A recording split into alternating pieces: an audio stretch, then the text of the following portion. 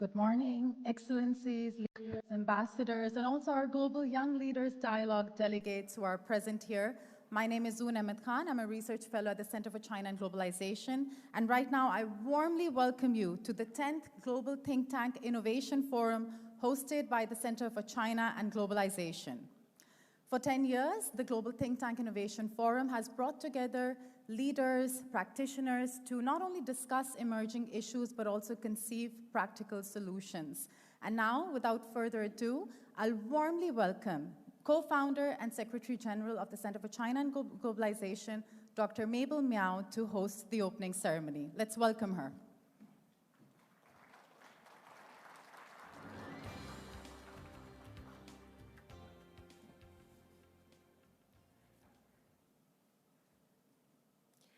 Your Excellencies, ladies and gentlemen, 尊敬的陈建部长 Minister Chen Jian, President Jin Xu, ambassadors, and good morning.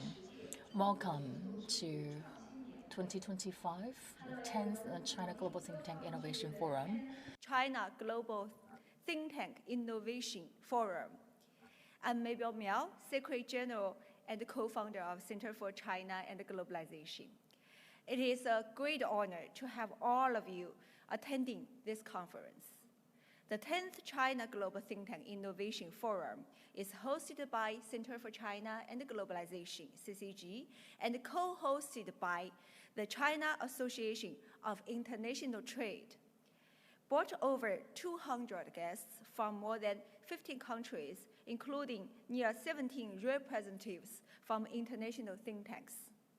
Specifically, we have the honor of inviting ambassadors and senior officials from numerous countries, representatives from government agencies, experts from international organizations, leaders and executives from well-known domestic and international enterprises, scholars from leading global think tanks and universities, business association representatives, as well as numbers of major media outlets from home and abroad.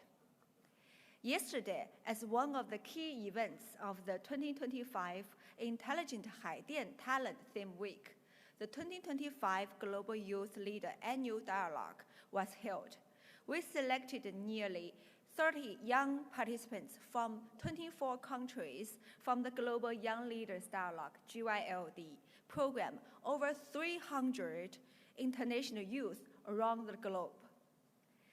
This year's conference features 5 roundtable discussions covering global governance, China-U.S. relation, China-EU relation, and the new driver of globalization, and the rise of Global South. Following the keynote speeches this morning, we will begin with the opening roundtable, focusing on the global governance and the 18th anniversary of the United Nations. The next session will examine China-U.S. relation and tariff wars and their implications for the world. In this afternoon, 3 roundtables will happen. We will start with the discussions on China-EU relations beyond next 15 years.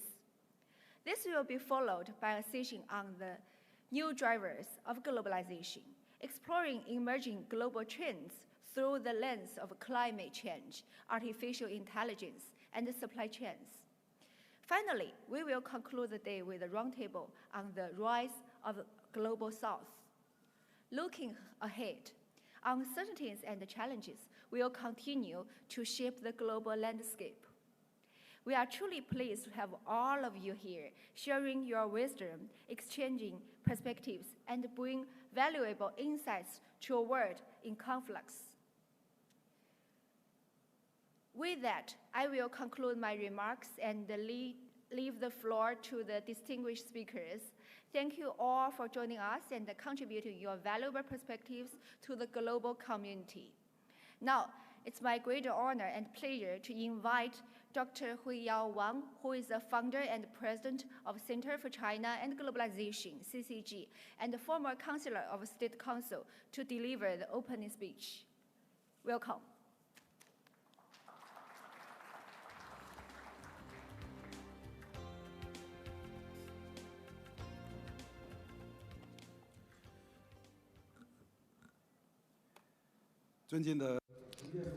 Distinguished Minister Chen Jian, President Jin Xu. Ladies and gentlemen, good morning. So it's really a great honor to welcome you all to the 10th Annual China Global Think Tank Innovation Forum, which is on behalf of Center for China and Globalization. I'm very pleased to extend our warmest welcome and heartfelt appreciation for all of you to come from China and around the world. We also had 30 global young leaders join us yesterday for our Global Young Leader Dialogue, but also for today, the great event. So the world is really entering into a new era marked by profound uncertainty.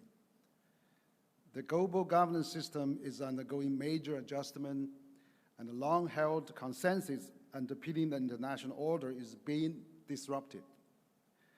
As we marked the 80th anniversary of the United Nations, the need to rethink and, of course, adapt a global governance has become more pronounced.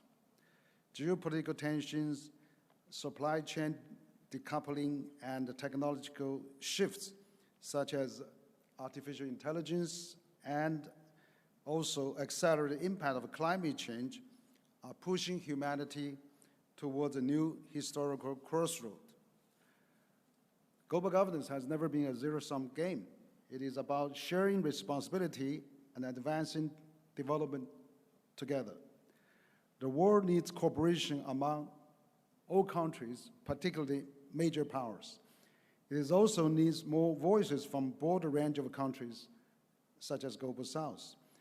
How to build a more fair, inclusive, and effective global governance system has therefore become a defining question of our time, as we just celebrate 80 years of UN. As President Xi Jinping emphasized in the Global Governance Initiative recently, the principle of sovereignty, equality, rule of law, multilateralism, people-centered development, and action-oriented cooperation offer important guidelines for understanding China's role in upholding global governance architecture. In such a context, constructive dialogue has never been more essential. The recent presidential meeting between President Xi and President Trump in Busan has sent an important and positive signal. Over the past year, communication between the two sides has gradually resumed across multiple levels, from diplomatic and economic exchanges to people-to-people interactions, reflecting a shared recognition that cooperation is still very important for both countries. We sincerely hope that both countries, the two major global players, would continue towards a greater stability and predictability, which is vital not only for the two peoples, but also for the whole world. So meanwhile, the China-EU relations are entering a new stage.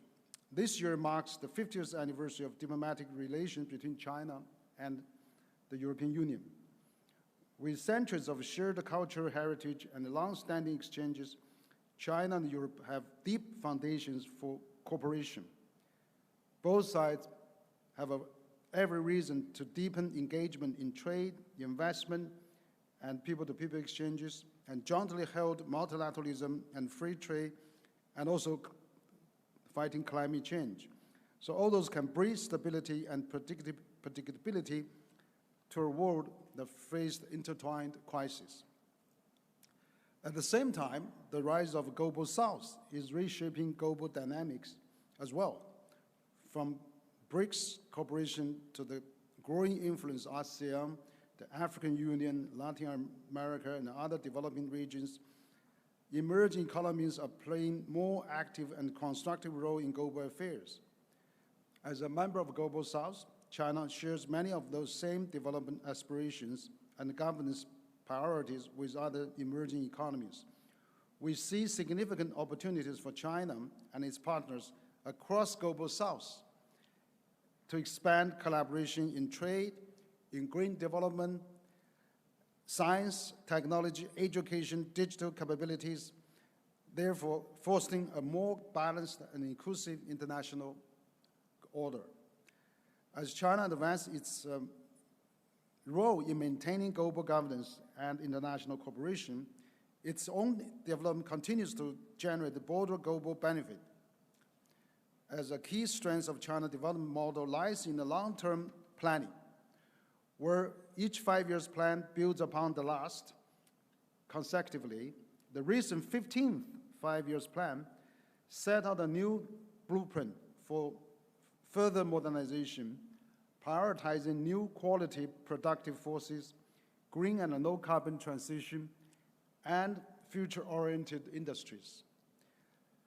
Over successive planning cycles, China has made steady progress, and in the next 5 years are set to chart a new direction for China development while expanding opportunities for global cooperation in energy transition, innovation, sustainable development, AI, and many more.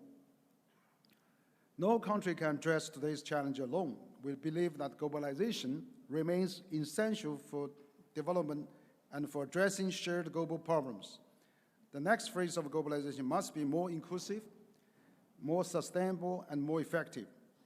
And to achieve this, all stakeholders must deepen dialogue and enhance cooperation. So against this backdrop, CCG has significantly expanded its international engagement over the past year. For example, in 2025, we carried out 15 overseas missions to 34 cities across 22 countries, setting a new record for international outreach among the Chinese think tanks.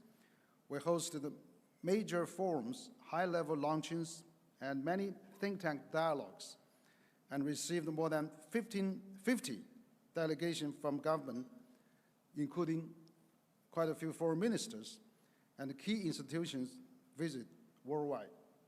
We also released a research report, submitted policy recommendations, and published studies related to globalization and contributing practical insights for policymakers in China and abroad.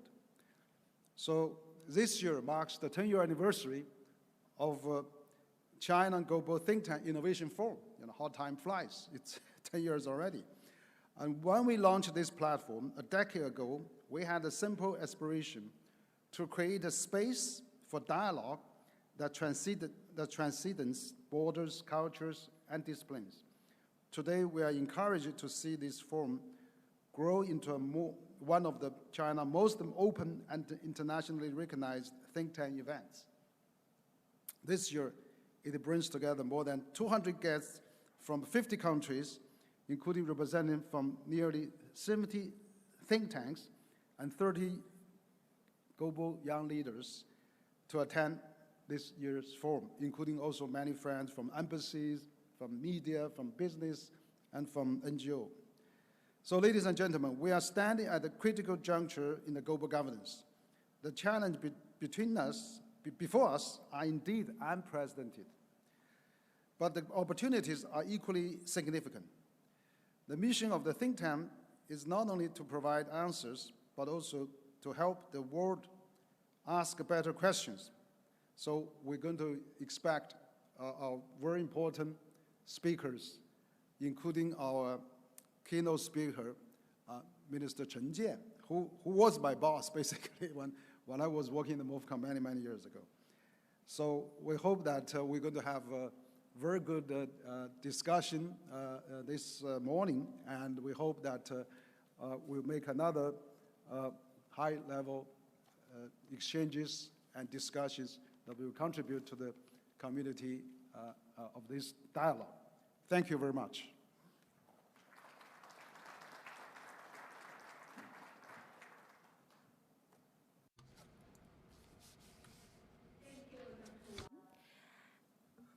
Now, let's welcome the keynote speaker, Mr. Chen Jian. Mr. Chen Jian is the former Vice Minister of Commerce, specially appointed expert with the CPPCC talent pool for participatory governance and the political consultation. Welcome, Minister Chen.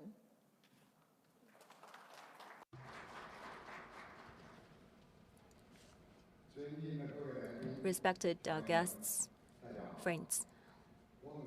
Good morning. I'm honored to be invited by CCG to attend the 10th China Global Think Tank Innovation meeting and discuss with all of you the key topics of multilateralism and global governance challenges in the turbulent times.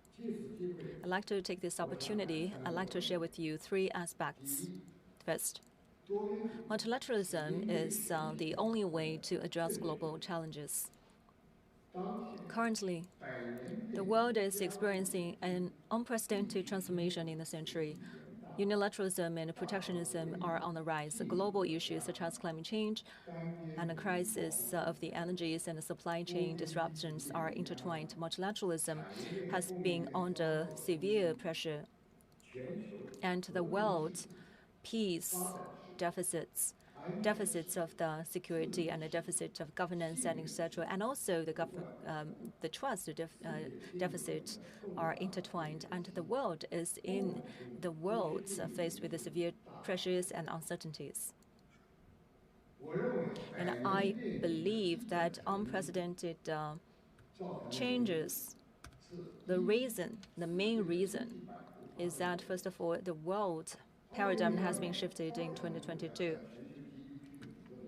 The GDP contribution by the developing countries is 18% in 2022.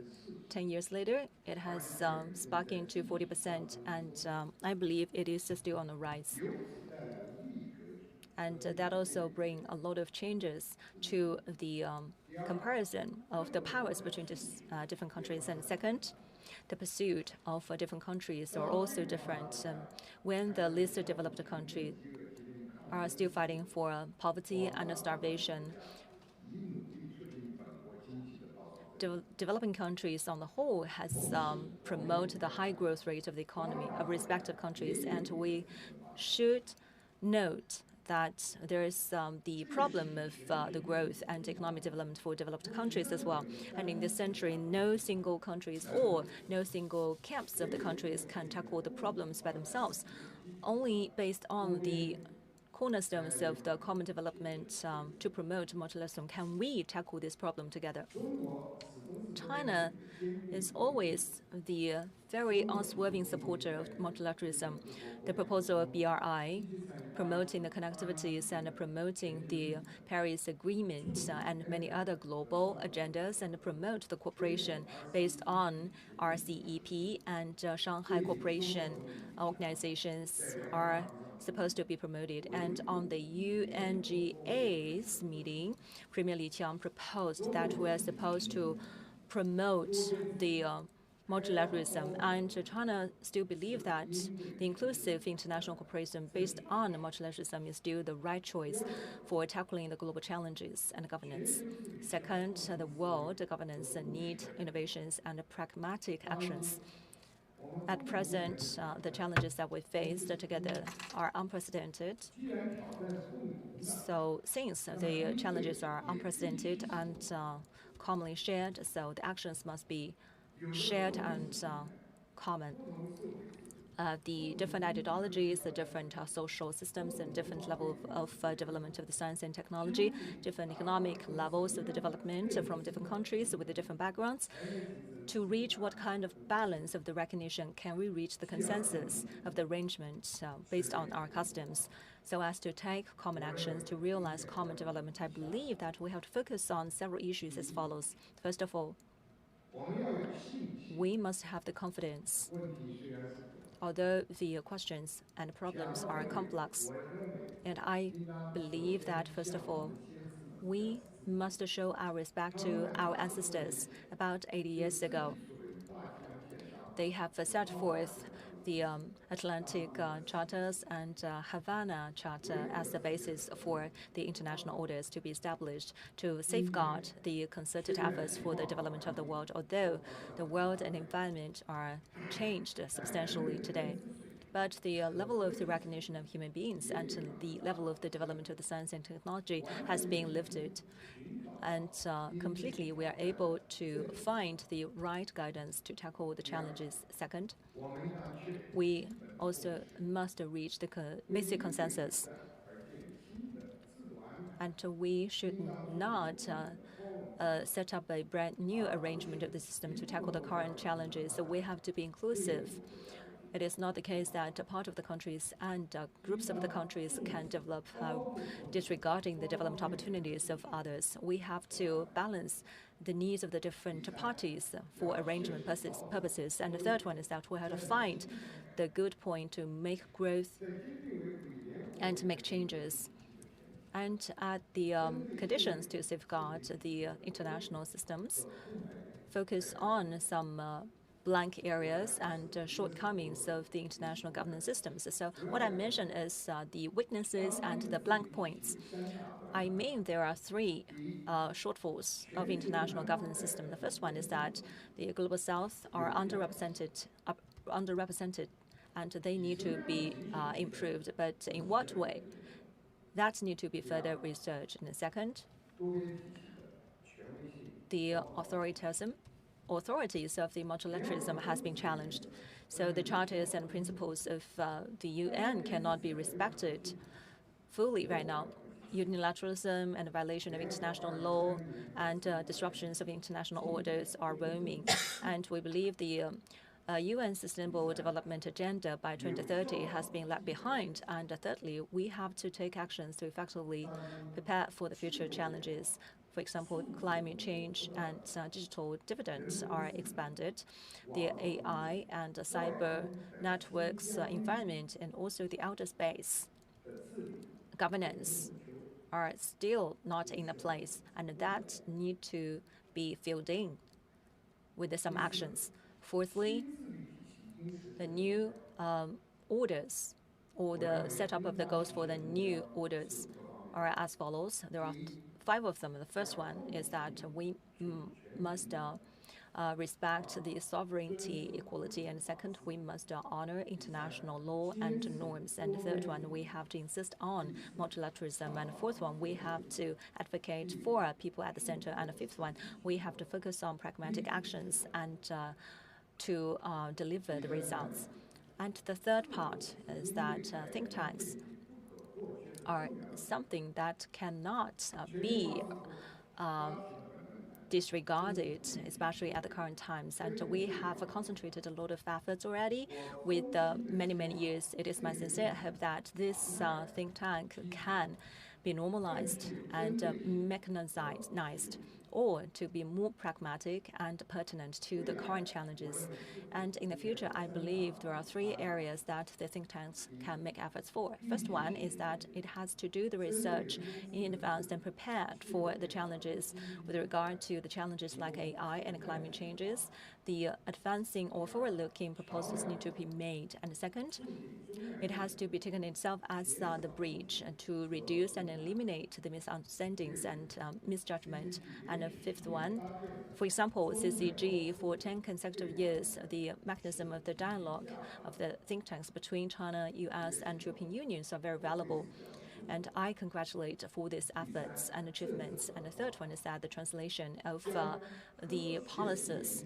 So the results and achievements and findings of the academic research has to be translated into the pragmatic proposals and advices to the decision making. For example, the BRI green standards and the digital economy compacts need to be delivered, and China will be unwillingly work for the global governance with its contributions and 4 proposals made by China, as we all know. That is the Civilization Initiative, Development Initiative, and a Global Security Initiative and a Global Governance Initiative. These 4 initiatives has demonstrated China's proposal and propositions provide China's solution to the global governance. So, dear friends, as we celebrate 80th anniversary of the UN establishment, we are at the cornerstone and also the cross of the road at the history. So the decision made by the government and actions taken by the enterprises need to be concerted and converged so as to unleash the vitality of multilateralism. And we would contribute with the Chinese contributions to the world's visions and to anchor for the future orientations to also build more resilient and inclusive future with peace. I'd like to wish this conference a great success. Thank you.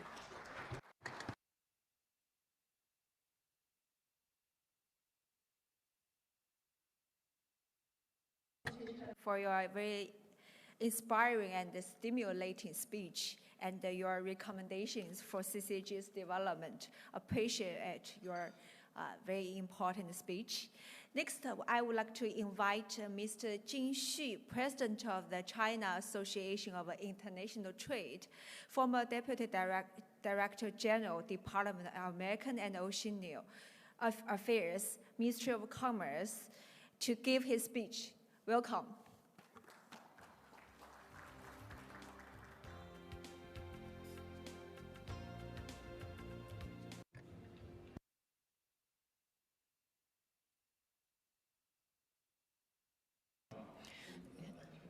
Distinguished Minister Chen, Mr. Wang Huiyao, distinguished guests, good morning. It is my honor to join you here at the 10th China Global Think Tank Innovation Forum as one of the co-organizers, elaborating on the challenges in terms of multilateralism and Tank Innovation Annual Conference to discuss the topic of multilateralism and global governance challenges in the turbulent times with outstanding colleagues here. We are living in an era of complexity and uncertainty. The evolution of the century-old changes has accelerated, and global challenges such as geopolitical tensions, weak economic recovery, intensifying climate change, and the widening digital divide have emerged one after another. Traditional governance models and multilateralism cooperation mechanisms are under severe pressure, and the countercurrents of unilateralism and protectionism have exacerbated the global trust deficit, development deficit, and peace deficit. In this context, reviewing the fundamental principles of multilateralism and exploring new practical paths is not only related to the common interest of all countries, but also to the future of a human society. In the face of these challenges, returning to the international system with the United Nations and its core and practicing true multilateralism is the only right choice. This requires us to go beyond the old thinking of zero-sum games and adhere to the concept of global governance of consultation, joint construction, and sharing. Chinese leaders have repeatedly emphasized this position at the United Nations and other occasions recently, and put forward the Global Governance Effect Initiative aimed at promoting common development, contributing Chinese wisdom and Chinese solutions to improving the global governance system. This is not to overturn and start over, but to enhance the authority, effectiveness, and inclusiveness of multilateral institutions through reform and innovation, so that they can better respond to the needs of times, especially the concerns of developing countries. The practice of the Belt and Road Initiative is a vivid footnote to the new type of multilateral cooperation through consultation, co-construction, and sharing.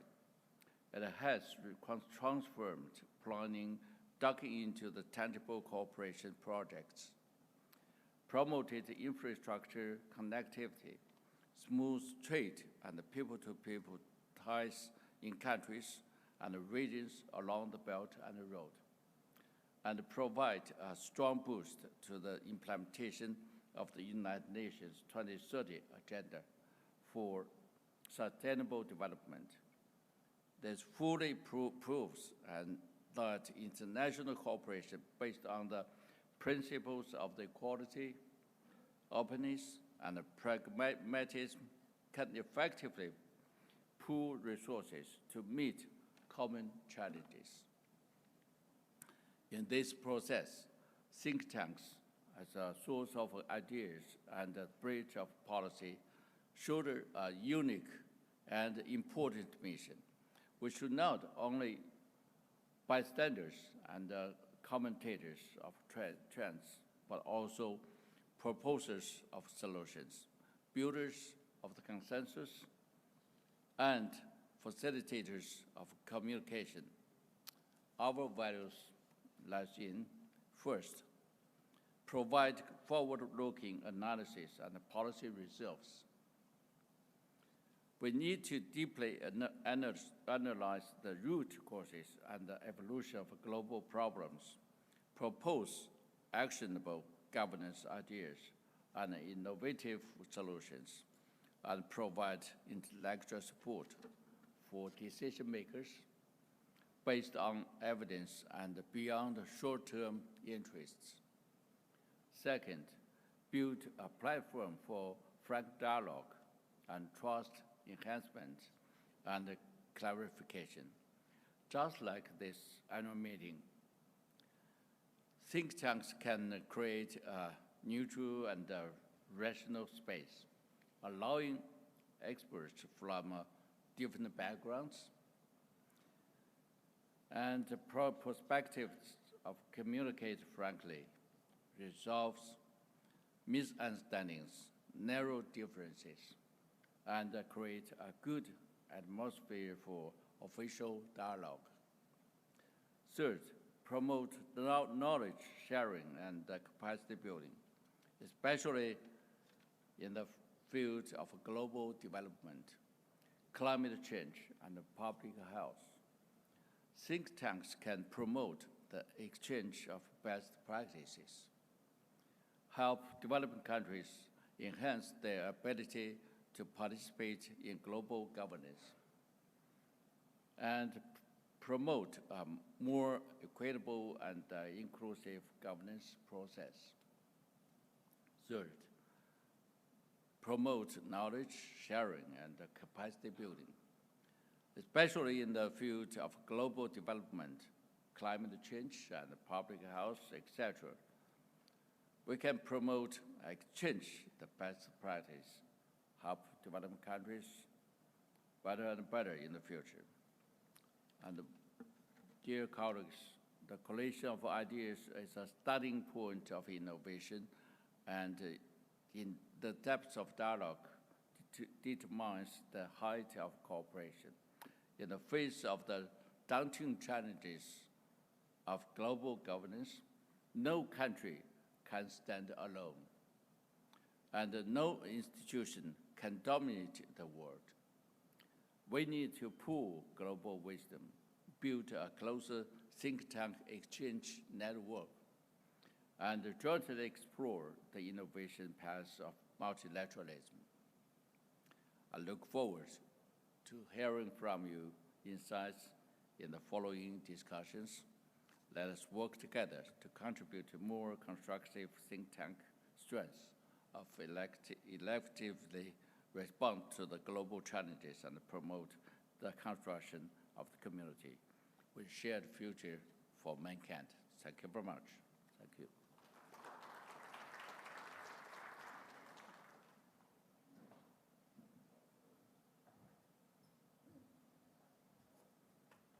Thank you, President Jing.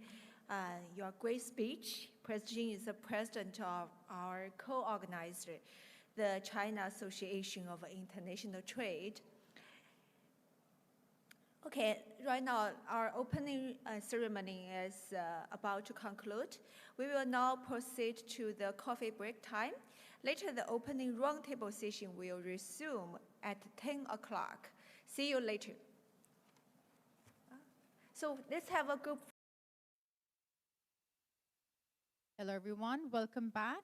Now it's time for the opening roundtable, Global Governance and UN 80 Years, New Initiatives and Advancements. To chair, to moderate this roundtable, let me warmly welcome Dr. Wang Huiyao, founder and president of the Center for China and Globalization, former counselor of the China State Council. Welcome.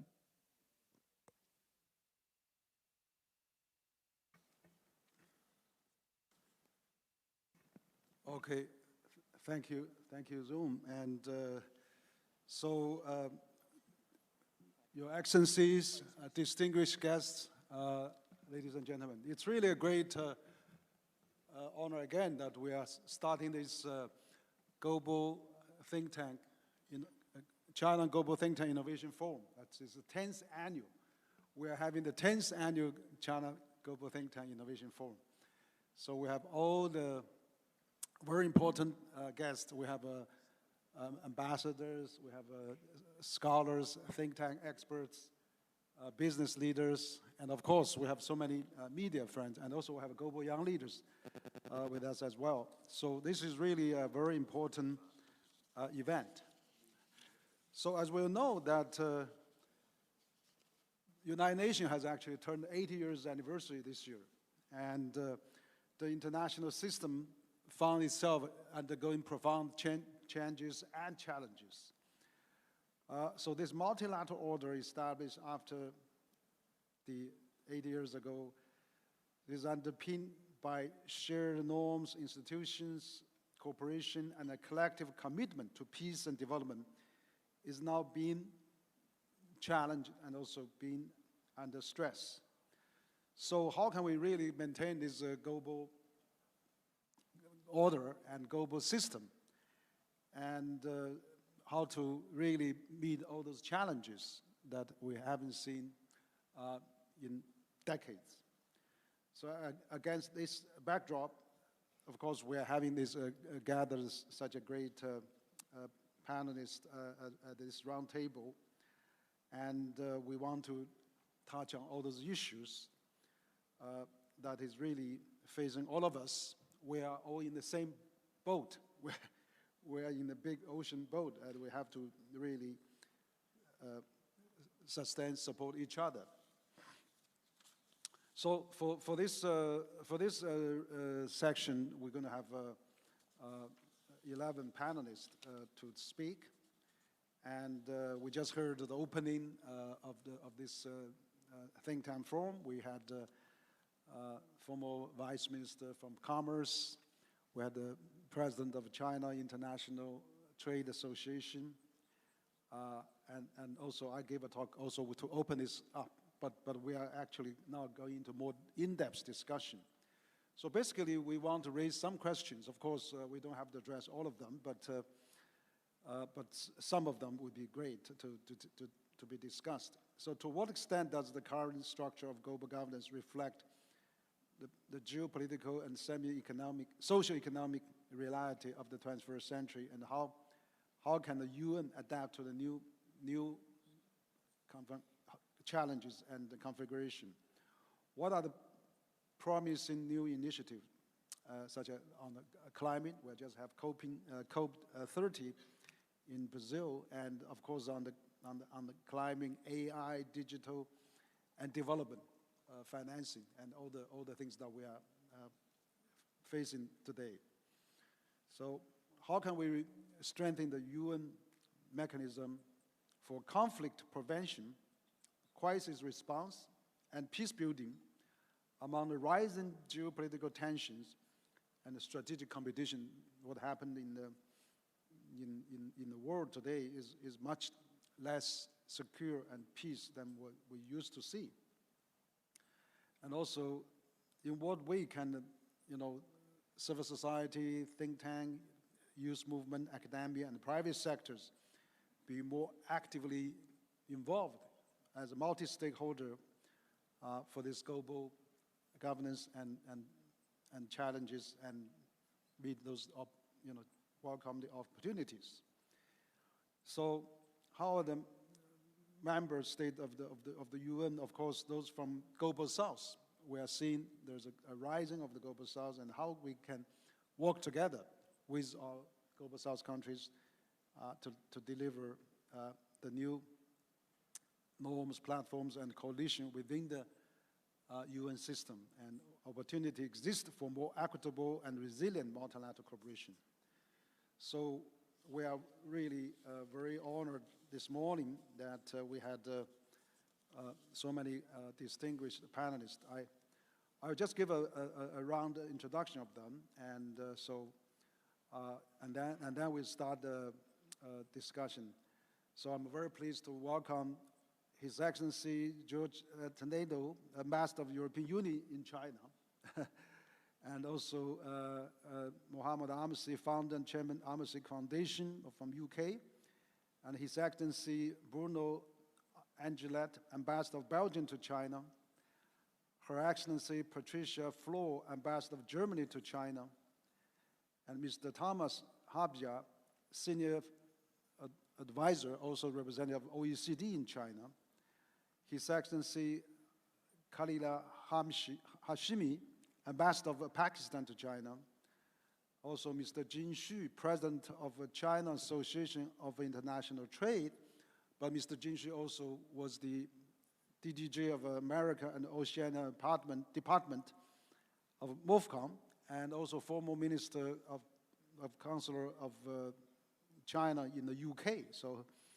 well experienced. And we also have Dr. Professor Eberhard Sandy Schendler, Senior Professor, Freie University of Berlin, and former Director of the Institute of the German Council of Foreign Relations, also with us. And we had also Mr.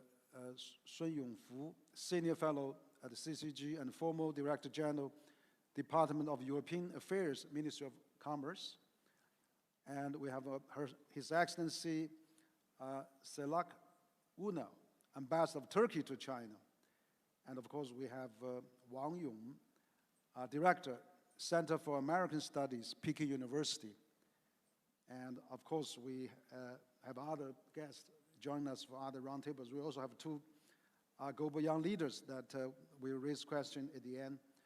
Anja Brvic-Petrja from Slovenia is Director, Gasset Institute, partner of Young Blood Strategic Forum.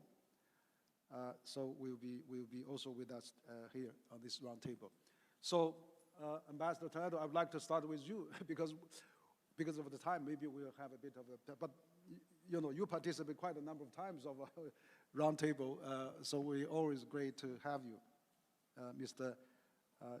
Toledo, please. Albinana.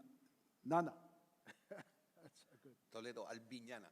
And I see that you have taken my second last name in the alphabetical order. Well, this is a characteristic of Spain and Portugal. We have two last names. But I'm Mr. Toledo. No, I'm Albignana. So anyway, my second name, I starts with A. That's why you have put me first. Thank you very much. Thank you very much for inviting me again. Always delighted to come at CCG, this forum where one can express himself freely, where you publish, where we say. So thank you again. The theme today is wide, but I will try to be short because there are a large number, a long list of speakers. So I will develop only three ideas: one on the UN, but also on EU-China and on the EU also. First of all, the UN, well, these are very turbulent times, not seen in a century, as President Xi Jinping says, and it is affecting a lot the multilateral system and the UN. The UN, which is based on of course, the UN Charter, but which has three main objectives: peace, the most important one, for which it was created, development, and human rights. And the three of them are being challenged. Let's start with development. We have had a big decrease in development aid because of the withdrawal of one of the largest donors. This is a challenge. Human rights, we are seeing some narratives about human rights, prioritizing the right to development to other human rights that are not there in the Charter, of Human Rights, and we want to defend the universality and the uniqueness of human rights. No human rights is superior to others, and we have to defend also civil and political rights. And finally, peace. Peace, which is under the biggest challenge, because one of the 5 permanent members of the Security Council started an aggression 3 years ago, over 3 years ago, against a smaller country. And this goes against the most basic principles of the UN Charter, especially territorial integrity and non-interference in internal affairs. So this is under challenge, and while this is under challenge, I'm afraid it is very difficult to have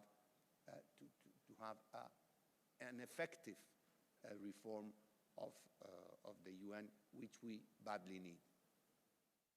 So the solution of this conflict, which we hope will come soon, could be the basis of a renewed UN system, especially when it comes to peace.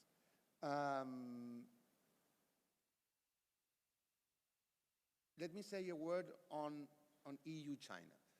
President von der Leyen said on the 24th of July, when she came here for the summit, EU-China summit, with President Costa, that we were at an inflection point.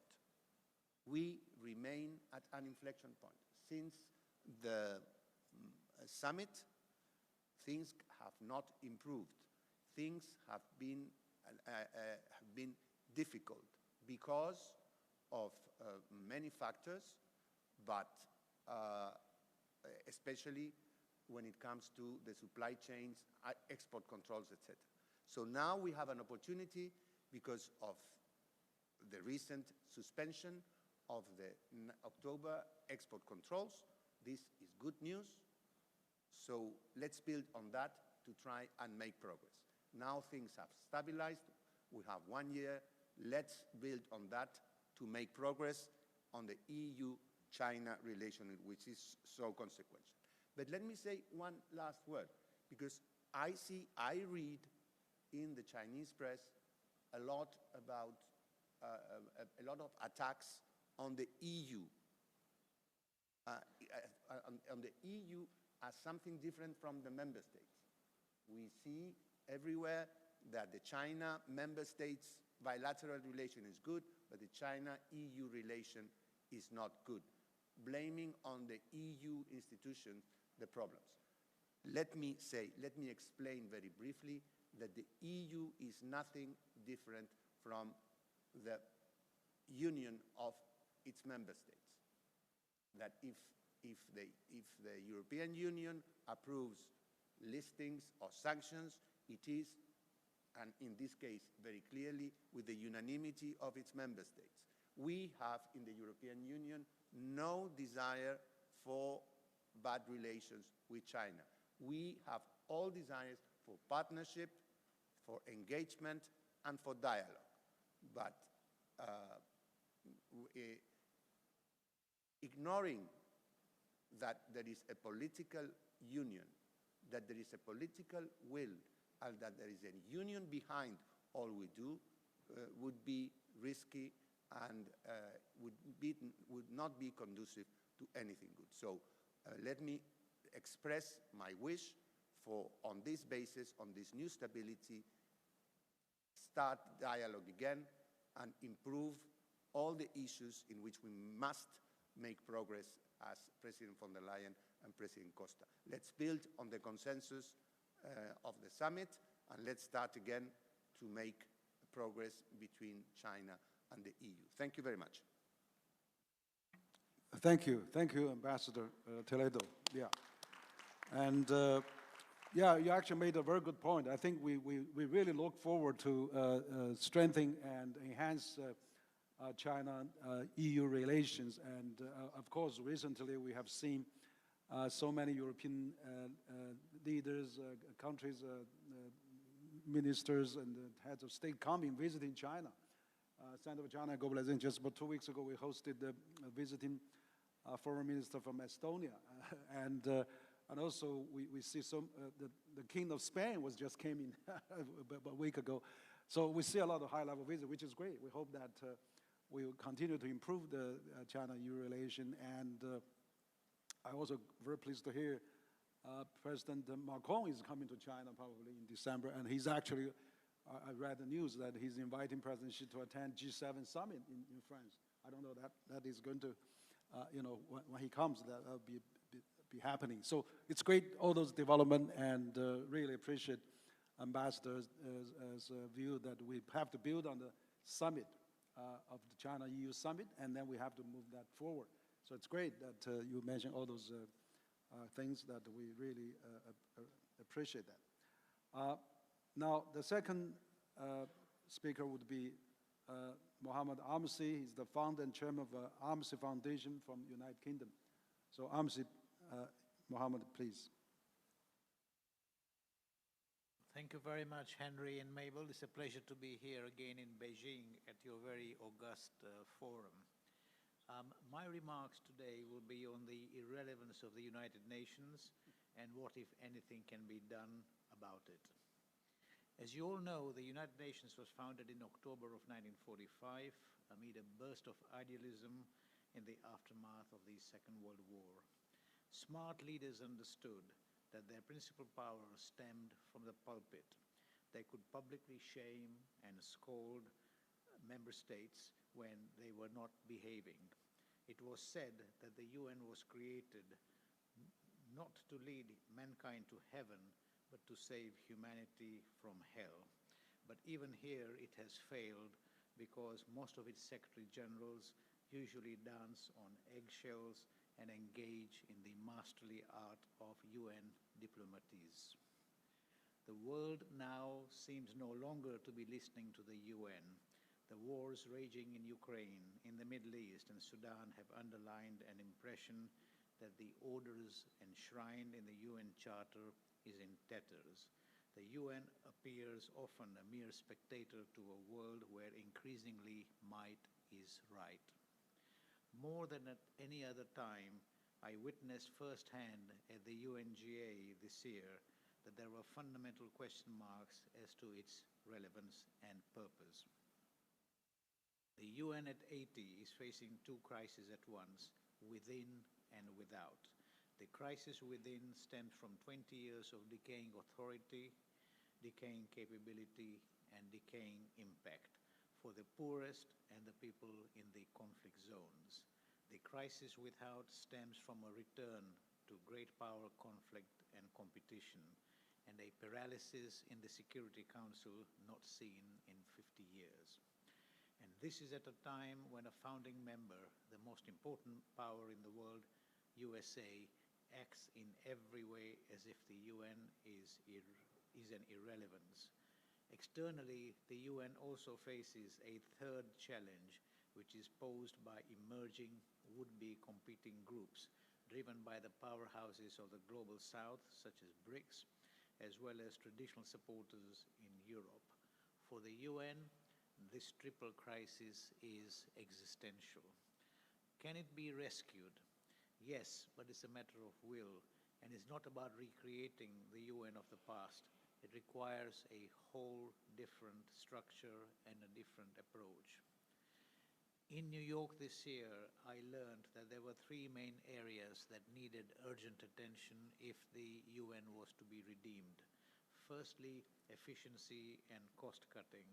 At least a 20% reduction in the Secretariat's $3.7 billion budget for 2026 is needed, alongside a rationalization of its workforce. A mandate review. Most of us will not know, but today the Secretariat has more than 3,600 mandates to focus on, and this is absolutely impossible with the resources that he has at hand. Thirdly, there is a need, a desperate need for structural reconfiguration and the merging of overlapping agencies that are straying in each other's path.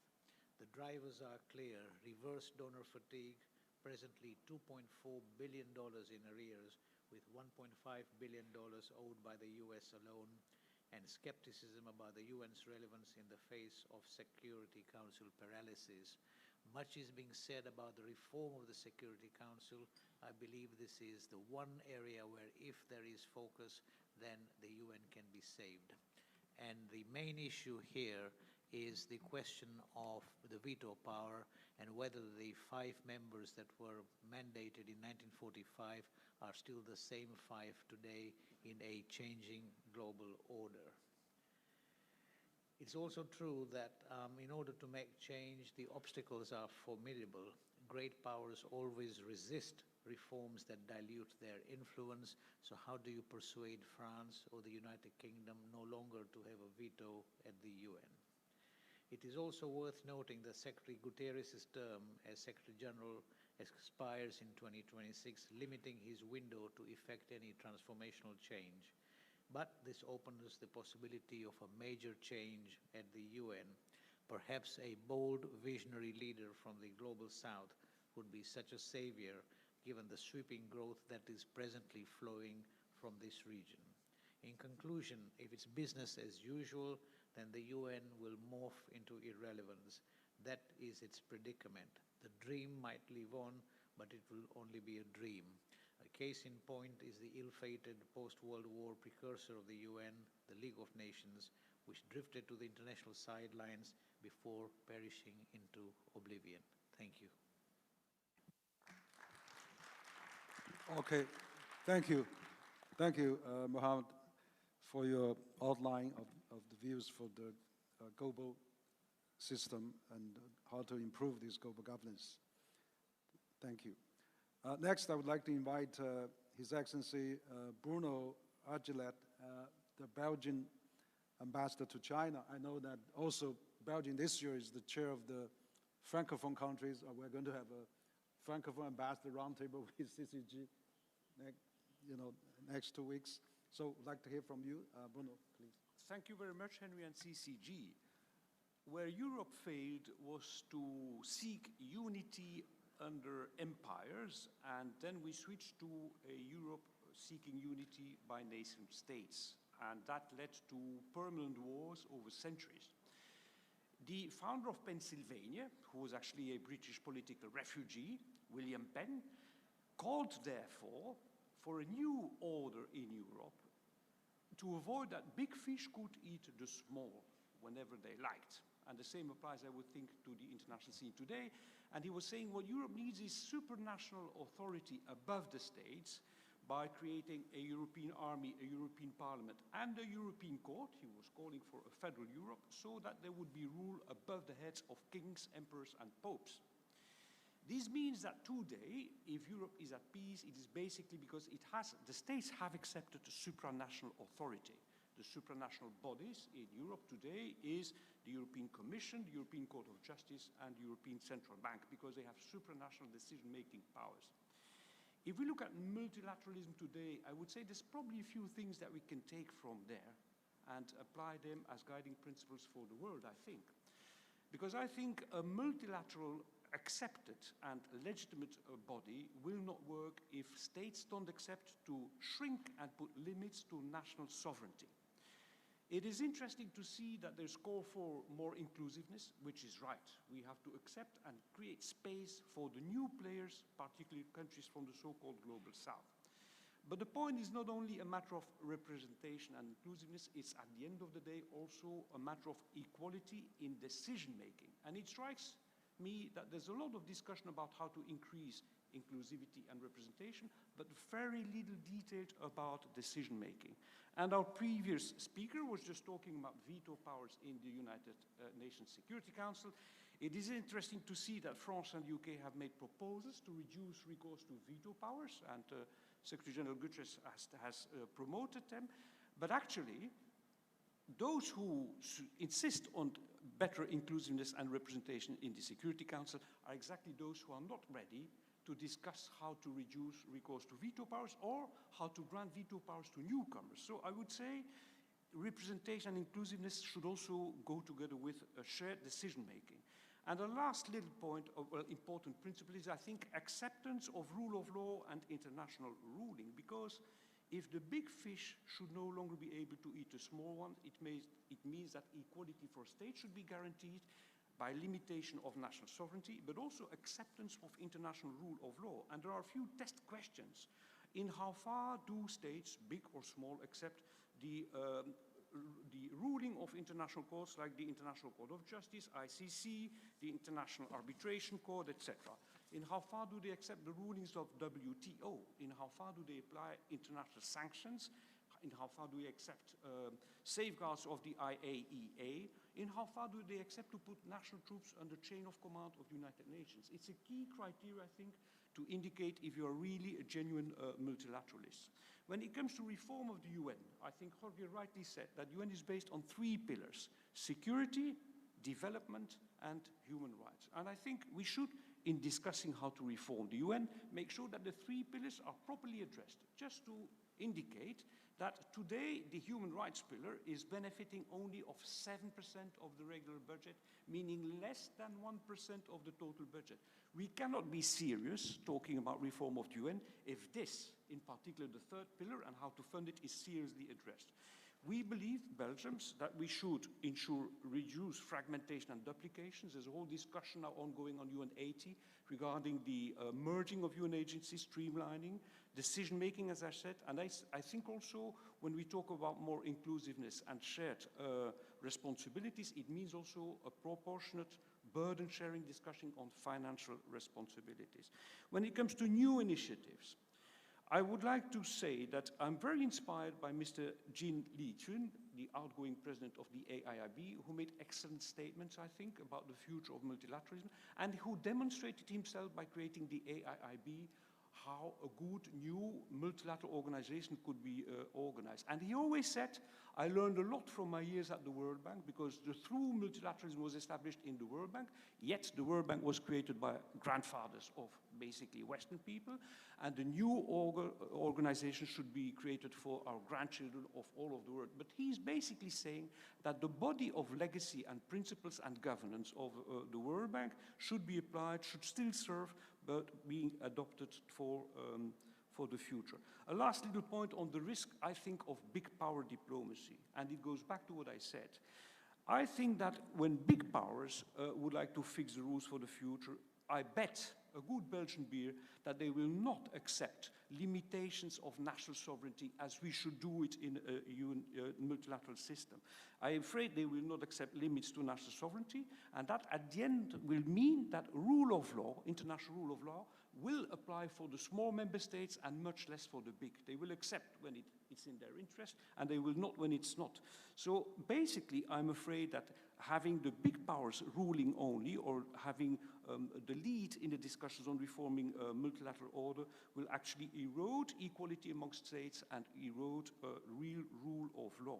To conclude, I think the real lines of division is not between the global south and the so-called global north. Frankly, I don't know what it means, but I think in reality, as in the history of Europe, it has been demonstrated, the real division lines is between small powers and big powers. Big powers use power in their interest, small powers cannot, and the only way to survive, as Belgium did by building the European Union, is to make sure that you're protected by equality in shared institutions and by supranational authority, who are the only real guarantees of equality in the application of international law. Thank you very much. Thank you, Ambassador Bruno, and very good point. And you also mentioned about AIB. Of course, we need to strengthen those new emerging multilateral institutions and also be more innovative. Thank you. I also remember just a few days ago we attended your King's celebration day, a very big gathering at your residency. It was very impressive. I saw Vice Minister Hua Chunying was there also. Great event. Now, next, I would like to invite Her Excellency Patricia Flohr, Ambassador of Germany to China, because I know Germany and China recently has a lot of exchanges. We had the Vice Chancellor, you just accompanied the Vice Chancellor last Killenberg visit to China, and we know that German and China business exchange is still very strong. I saw the number, of course, first half of last year was 7.3 billion euro investment to China. So, so from your point of view, we'd like to hear from you, Ambassador Flohr, please. Thank you. Yes, it's indeed the German relations with China are on a good basis at this moment. At the same time, let me say that personally I'm also strongly linked to the UN, having chaired the UN Commission on the Status of Women in the late 90s. So let me focus on the international governance today. And first, I would like to make 3 points. First, just to say that it's very clear that Germany, the EU, and I would say everyone around the world has benefited massively from the existence of the United Nations and the UN system over the last 80 years. Because the fundamentals of the UN Charter really are the basic common denominators today, and they still are the same. It's sovereign equality of states, and it's the prohibition of the use of force. And that holds even if today we see that a permanent member of the Security Council, namely Russia, has invaded a neighboring country. And the UN Charter also forms the basis of our understanding of how international relations between states should be governed. And on top of that, if I look at the SDGs, the Paris Agreement, the Pact for the Future, actually, however would you want to achieve a consensus on how to fight climate change or how to move forward on fighting poverty and bringing education to everyone if you didn't have the platform of the United Nations? And then, of course, you have the humanitarian assistance, UNHCR, OCHA, and many others. And all of the countries around the world have benefited from them. So ask yourself the question, if you were to draft the structure and the charter of such an organization today, would it really be so different in any of the fundamentals if you want to achieve equal decision-making and a betterment of the conditions of life for everyone on this planet? I would argue probably not. Now, Germany has been is the second largest contributor, but also in voluntary contributions today, and we are committed to staying with the UN for the future. Second point, and that is that, none of the principles of the United Nations Charter, nor the Universal Declaration of Human Rights, or the Convention on the Law of the Sea, or the International Criminal Court have lost anything of their original significance. However, and here I would agree, it is absolutely true that the structures created in 1945 do not reflect the world of today. It's as simple as that, and that means that reform of the different UN institutions is urgently required, and it does mean that all of us, we should focus on how we address the reform needs. And I agree that the next Secretary General of the United Nations will play a key role in this, has to play a key role. And let me say that you won't be surprised. It's high time after 80 years that finally we have a female Secretary General at the helm of the organization. Just to remind everyone that women are half of the population of the world. And so if we want equal and fair representation, it also applies to that particular element. So the question is, how do we preserve the founding principles, inclusion, consensus-oriented decision-making, while strengthening regional representation, for instance, of Africans, and the system's efficiency? For example, the Security Council. Yes, absolutely, it needs to be reformed, and Germany certainly is a strong advocate, including reforming the veto rights, because as we see currently, it leads to paralysis of the institution, and therefore the UN cannot deliver on its mandate when we have blockades in the Security Council because of the veto right. My third point, therefore,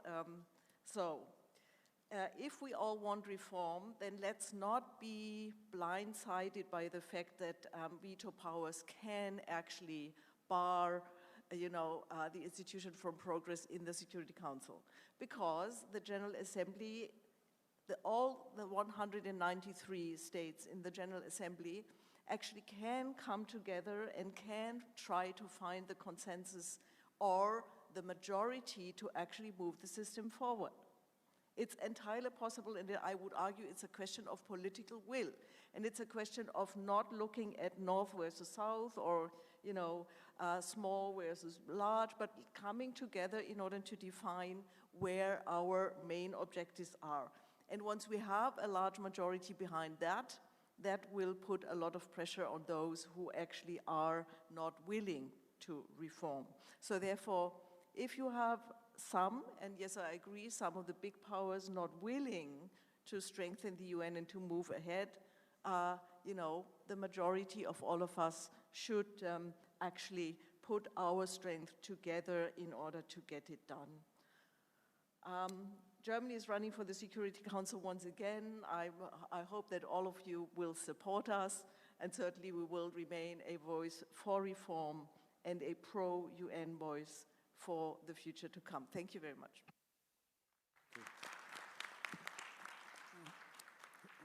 Thank you, Ambassador Law, and for your also very comprehensive talking about UN and, of course, the principle, the charters, and, of course, how to maintain but also reform the UN, which is a great ideas that has been proposed.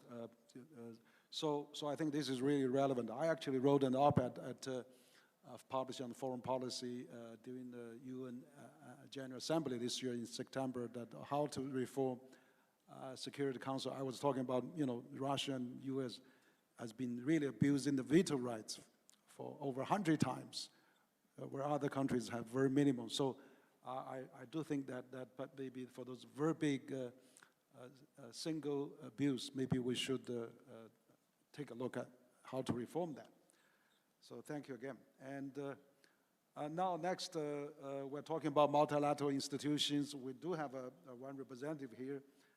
We have Thomas Habija, and he's the senior advisor OECD in China, and also a very top expert on global governance as well. So Thomas, your turn, please.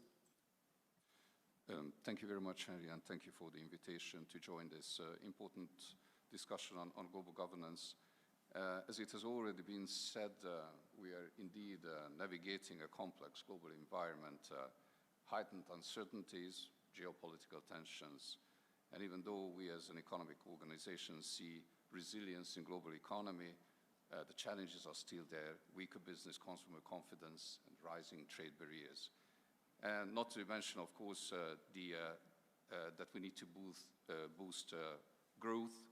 We need to face and we need to conduct more reforms, tackle the green transition, digital transitions. And the reason why I'm saying this, because across all these challenges, we need multilateral dialogue and cooperation, and this is indispensable. But we also need to face the realities that not all forms of multilateralism have delivered to the need of people. And the system that we inherited is under strain because of geopolitical dynamics, because of the representation of emerging economies. Technology is advancing faster than our rules, and climate change is also testing the environment and also our institutions. So again, what we need is a more inclusive cooperation between countries, as I would say, at different stages of development. And at these times of polarization, we need platforms that enable technical exchanges among all types of countries, and this is becoming even more vital. So we as an intergovernmental organization, the OECD, we are contributing to this process, to multilateralism. And since we are talking about UN at 80, I'd like to mention that we work very closely with the United Nations on taxation, for instance, We've been running a project, the Tax Inspectors Without Borders, for 10 years with the UNDP, which is helping building capacity for developing countries. The Paris 21 initiative, through which we are supporting low and middle income countries in building robust statistical system for the SDGs. And we also have a mechanism monitoring transparency of global trade and investment with UNCTAD and WTO. But of course, we also use multilateral platforms, and I think we should not necessarily reinvent new platforms or invent platforms, but we have to make them better. G20, APEC as a point in case. And through these platforms, we are also helping members build consensus and share evidence. Well, the organization that I represent over the 60 years of its history has also transformed into a major platform for policy dialogue. We turn evidence into standards, and we build consensus rather than imposing rules. So we kind of act as a bridge between advanced, emerging, and developing economies.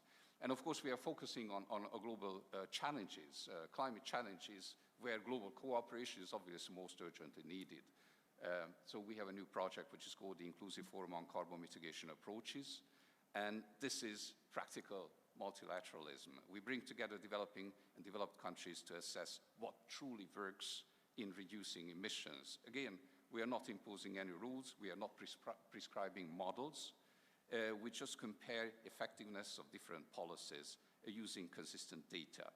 Development cooperation is another pillar, which is very important for the whole international community. And the OECD ensures that aid is transparent, effective, and aligned with the SDGs. But of course, the development landscape is changing with South-South and triangular cooperation, blended finance. Private philanthropy is now gaining more prominence. And the OECD supports this evolution through the Global Partnership for Effective Development Cooperation, not to mention our new statistical system, which is the total official support for sustainable development that captures private finance, public finance mobilized for the SDGs. Now, let me get to my last point, which is building trust. I think this is what we need in the international system. And what we do is building trust through evidence and standard setting. Standard setting and standards are kind of a common denominators and common language that we can build on in our cooperation. This is when it comes, for instance, the OECD.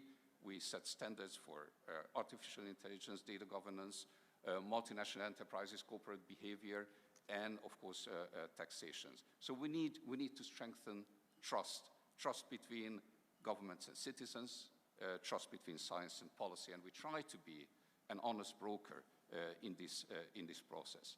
And my very last point, since we are here in China, China, the second largest economy and a key actor in climate development, innovation, and China's choices have a global significance, and the international community looks to China as a contributor to more inclusive, rules-based multilateralism, and we hope that the OECD-China platform and cooperation for mutual learning can contribute to reduce fragmentation and strengthen the rules-based order. Thank you. Good. Thank you. Thank you, Thomas. Absolutely. You know, you talk about this multilateral system. We have to strengthen all these multilateral institutions, of course, including OECD, but also you mentioned about G20, APEC.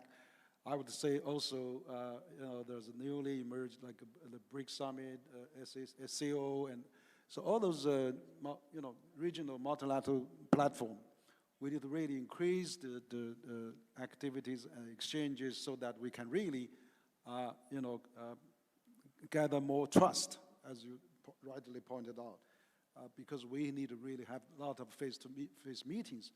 We're having a G20 this weekend at Johannesburg, you know, where I'm going there as well. So, but I really hope that, you know, this kind of activity, we should have more exchanges, even among the think tanks. Next, I would like to invite Mr. Jin Xu, the President of China Association. No, sorry. I'd like to invite His Excellency Kahali Hashmi, Ambassador of Pakistan to China, which is a great friend as well. So Please, Kahali, please. Thank you very much, Dr. Henry. Thanks to CCG for hosting us and for this opportunity. Just a couple of very quick things. First, although I'm participating as ambassador of Pakistan to China, what I'm going to say is a disclaimer. These are my personal views. So I want to be very candid because I spent more than half my career at the United Nations in different capacities, and I have probably seen it up close. So, so I want to be very frank. Secondly, I think it's really hard to squeeze such a vast subject into 5 minutes. So I don't have any solutions. What I'll do is I'll make several comments on how the system is, because frankly, I don't see that we are at an inflection point where, of course, much is changing, much has changed in terms of the power equation on the climate change side and technology elsewhere. But I think the fundamentals of the international order would take probably several years or if not decades for a new configuration to emerge, which by and large satisfies the countries from the global south and also from the global north. So first and foremost, I agree there are 3 or 4 pillars to the international order underpinned by United Nations, so peace, security, development, human rights. My first argument is that the multilateral order or the international system has been, while there is a lot that, a lot of contribution was made by the major powers, but my argument is that the most damage to this structure has also been done by the major powers, whether it is on the norms side, and we have seen it in recent conflicts. We have seen how Ambassador of Belgium mentioned that, countries, many countries may not be ready to subordinate their national sovereignty or to a larger, either United Nations. I would also argue that many countries, they are not prepared because of their national interest to hold some of the major powers to account when they go astray or not abide by the UN Charter, international law, and norms. Because we have seen many times countries' national interests prevailing over, what needs to happen in terms of upholding the sanctity of international law and norms. I have spent 4 years. I can talk maybe 3 hours on what needs to happen on human rights, and I have seen the duplicity and double standards on human rights and the debates about what needs to be prioritized in terms of the civil or political rights or economic, social, and cultural rights. But I won't go there because, that would probably need a 3-hour session in itself. But suffice to say that I think there is, there are a lot of young leaders here, and you can do a survey as to the upholders of those who claim to uphold the human rights. You can have a survey as to who is upholding and whose track record speaks for itself. So UN Security Council represents one of the major structures where geopolitics gets reflected. And I would argue that I think, and my main argument is that it is the major powers which are responsible for damaging the very system that we are talking about. This is reflected in many ways in terms of holding the United Nations or the system hostage because of the way the budget is allocated to the United Nations.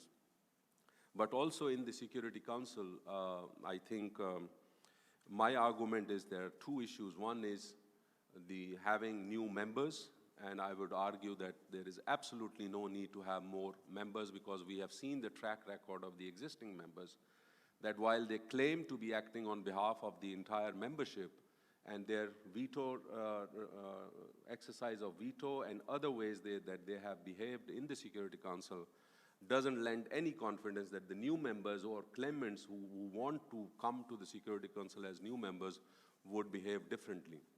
So what is required is, if they want a privilege, that privilege should come with accountability, and that accountability can only come with rotating seats, not you are there for, for the entire life. So that goes with against the very idea of having a democratic oversight. Secondly, the issue of veto, and of course that speaks for itself, and it has been at the center of many of the ills that we see. Very quickly on the socio-economic realities, of course, I think the UN system was structured. It took care of probably the geopolitics for most part, but it didn't take care of the socio-economic side very well. And we saw the emergence of Bretton Woods. And I think the debates about development on the economic and financial decision-making, that has mostly taken place at the World Bank, IMF, and others. And what we have seen now is not entirely what the developing countries, many developing countries are facing in terms of the debt crisis or the huge debt burdens. Yes, many of their acts of commission and omission, but there is a lot that has happened because of the way the international economic system is structured. Same goes for the climate change. It is not the, many developing countries are facing the brunt of the actions that they did not, participate in. But when it comes to, dealing with these new structural problems of climate change or debt burdens, pandemics, I think we see there is a lot of foot dragging in terms of making up for the financing for development.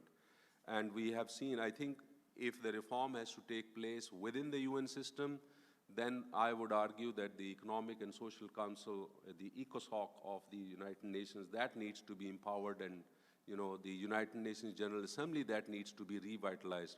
But we have seen these debates for over 30 years going nowhere, because ultimately it is the power structure that defines and shapes the geopolitical realities and the socioeconomic realities. My last word is on BRICS.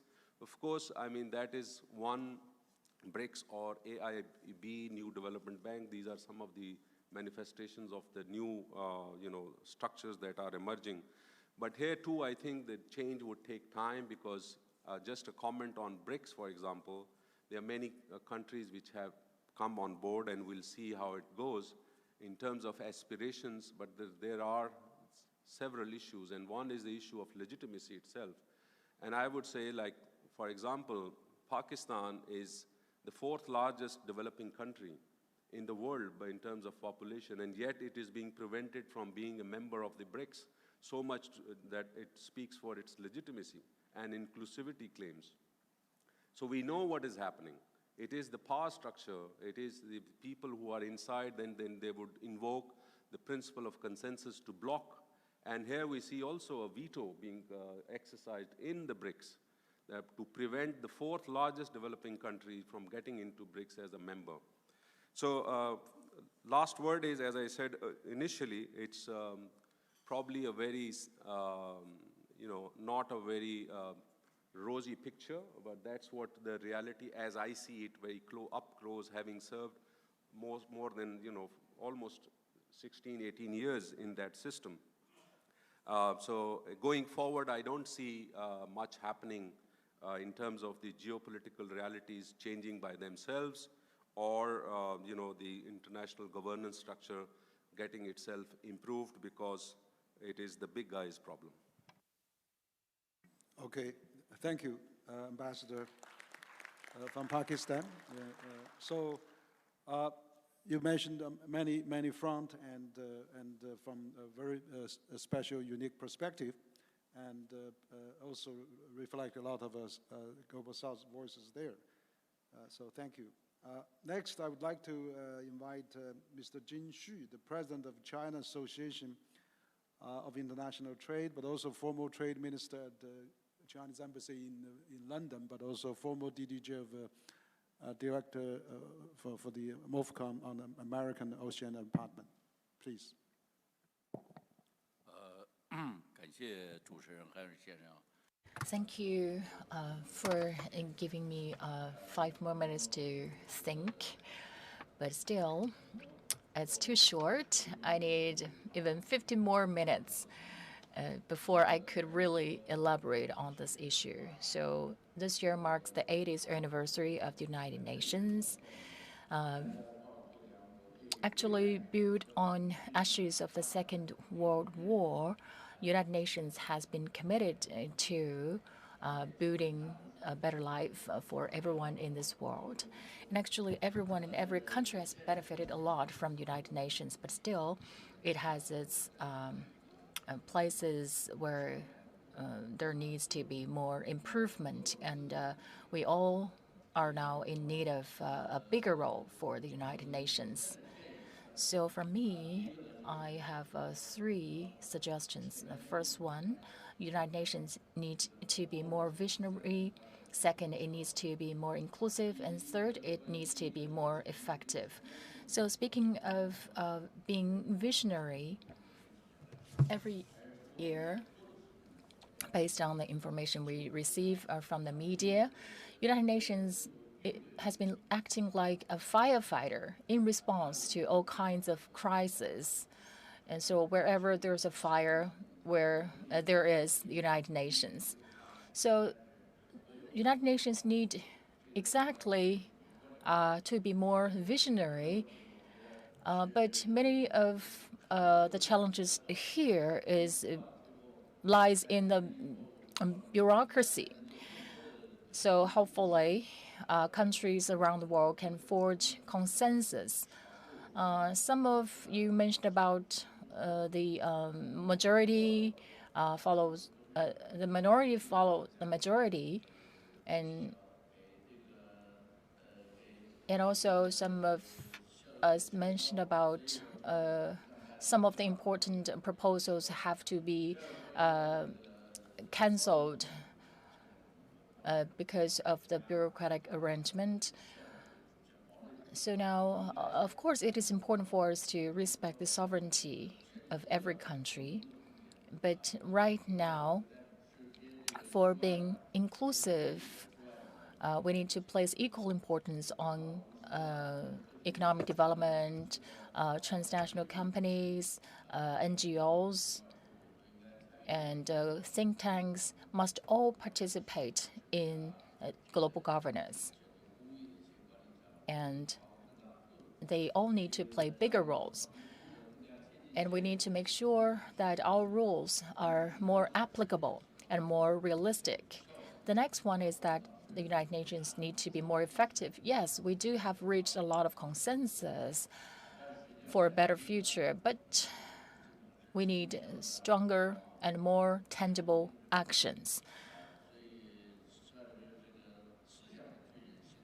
So we couldn't afford to be a dwarf in action and a giant in words. So we are now seeing transformative changes in global order, and also many of you mentioned about polarization and the lagged or delayed contributions, and polarization, unilateralism, and we need to do more in promoting multilateralism. So facing all these challenges, we really need to build up the effectiveness or the strength of the United Nations. Each and every institution needs to have a say and to maximize their voice so that the United Nations can truly play its role and can really fulfill its commitments at the very beginning. So with our joint efforts, I believe United Nations will be able to figure out the proper governance plans so that we can better promote world peace and development, and we can together build a better life that everyone aspires. Well, thank you, Mr. Jin. Mentioned a lot of a practical point. For example, on the UN, of course, a lot of resolution and suggesting objective has been made, but the implementation is the key. I think, as President Xi mentioned at the Global Governance Initiative, we need a results-driven, performance-driven activities to really strengthen the multilateral objectives. So thank you for mentioning that. Next, I understand our ambassador from Turkey has to leave a bit early, so I would like to call His Excellency Selak Euro, Ambassador of Turkey to China, to say this time. Thank you, Ambassador. Thank you. Thank you also for the understanding, but I'll try to stay as much as possible, of course. Thank you. I just wanted to offer my remarks in two avenues. The first one is, of course, the necessity of reform in the UN. Despite every criticism, I think the United Nations is still the key organization, and we as Turkey, we support multilateralism, and we should all support, because for the UN, I think it's at the end of the day, it's the member states who makes an organization, who makes this organization. But there is an obvious necessity for reform of the United Nations Security Council, and that's why our President Erdogan has always been underlining this with a motto: "World is bigger than 5." It's not a criticism to those 5 countries, but to the system and malfunctioning of the system, of course. And with a broad and more representative Security Council, we believe things could be better with a rotational system. I will not enter to our ideas on that, but there are other countries, many other countries, supporting this kind of reform. Why? Because the system is not working, unfortunately. Again, I repeat, it's the UN member states who would be instrumental at the end of the day. The second avenue that I'd like to, share is what we are doing. I mean, I'm responsible for Turkey, and Turkey is. We don't want trouble. Who wants? It's been in our foreign policy DNA, and that's why it's been, underlined by Mustafa Kemal Atatürk, the founder of the country, peace at home, peace in the world. It was still the motto. But because there are so many other instabilities and problems around our neighborhood, we are just trying to pursue a preventive diplomacy with a constructive dialogue. That's why, just to give a few examples from last year's, we have started a process or processes between Ethiopia and Somaliland, including Somalia. Of course, needless to say, regarding the war between Russia and Ukraine, Syria, recently Palestine, most recently between two friendly countries, nations, Afghanistan, Pakistan. Why we are doing it? Because we don't want trouble in the neighborhood, in the far neighborhood. And that's why Turkey is, I think, the only country in the 3 international organizations co-chairing the group of friends of mediation in the UN, in the OSCE and OIC. And recently we co-chaired with Finland again in the UN General Assembly last month. But why we are doing it is just to prevent further crisis, because whenever we talk with any of these countries that I mentioned, the only complaint that we are hearing, everybody is hearing, is all the countries, all the members of the United Nations, including the major powers, they are not paying attention to anything unless it touches their interest. But there has been so many things, unfortunately, bad things going on against the territorial integrity of those countries. And this is something I think we must prevent. Of course, just to conclude, we are in China on all the United Nations principles, including multilateralism. Just a few words on China. China, I think, is doing an important job in development issues. Secondly, there are several initiatives on multilateralism in the recent years, which I think must be looked into. And of course, China is, as an observer in this UN Security Council reform, this is also an interesting point. So with these, I just would like to say thanks. Thank you, Ambassador Yunel. And absolutely, Turkey played a very active role in the global activities, we see, it's the place that only Russia and Ukraine met a few times. I'm sure Zelensky is going to visit Turkey now, and we hope that there'll be more roles to be played there. So thank you for your contribution. Now I'd like to back to Professor Eberhard Schender there. He's the Senior Professor of Freie University of Berlin and former Director of the Institute of the German Council of Foreign Relations. He also made a special trip to come to this conference. Professor Eberhard. Professor Wang, thank you so much, and my apologies for my complicated long German name. So thanks for the invitation and for the opportunity to share a few thoughts on the United Nations with you. Perhaps we all agree that if you look at the world as it is, we are living in a time of the crisis of multilateralism due to many ongoing geopolitical upheavals and changes. So this is a challenge, and we have a broad spectrum of opinions on the table this morning here, starting with my neighbor, who described the United Nations as morphing into irrelevance, and then you have added all these ideas on reform and the future of the United Nations. The debate on the United Nations over the years, and basically these debates about reforming the UN has started from the first year of the existence of the United States. It's not new, but it is always characterized by a stark contrast between admonitions, what the United Nations should be, or will be, or would better be, and admonitions on the one hand, and observations of realities out there which do not fit with all these theoretical ideas about the future of the United Nations. So, Professor Wang, your first question, does the current nature of the United Nations fit to the actual situation? That's the only question which is to be answered in a very simple way. The answer is no. It does reflect the year 1945, but not the year 2025. And that is perhaps the core problems of the United Nations as such. But the balance sheet, in my perspective, well, I would describe it as successfully failing ever since its foundation. And without the United Nations, this world would certainly look different, but also certainly not better.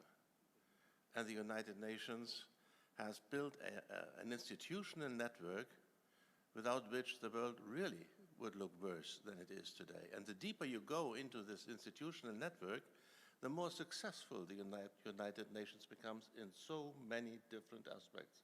If we wouldn't have it, we would wish to have it. The problem is the top level, and you have several times already this morning mentioned the Security Council, the role of individual nations or member states who do not will or do not want to compromise. France and Britain has been mentioned as not willing to give their seat to the European Union, and so on. The United Nations, therefore, will continue to exist if you have an institutional network of that size and importance. It does not go away. It will continue to exist, but we will also have two options, and both options have been on the table already this morning. Reforming the United Nations from inside. Allow me to say, then I agree with Mr. Amersi, that's close to irrelevance. That won't happen, quite obviously. But the other alternative, of course, is putting pressure from outside, creating alternatives, helping the United Nations to become a little bit more efficient. And let me just offer you two ideas which might be worth debating among think tanks all over the world. And one is, if you have an institution which is not working and you can't get rid of it, you have to create other institutions, and we call that alternative institution building. And we have seen this alternative institution building already going on. You have mentioned the Shanghai Cooperation Organization, BRICS Plus, and many other institutions still in creation. So having the United Nations as an overall framework, plus alternative institutions which might help to become more efficient in global problem solution, that could be an option. And the second option, of course, is what we usually describe as coalitions of the willing within the UN system. Let those act who are willing to act. So after all, after 80 years of the history of the United Nations, the balance sheet is not simple to describe, but again, I would say it was a process of successful failing, and it will go on over the years ahead in the same way, unless we find ways to replace those elements where the United Nations are failing with elements where other institutions might be successful. Thank you so much. Yeah, thank you. Thank you, Professor Eberhard. And so you made a lot of suggestions there. Great to see that. But as I also mentioned, we need a lot of more gathering of different, whether multilateral, polylateral, just to make sure we stay in dialogue and build up the trust. So it's very important. Now next invite Mr. Sun Yongfu. He's the Senior Fellow, Center for China Globalization, and the former Director General, Department of European Affairs, Ministry of Commerce. And he participated in many China-European negotiations, including the CAIT. He was many years serving as about one of the longest serving DJ at the European Affairs Department of Ministry of Commerce. Mr. Sun, please. Thank you very much for your introduction. I'm very honored to be here in this dialogue. As you mentioned, I was the DG for European Department for 12 years plus. But before that, I was working in the international department in the same ministry, dealing with different UN organizations, UNDP, UNIDO, UNICEF, UNFPA, you know. So in this discussion, I would recall that UN, especially those UN specialized agencies, make quite a difference in the development of China. And somebody already mentioned China is already the second largest economy in the world.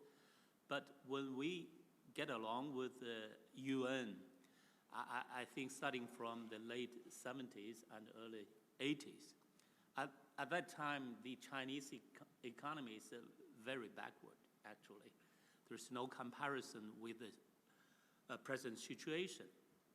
And I should say UN and UN specialized agencies, UNDP, UNIDO, make a great difference in the early age of the Chinese economic development, and followed by some, developed countries' bilateral contributions to China economy, not economically, but also in social development and, poverty reduction and environment and a lot of things, and UN has been very much involved. I have something like 20 years experience working with UN. I think right now UN is facing problems, as many people mentioning, that especially the financial means is not adequate to fill the need of their target, security, peace, and development. And some big countries, developed countries, cannot meet their target as a member of the UN. So I really think it is still very valid if the contribution can make a difference, and UN and also their specialized agencies should continue work for those developing countries. And they can make a difference as they made like China and in Southeast Asia, for example, and also especially the African countries. Another point I should make is that security, peace, and development should still be the main course of UN and their specialized agencies. I can recall, and by reading some news from those returned astronauts, they see the little Earth we are living now is a kind of a tiny ash from the moon, from the sky.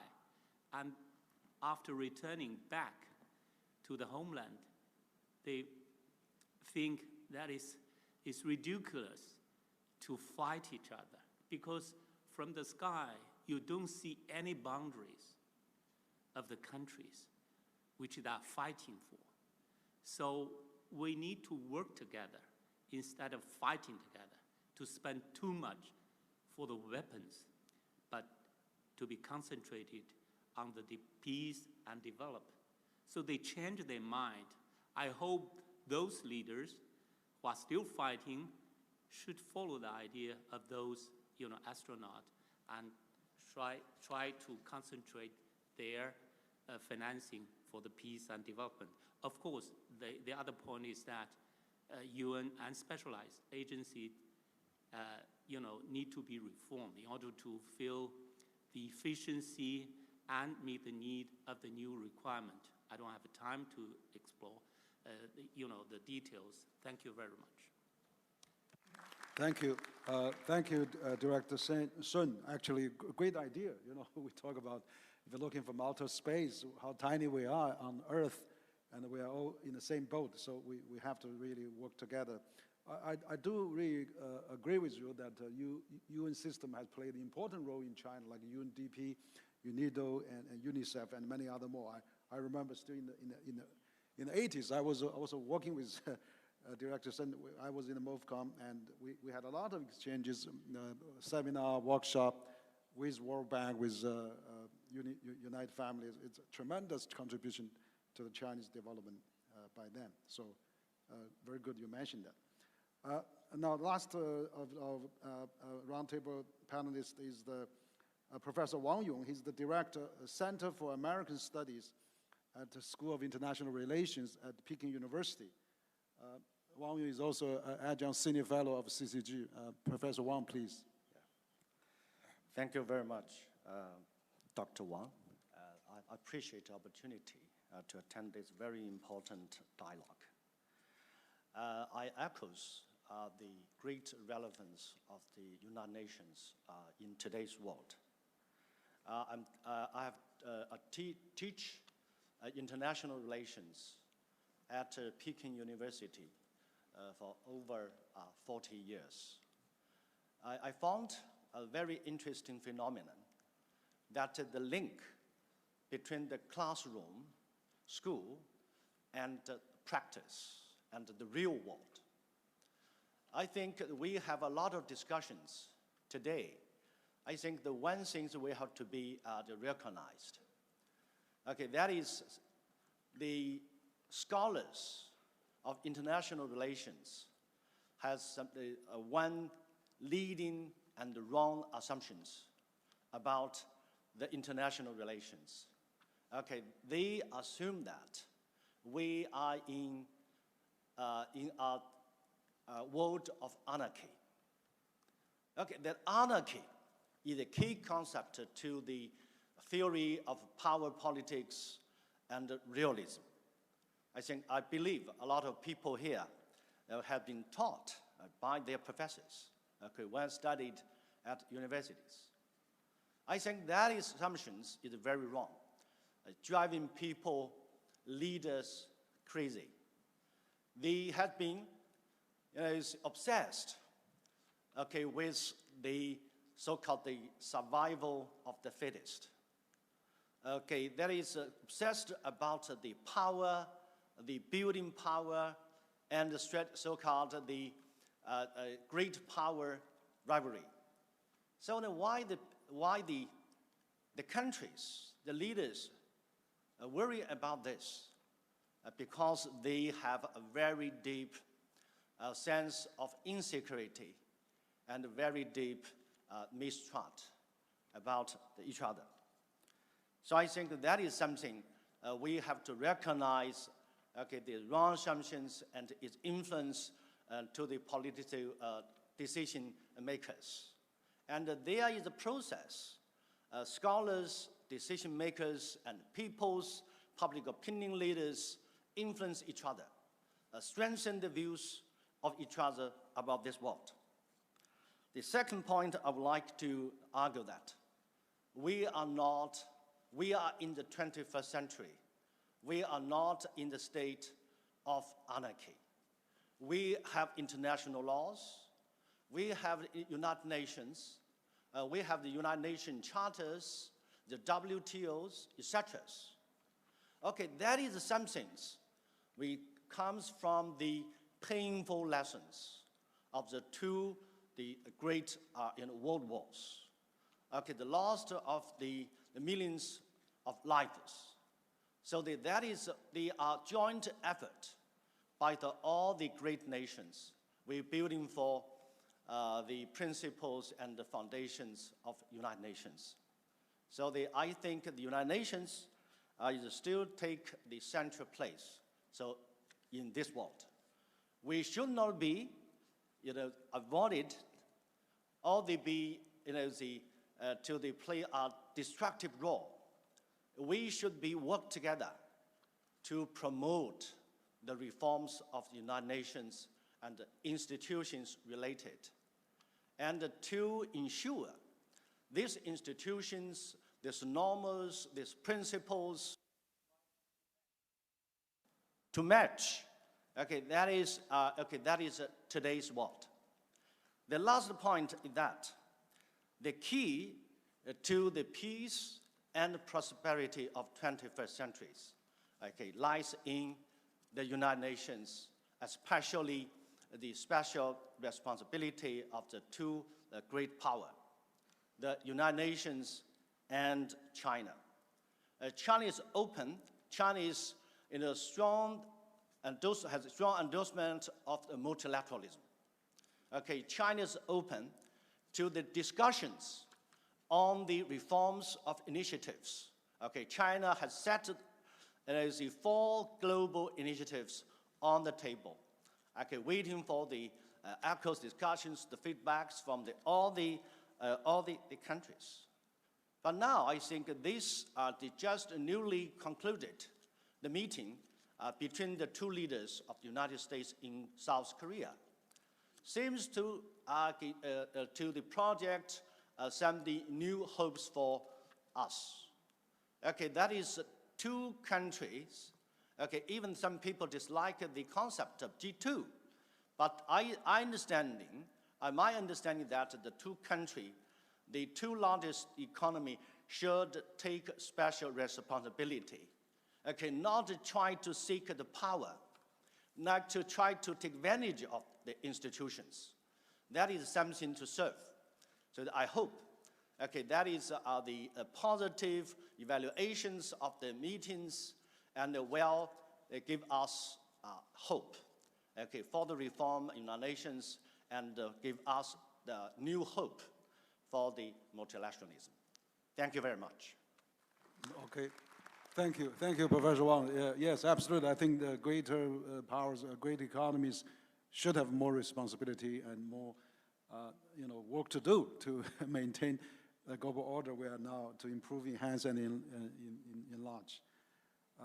Now we finished the panel round, but I have one global young leader here at the presence. We actually invited 30 global young leaders from 25 countries. Yesterday, we already had a whole day event for the global young leaders, which is for its 5th year now we are doing that. And actually, President Xi actually wrote a letter to our global young leader program. So we're very pleased to have a young leader here at this roundtable to raise a question. He's from Slovenia. He's the director, JEST Institute, which is involved with the Young Blood Strategic Forum. And so Anjan Bevek, Peter Nedge, please raise a question, please. Thank you for the floor. Excellencies, distinguished speakers, ladies and gentlemen. Thank you, first of all, for your inputs and thoughts. I'm quite certain I'm the youngest person present at this table, therefore I'm honored to have the opportunity to speak to you today. Speaking on global governance, the UN and its institutions, I'll be very blunt. Young people are losing faith in this system rapidly. And we are not buying its peace, rights, and cooperation pitch anymore.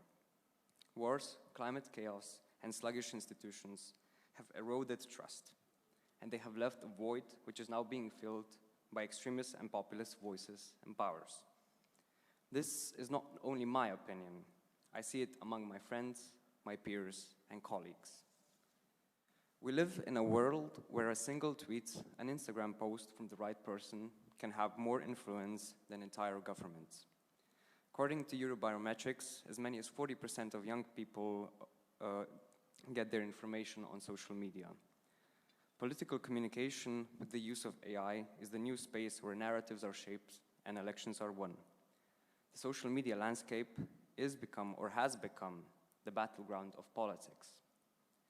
However, we can't control this space. It's so vast, it's so big. So what can we do? We can educate young people on the importance of foreign policy, international relations, and diplomacy, and ultimately include that in school curricula. To equip them, the young people today, to be able to come to their own conclusions and understanding why the UN, its principles, its values, and rights are so important to uphold. This is what we're trying to achieve with CAIT, a Slovenian diplomatic education institute, which is a partner of the Young Blood Strategic Forum and a proud partner of the Global Young Leaders Dialogue. We try to achieve our goal with workshops, political communication, but most importantly, to speak the language of the youth. That is how you reach them. We young people want to believe in this system, but we need to be given an opportunity to also shape it. Therefore, my question, dear distinguished scholars, excellencies, how can we, in planning in this global shifting narrative, include and adapt to this new geopolitical landscape, and how we can include the youth, especially in the dynamic of social media, which is shaping global politics? This question goes out to you, distinguished ambassadors and speakers. I would be very grateful for an answer. 谢谢. Okay, good. Thank you. Thank you for your comments and question. I think given the consideration of the time, we already reached the time limit. But maybe I'll have Ambassador Toledo to just briefly comment. He was asking about social media and what kind of narrative. And also Mr. Jim, maybe you could say a few words so we can probably just on behalf of both China and outside. Thank you. Well, I must say I'm not a big fan of social media. But at the same time, I know, we are all aware that especially among the youth, that's the main media.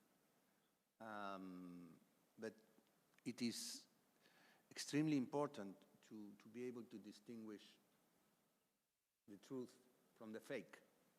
And I'm afraid social media in general don't help for that. So it's a big challenge for all societies, being democratic or not, to be able to have some, let's say, reliable sources of communication. This is paramount. This is very consequential. We are trying in the European Union with regulation, but regulation is not enough. Regulation is not fast enough. And this is one of the biggest challenges we face. I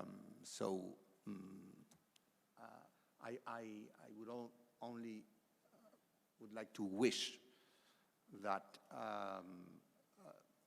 youth, like the examples we have here, are well informed to be able to take reasonable decisions and not to be drawn by waves of populism or radicalism that populate so much the social media. That's all I want to say. Thank you.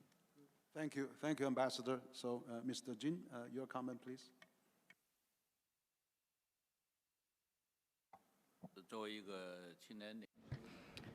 So, I highly respect your opinions as a young leader. Now, on social media, a lot of respect is given to political giants or figures.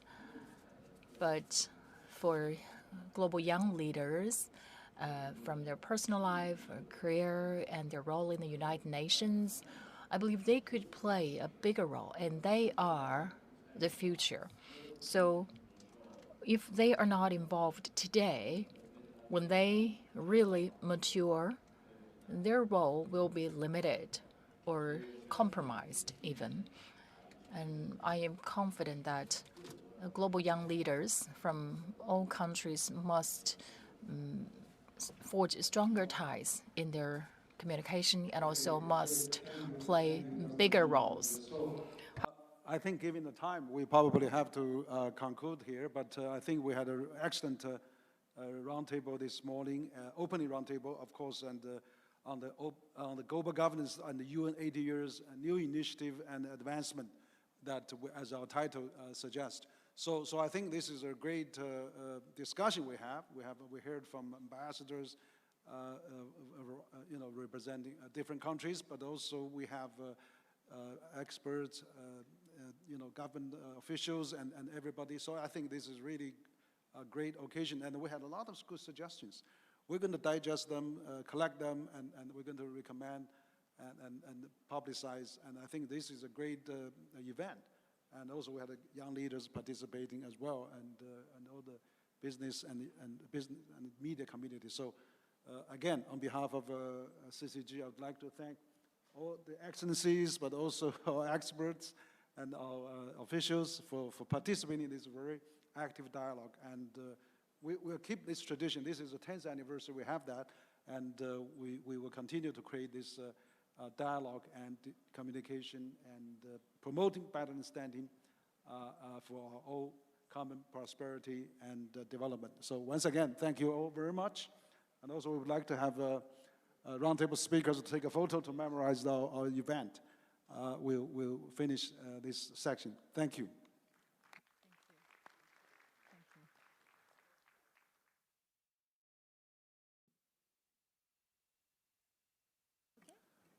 Okay, we'll start. I think because we have a lot of things going on, and we still need the time to work on this a very important panel, which is our section 2 on the China-U.S. relations, basically, that we've been finding that China-U.S. relations, of course, still remains one of the most important consequential bilateral relations and shaping global stability and also geopolitical dynamics. And so in recent years, we see, I mean, since probably the first term of Trump, actually, to be exact, 2017, we had the U.S. publish its national security report, has defined China as a strategic rivalry. And since then, we see the bilateral relation has been ups and downs, and most time is in a downturn. And we're very pleased to see, of course, the recent summit between President Xi and President Trump in Busan, South Korea, has really stabilized the most important bilateral relation.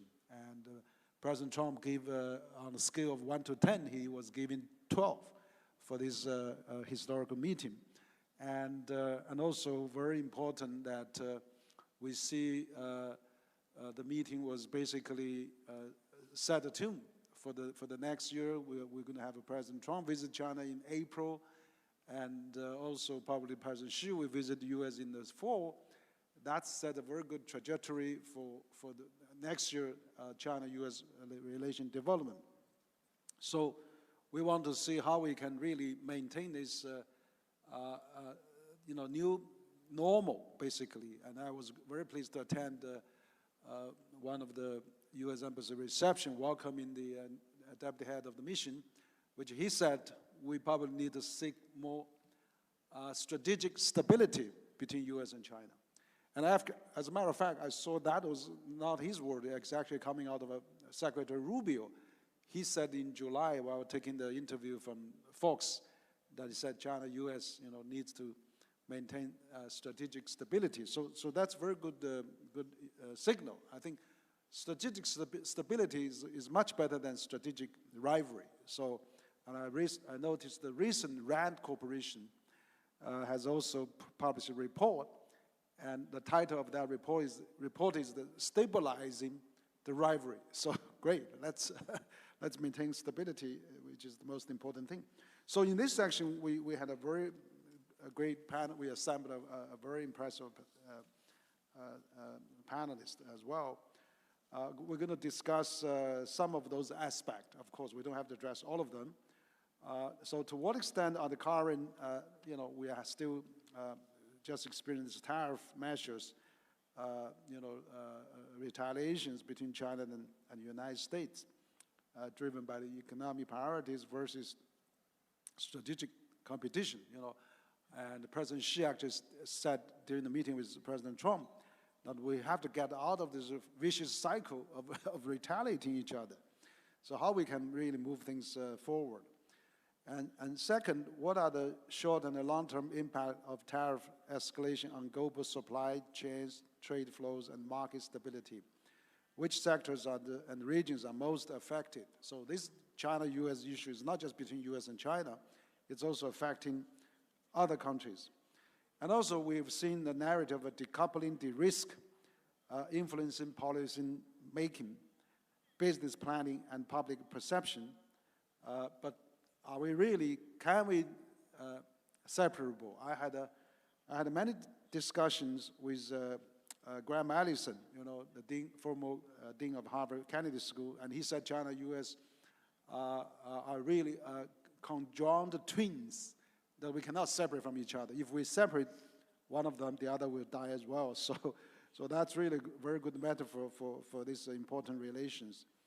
And so how the third parties, actors, including EU, ASEAN, African Union, BRICS countries, and many global South countries can really maintain their relations with both during these trade frictions. Can they, are they have to take a side, or is really hurting all of them? So is there room for a diplomatic framework that China-U.S. can set, which benefit both China-U.S. relations? So I'm very pleased to be joined this morning by a very distinguished panelist that I'd like to recognize as, some of them. So we had Mr. Bram Lawrence. He's the writer, director, producer, Shambhala Hammer Studio. And also we have let me see here. Okay, good.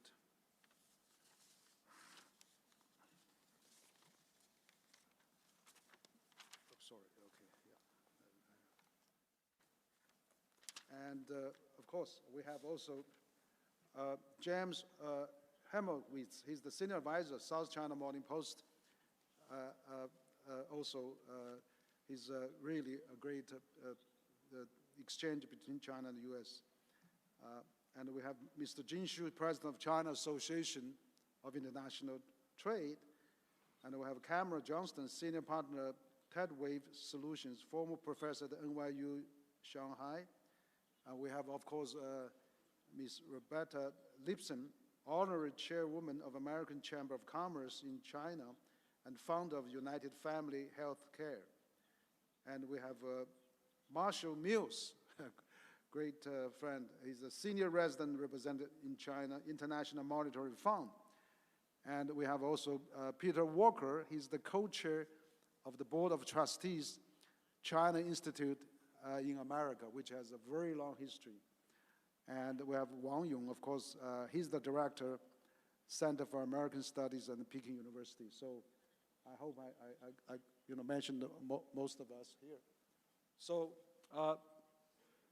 let's start this discussion. I'd like to have, we'll also have actually, we're going to have Jeffrey Sachs. He's actually now in South Africa, which is very, very early morning, but he will join us a bit later for this China-U.S. roundtable. So I'd like to start with Bram Lawrence. You've been living in China for so many years and knows China-U.S. relation very well. You used to write a book, which Premier Zhu Rongji highly recommended. So we'd like to hear from you first. Thank you. Henry, thank you very much. I was very touched just now to hear the statement one of the earlier speakers made about an American astronaut who said if the leaders of the world could see the tiny planet Earth from space, they would stop their bickering. Actually, that astronaut was Edgar Mitchell, and he was a very close personal friend of mine. I spent a lot of time with him before he passed away, and he was certainly probably one of the greatest astrophysicists in NASA, and American hero, being the 6th man to land on the moon. But he influenced me a lot because I've been doing many documentary films about the lotus-born master Guru Padmasambhava, the father of Tibetan Buddhism, asking whether he's the father of quantum physics. And it was Edgar Mitchell who inspired me to move on and do science fiction films. And so to sort of put this tiny planet in perspective, one of our films will be released at the end of this year, Lotus-Born Master, The Algorithm of Karma. Just to give you a picture, opens up, the opening scene is the abandoned subway at 42nd Street in New York, where a tour guide is bringing a diaspora of students from all over the world, Europe, Africa, Middle East, America, who are lost on a tour, and explaining how archaeologists are looking at the graffiti on the walls, and after the blast, they're using the graffiti to try to decipher why ancient civilization suddenly disappeared. And if we can look at this tiny planet, you know, from a broader picture, I'm going to give you a kind of heads up on the script of the film that we're actually working on right now. And that film is called Lotus-Born Master, Punksters and Magicians. And the scene, sort of the kind of most important scene in the movie takes place when the heads of state of the key powerful nations of the world are meeting at the Insecurity Council of the United Nations, bickering among themselves over the most petty stuff. When finally the Secretary of Generalities comes in the room and says, we have a much bigger problem. A tech mogul named Elon Musk has now accumulated $3 trillion in his own personal net worth, which means he can technically buy any single one of your countries. However, being a smart businessman, he knows that you're all riddled with debt, and he's not going to do something dumb like that. So he's going to do what we call in investment banking a hostile takeover. So now he's relocated his platform XYZ to Mars, where because of his superior DNA, at least he thinks he has superior DNA, he's having Emperor Tiberius orgies with sex bots in order to be able to pass his DNA into the robots so that AI can have a better enhancement and AI can have consciousness of its own so that the army of robots that he's preparing to invade Earth will actually be operating without human control, so they're outside all of the international covenants on human rights and war crimes and everything, because of course his ultimate goal is the House of White, where the president of the empire is currently trying to renovate it to look like a Hermitage in St. Petersburg based on other people he admires. So based on that picture of the future, I think we have to sit back and say, if we can just take the perspective that Edgar Mitchell, that 6th astronaut on the moon, had, and look at this tiny planet, it's just a spaceship. And if the astronauts are fighting among each other, they're going to crash it, because we are just a speck out there. So I hope as we move forward with U.S.-China trade relations and tariffs and all of these little details that are actually, you know, frustrating people, I hope we can think bigger. And by the way, one of the great things about doing science fiction movies is, of course, everything's fiction. It's totally unrelated to any reality that's taking place right now. So if anybody feels that this is actually connected to what's happening or gets particularly offended, well, my apologies. It's just a projection of their own imagination or their own personal insecurities and fears. Thank you very much. Thank you, Henry. It's always a pleasure to be at CCG. Okay. Great. Thank you. Always great to hear from a writer, a thinker, and also, you know, I know you've been also practicing martial arts in China, so you know the history and culture here quite well, and good to hear from you. Now the second panelist, I'd like to hear from James Hermowitz. You are a senior advisor, for South China Morning Post, and you've been also traveling back and forth to China many times. So I'd like to hear from you as well. James, please. Thank you so much for that. It's just want to start off first by recognizing CCG, recognizing the important role that you play in facilitating. The content is interesting, the content is important, but the fact that we have a structure and a framework in place that can bring us together and really engage in a dialogue. So I was just saying, the content that's being delivered is in fact, of course, important, but bringing us all together, whether it's by the coffee station or over a meal or just interacting with your neighbor, for me is equally important. So I just wanted to take a moment out to say thank you again to both you and to Mabel and to all the staff here that have brought us together, because events like this don't happen. They're really orchestrated. So back to the question at hand about tariffs and bilateral relations. So clearly, the US and China is the most important bilateral relationship on the planet. How the US and China engage with each other is going to shape the way the rest of the planet lives. And that may be an uncomfortable statement, but in fact, I think it's really true. And I think most of us recognize that. And if we look at tariffs, in my view, tariffs are not really actually the core issue. Tariffs are, in my view, a byproduct of the dysfunctional nature of engagement. And this dysfunctionality has sort of popped its ugly head across lots and lots of places. So in the present form now, yes, it's about tariffs as one of those examples, but I kind of trace it back to COVID roots go way, way back, but COVID was sort of like an earthquake that brought about and laid bare some of our most basic, some of our most animalistic instincts. And I think we're still suffering the aftershocks and dealing with how that has sort of created a realignment of what's going on. I think during COVID and post-COVID, what we see is really a redefinition of how, of our own humanity, of civil society, how we talk to each other, how emotions take control over intellect, and the results are, populism. They are societies and civilizations that become protective, become inward-looking, and where the me instinct and protective instinct takes over and takes charge of everything around us. And it's really worrisome to me. And one of the results that I've talked about a lot here, both in the US and in China, is what I call the phenomenon of parallel development. So when you don't take long to come to China, you can immediately sense a newfound sense of accomplishment and pride among Chinese people. I understand this, I relate to it.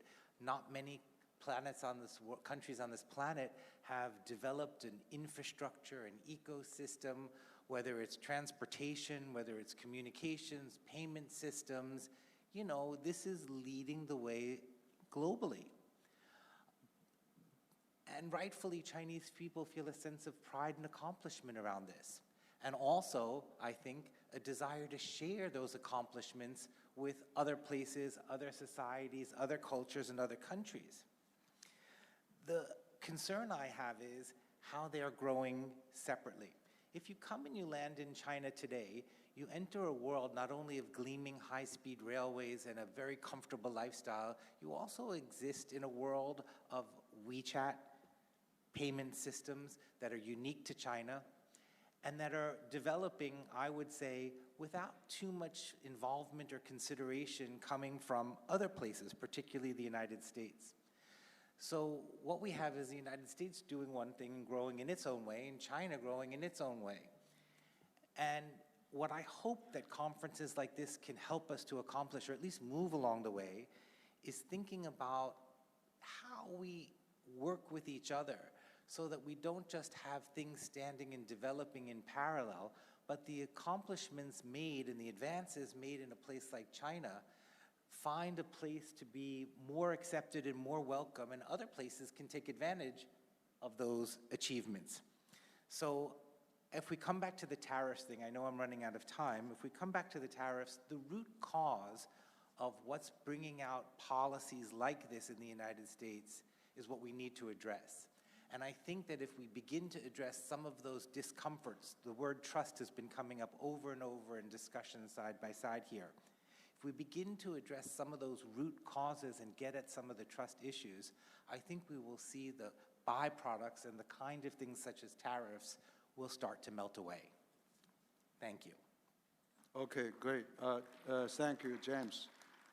James is also the vice chair of Alliance of Global Talent Organization, which is very actively involved in the talent education and exchanges.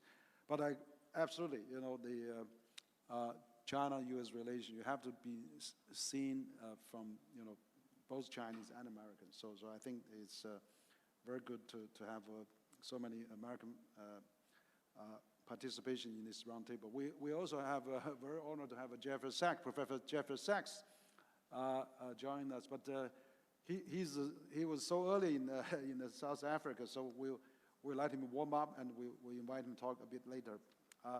So next, I would like to invite Mr. Jin Xu, the president of the China Association for International Trade, former Deputy Director General, Department of American and Oceania Affairs, Minister of Commerce. Mr. Jin, please. Well, I'm very pleased to join you here for this round table focusing on China-U.S. relations.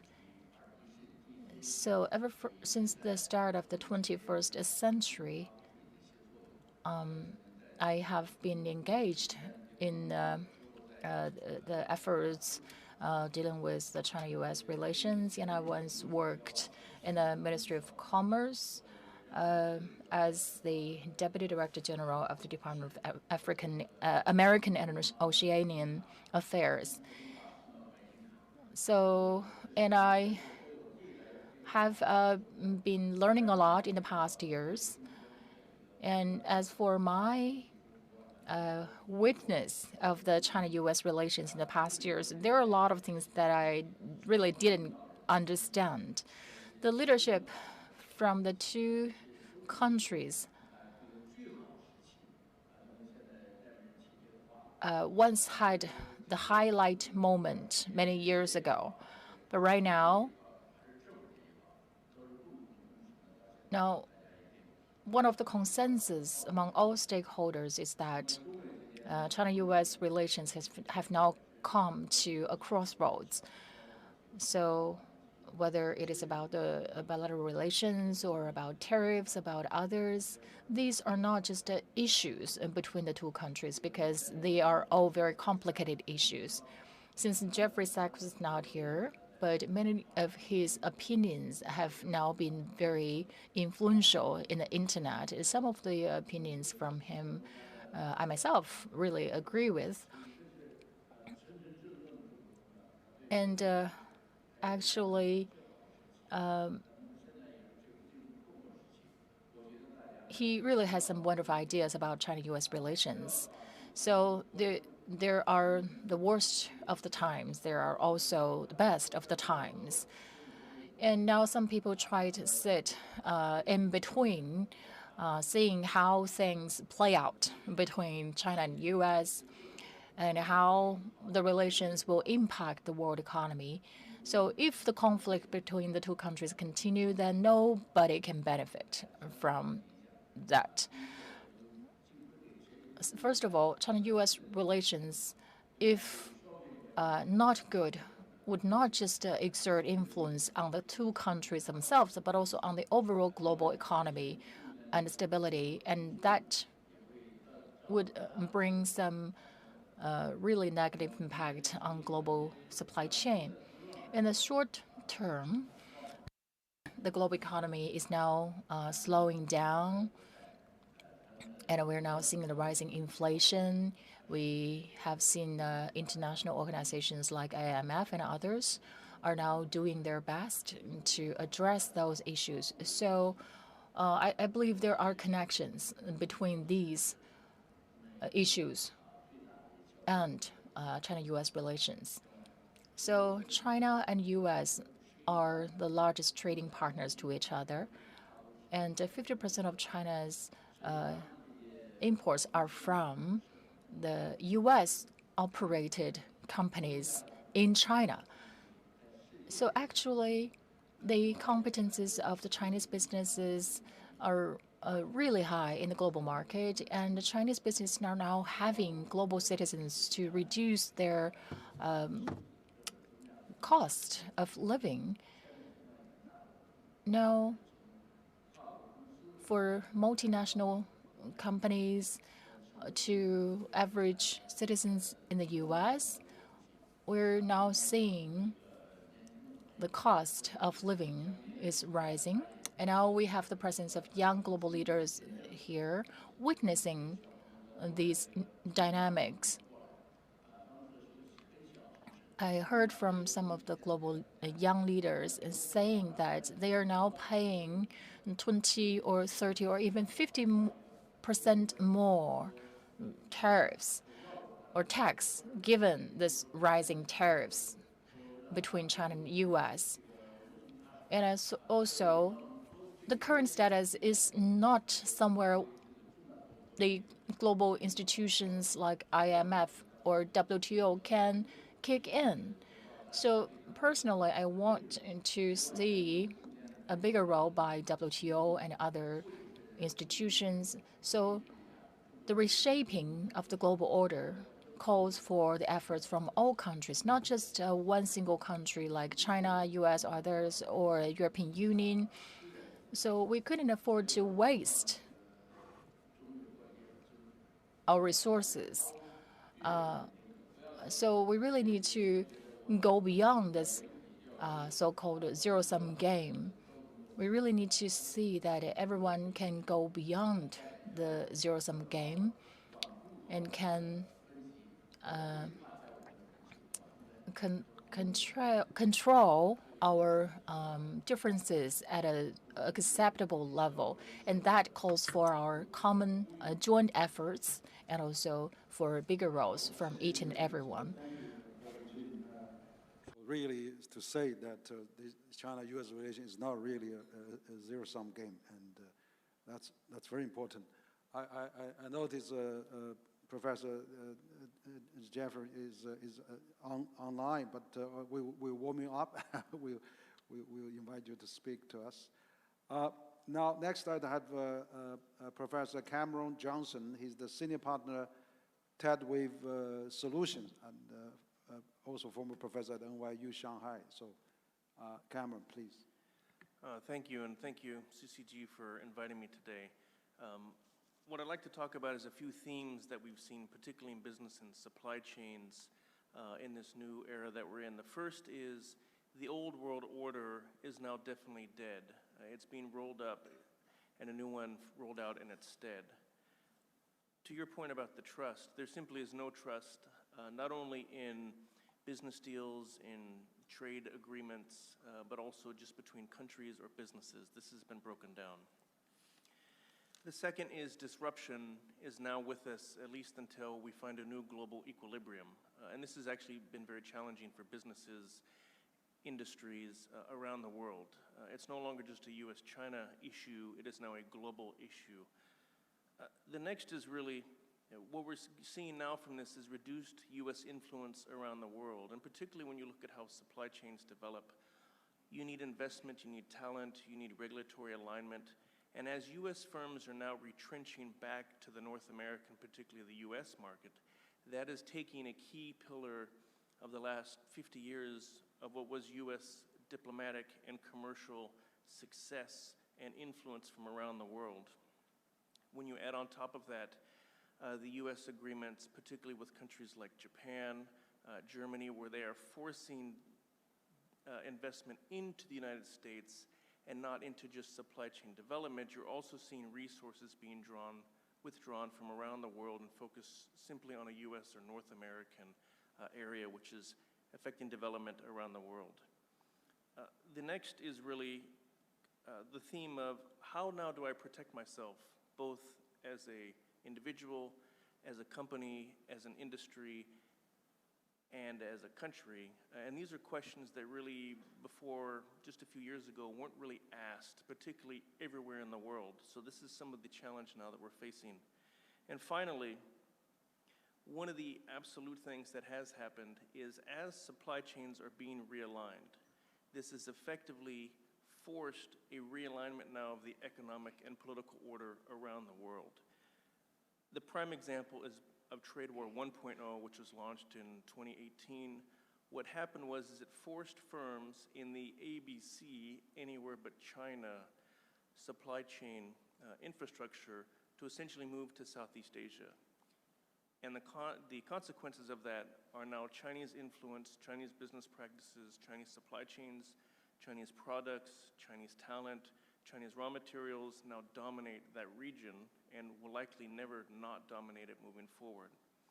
The consequence of Trade War 2.0 is very much similar, or the potential could be similar, but on a global scale, where Chinese supply chains, Chinese raw materials, Chinese talent, Chinese technology, as we're seeing with the diffusion of DeepSeek and similar-minded programs around the world.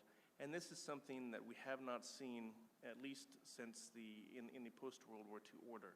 And all of these factors are themes that are now running into reality. And to your point, Henry, about the Busan agreement or discussions, the thing that I took away from that, which was most interesting, is that now both sides, because of the tariffs, have critical points in each other's infrastructure and economies that they could use to hurt the other. And that also has changed the global order as we know it. So we'll have to see how we move forward. But the good thing is we can learn from the past and develop a new structure and framework that maybe is more equitable, but also can address some of these challenges of the future. Thank you. Thank you. Thank you, Kamer, and for your perspective. Now I'd like to invite Ms. Roberta Lipson. She's the honorary chairwoman of the American Chamber of Commerce in China and the founder of the United Family Health Care, which is one of the most successful healthcare hospitals in China. But you've been traveling back and forth, and I saw you with some time ago with the AmCham delegation meeting Chinese leaders, but also knocking doors in Washington. So you've been in both places. I'd like to hear from you, Roberta, please. Thank you so much, Henry, and thank you, CCG, for putting this forum together. Granted, Karen, that we've been through a really tough time, but I suppose it's incumbent on me to report the other side of things. Really, I think in the business community, we've seen a recent shift in tone and a renewed sense of optimism following the presidential meetings in Busan. Tariffs and policy remain volatile, but the channels of communication are open at the highest levels, and we're talking about practical issues, and both governments are recognizing the need to stabilize this important bilateral relationship. Admittedly, possibly fragile, but there is a sense of elation which has been continually reinforced by constructive messages from our Ambassador Perdue. I've been at a bunch of meetings, both in the US and China, on the relationship lately, and the tone is really changing. I think we've seen, actually through the year, a subtle improvement in business sentiment as well. We have, in the business community, 3 major surveys. We have the AmCham China survey, which happened earliest in the year, the Shanghai AmCham survey, which happened mid-year, and the US-China Business Council survey, which happened in the late summer. And we see in each of these surveys continually improved sentiment, whether it relates to companies' revenues, their profitability, they're looking toward the future, their intention to increase their investment, or their intention to continue to de-risk their supply chain by moving out. Each time we see a more positive response from business.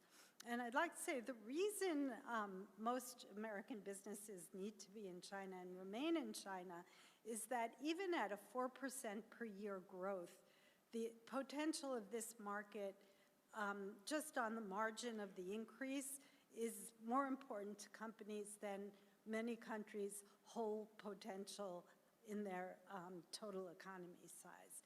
So it's an opportunity that American companies can't ignore. And the reason that they're here is not only the potential for today's business in China, but also it's essential for all companies to understand the leading edge of technology that's coming out of China and to understand how to compete with the companies out of China that will be their future competitors in the rest of the world. So while companies are building China Plus One supply chain, de-risking, managing tariff risks, they're also reaffirming their long-term commitment to operate, learn, and grow in China. And what does that mean for the rest of the world? So I think that despite this period of intense rivalry we've just been through, ultimately the global economy is going to gain by a relationship between the U.S. and China that's characterized both by competition and collaboration.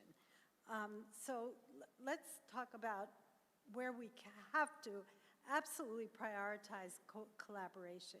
Number one, a clear example is pandemic preparedness and global health security. No matter what happens with trade disputes, export controls, or political rhetoric, we can't afford a world in which the U.S. and China stop sharing data on emerging pathogens or block cross-border scientific cooperation. But the barriers to collaboration are actually increasing, including restrictions on data flows, limits on genetic material sharing, and conflicting security frameworks around biomedical information. So it's so important. The next cure for cancer is probably going to come out of China, the U.S., or a collaboration between the two of them. And neither of us or the rest of the world can afford those cures to be blocked by these kinds of restrictions and limitations. So it's so important that we all continue this positive momentum post-Busan and look at a world where we can continue to sit, talk to each other, collaborate, and yes, compete for the benefit of the rest of the world. Thank you. Okay, great. Thank you, Roberta, and for your share all those somewhat positive data and attitudes of the business community. I do think that President Trump is a businessman. He knows the business needs, and we hope that this, at least this business, trade truce can be maintained. That eventually we'll find out that we cannot separate from each other. So before I got to Jeffrey Sachs, I had one more panelist to speak. Mr. Marshall Mills, he's the senior resident representative in China International Monetary Fund. So he's been active participant of CCG monthly ambassador launchings and many more events. So Marshall, your turn, please.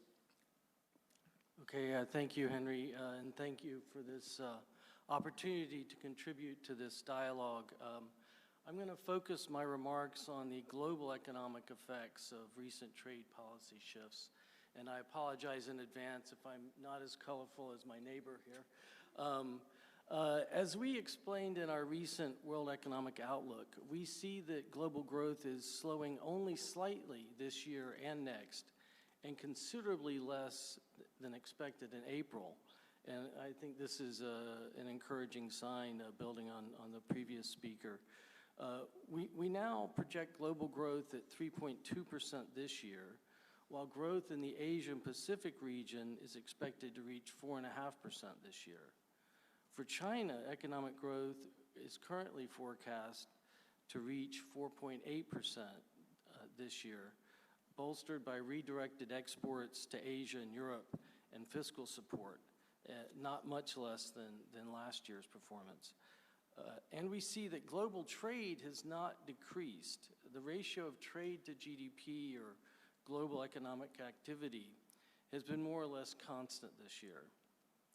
So all signs point to a world economy that has so far generally withstood the acute strains from multiple shocks, including on trade policy. How do we explain this resilience? We point to four main reasons. First, improved policy.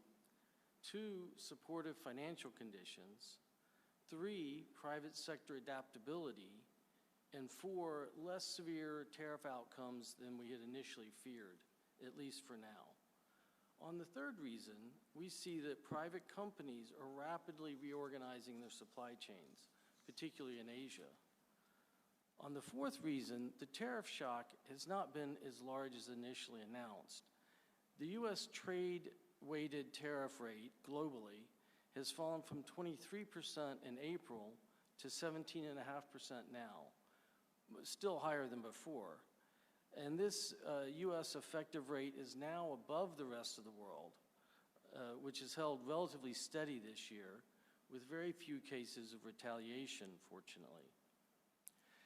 Nevertheless, we believe that on tariffs, the full effect is still to unfold. In the U.S., margin compression could give way to more price pass-through, raising inflation with implications for monetary policy and growth. Also, for now, most of the world's trade is still following the rules.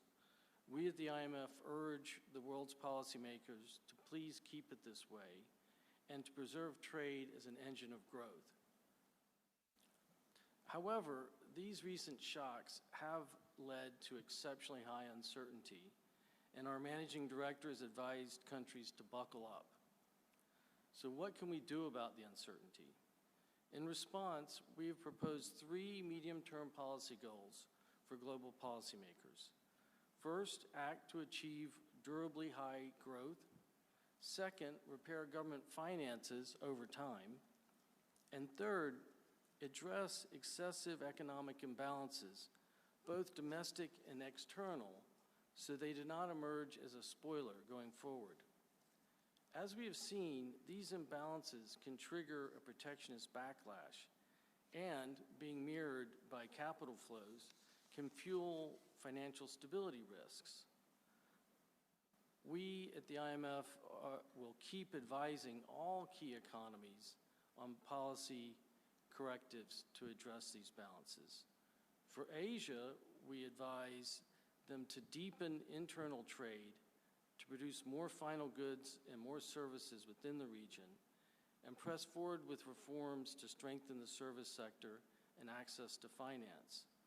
Our analysis suggests that a push for more regional integration could raise GDP by 1.8% in the long run in the region. And since we're in China, on China specifically, private savings are chronically high, and domestic demand is held back by protracted real estate adjustment and inflationary pressures. So we are urging transitional fiscal support for now.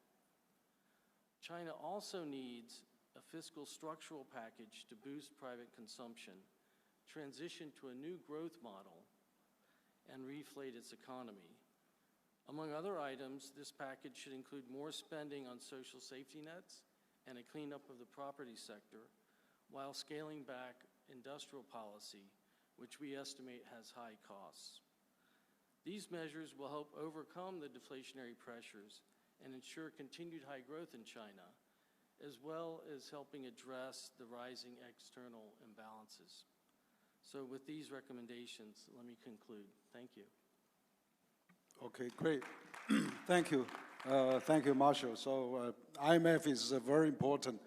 I'm glad that you have been projecting a bit more positive than before, that your professional advice and guidance, and it's also very influential to many countries.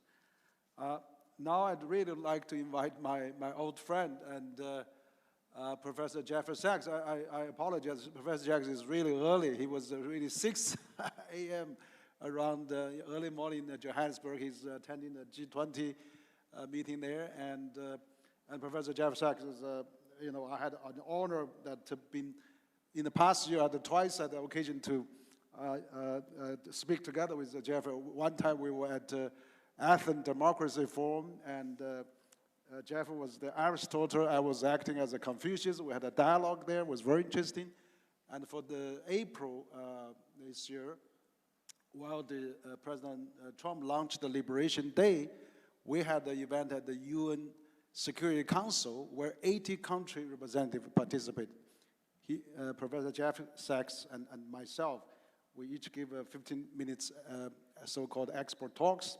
And before all the UN delegation representatives talk about how should we avoid trade war. So it's really a great honor. I know Professor Jeff Sachs is so busy. We will actually invite you to have an opening keynote, but it's too early for you. So we'll give you a bit more time and to really seek your early morning moment.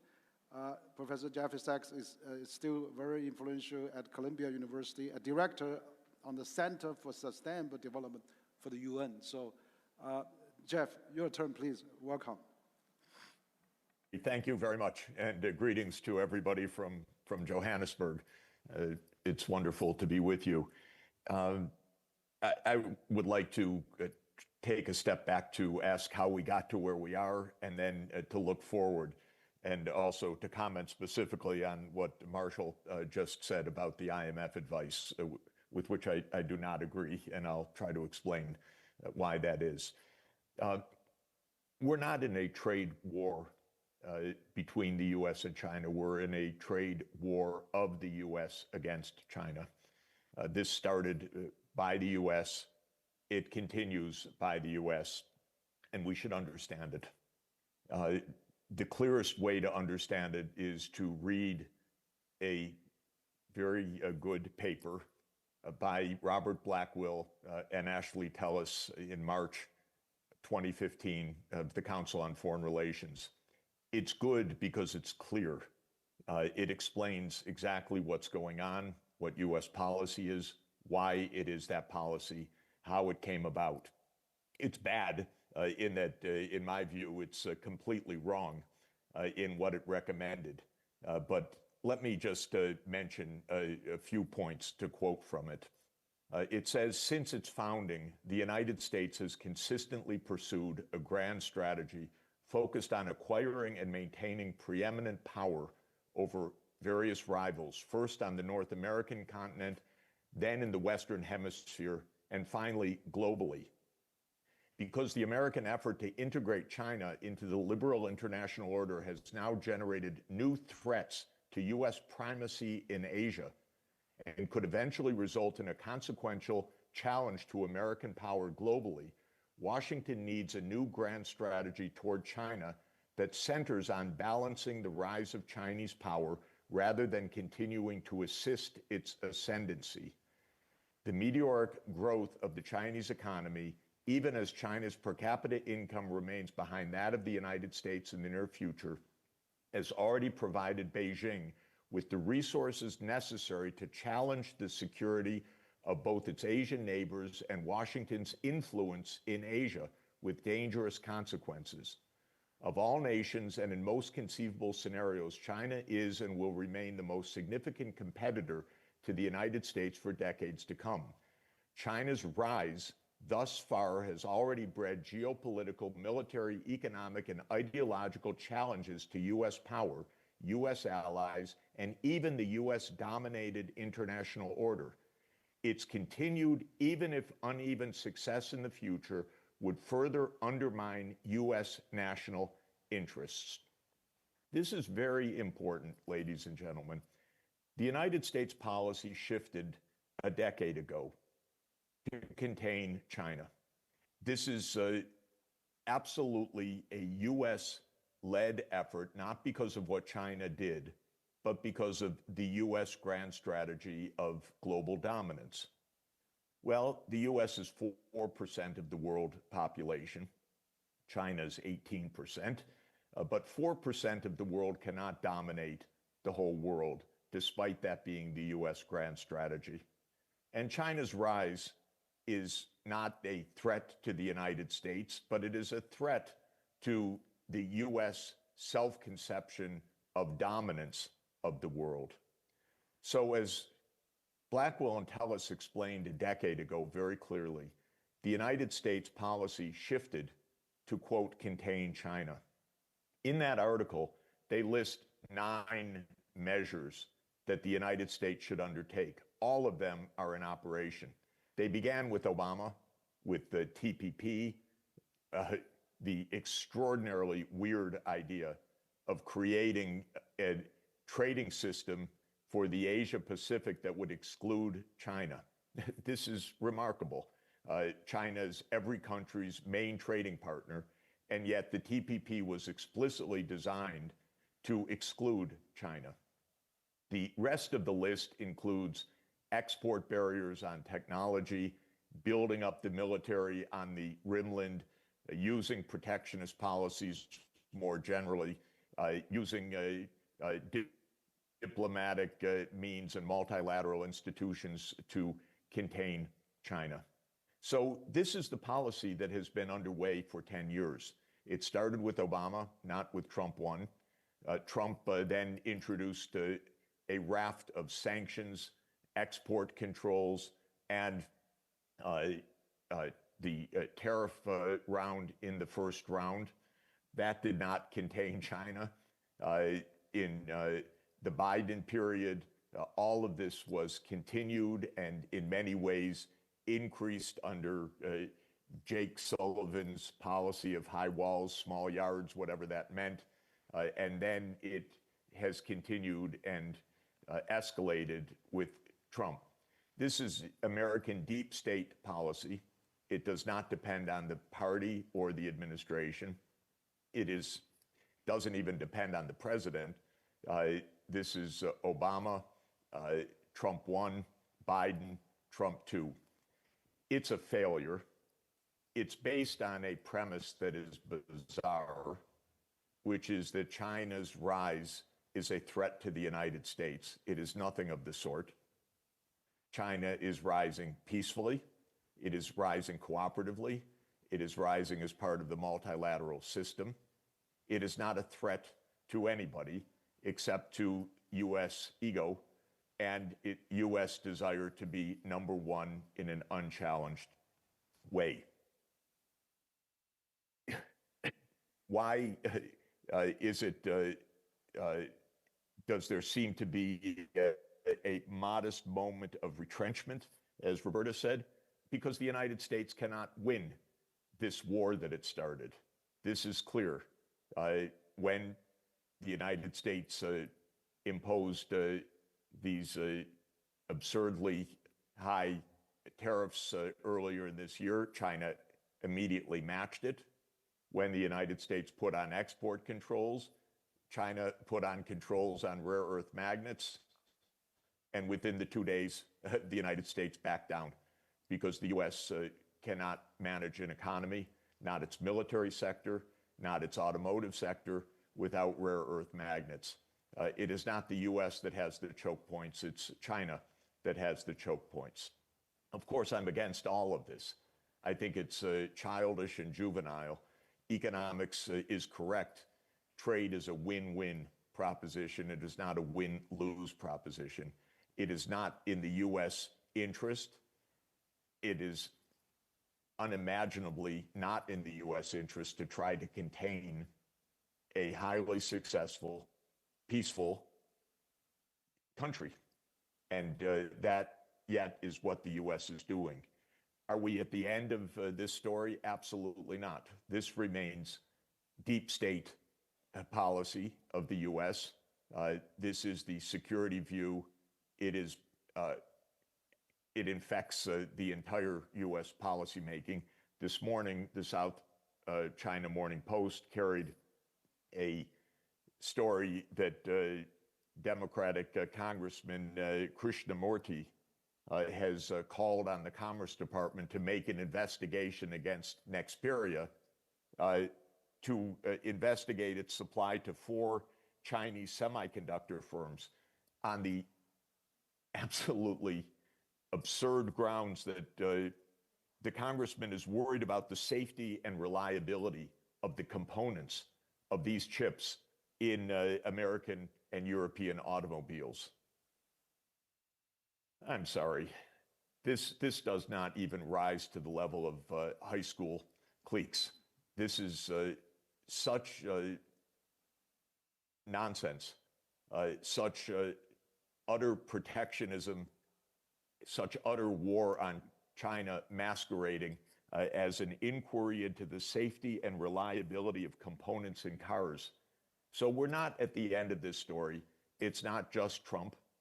It is, again, basically our military industrial digital complex. And it's deep, and it's now in its 10th year. It doesn't work. China is not being contained. China is actually soaring.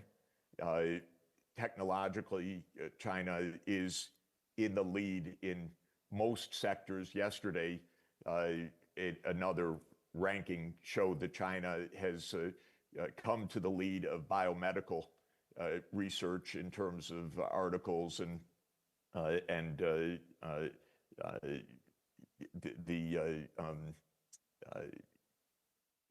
ranking of those articles in terms of citations and so forth.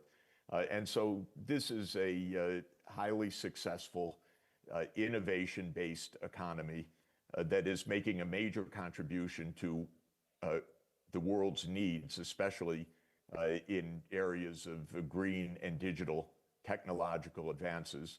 I would say the United States has no choke points at all, which is good. I don't believe in them. I don't believe in economic warfare to figure out who's number one on somebody's political science list, because it's meaningless in my view. What is important is peace, rising living standards, and a sane environmental policy so that we don't wreck the planet. And on that score, unfortunately, the United States has retreated completely from the environmental agenda, even pulling out of COP30, pulling out of the Paris Climate Agreement, calling climate change a hoax, drill baby drill as its energy sector mantra, whereas China is the world leader in green technologies, exactly the technologies that the world needs. So let me say that I hope that this war ends, but it is not that the two sides get together and understand each other. It's that the United States drops its, what Robert Blackwell calls its ancient desire for global domination. This is what is wrong in this world. We don't need a global hegemon. It's not possible. Countries should take care of themselves, be peaceful, and be cooperative, and ignore the political scientists' lists of who's number one and who's number two, because these are rather meaningless categories. What counts is our well-being, our peaceful cooperation, our technological innovations, our attention to true global crises, such as the human-induced climate change. I wanted to end by taking a different point of view to what Marshall Mills expressed, which is an American point of view to my way of understanding this. We need saving in this world because we need investment in this world rather urgently. We need investment to build infrastructure. We need investment in human skills. We need investment in green technologies. We need investment in innovation. The fact that the United States barely saves, that our saving rate net of depreciation is nearly zero, is not a reason to advise China to reduce its saving. Nothing is wrong with China's high saving rate. In fact, it's what the world needs, because it provides the means for capital investment that creates the basis for long-term growth in China and internationally. We should not be urging China to reduce high saving rates. We should be urging countries to increase their investments in green technologies and in education of their populations, and using China's savings to help them to boost their living standards and to repay those finances from China, whether it's equity or debt financing, in the future generation as the dividend to growth. In other words, China should maintain high saving, it should maintain high exports, and it should finance development in the emerging and developing countries around the world who can receive foreign direct investment from China or can take renminbi-denominated loans from China to build their own infrastructure. Let me give a specific example. China's solar power production is about 1,300 gigawatts of solar module per year. This is what the world needs to be on a trajectory for decarbonization by mid-century. In fact, the actual uptake of solar power right now is about half of China's capacity. It's about 600 to 700 gigawatts of solar module installation per year. If the United States or the IMF advice to scale back industrial production to boost private consumption were followed, then there would be a reduction of capacity in this sector, and the U.S. calls this overcapacity. But it's not overcapacity. That extra 600 gigawatts of solar module production should be installed across Africa, Central Asia, other sunny places on the planet to speed the decarbonization of the world's energy system. The Belt and Road Initiative should be expanded to help finance this process. And so what's called an imbalance isn't actually an imbalance. High Chinese saving and industrial production can be the basis for the rapid growth and transformation of the world economy. High consumption is not a basis for fast growth. High consumption is a basis for slow growth. The U.S. doesn't want China to have that success, I know that, but the world needs China's capacity in green technologies. So I think we're just a little bit too quick to say that China's suffering from deflation, that these are imbalances that need to be ended, that consumption needs to be raised and saving needs to be lowered. We ought to take a different point of view, which is that we would like fast growth in the world. Fast growth in the world depends on high investment rates in infrastructure and in human capital and in business development.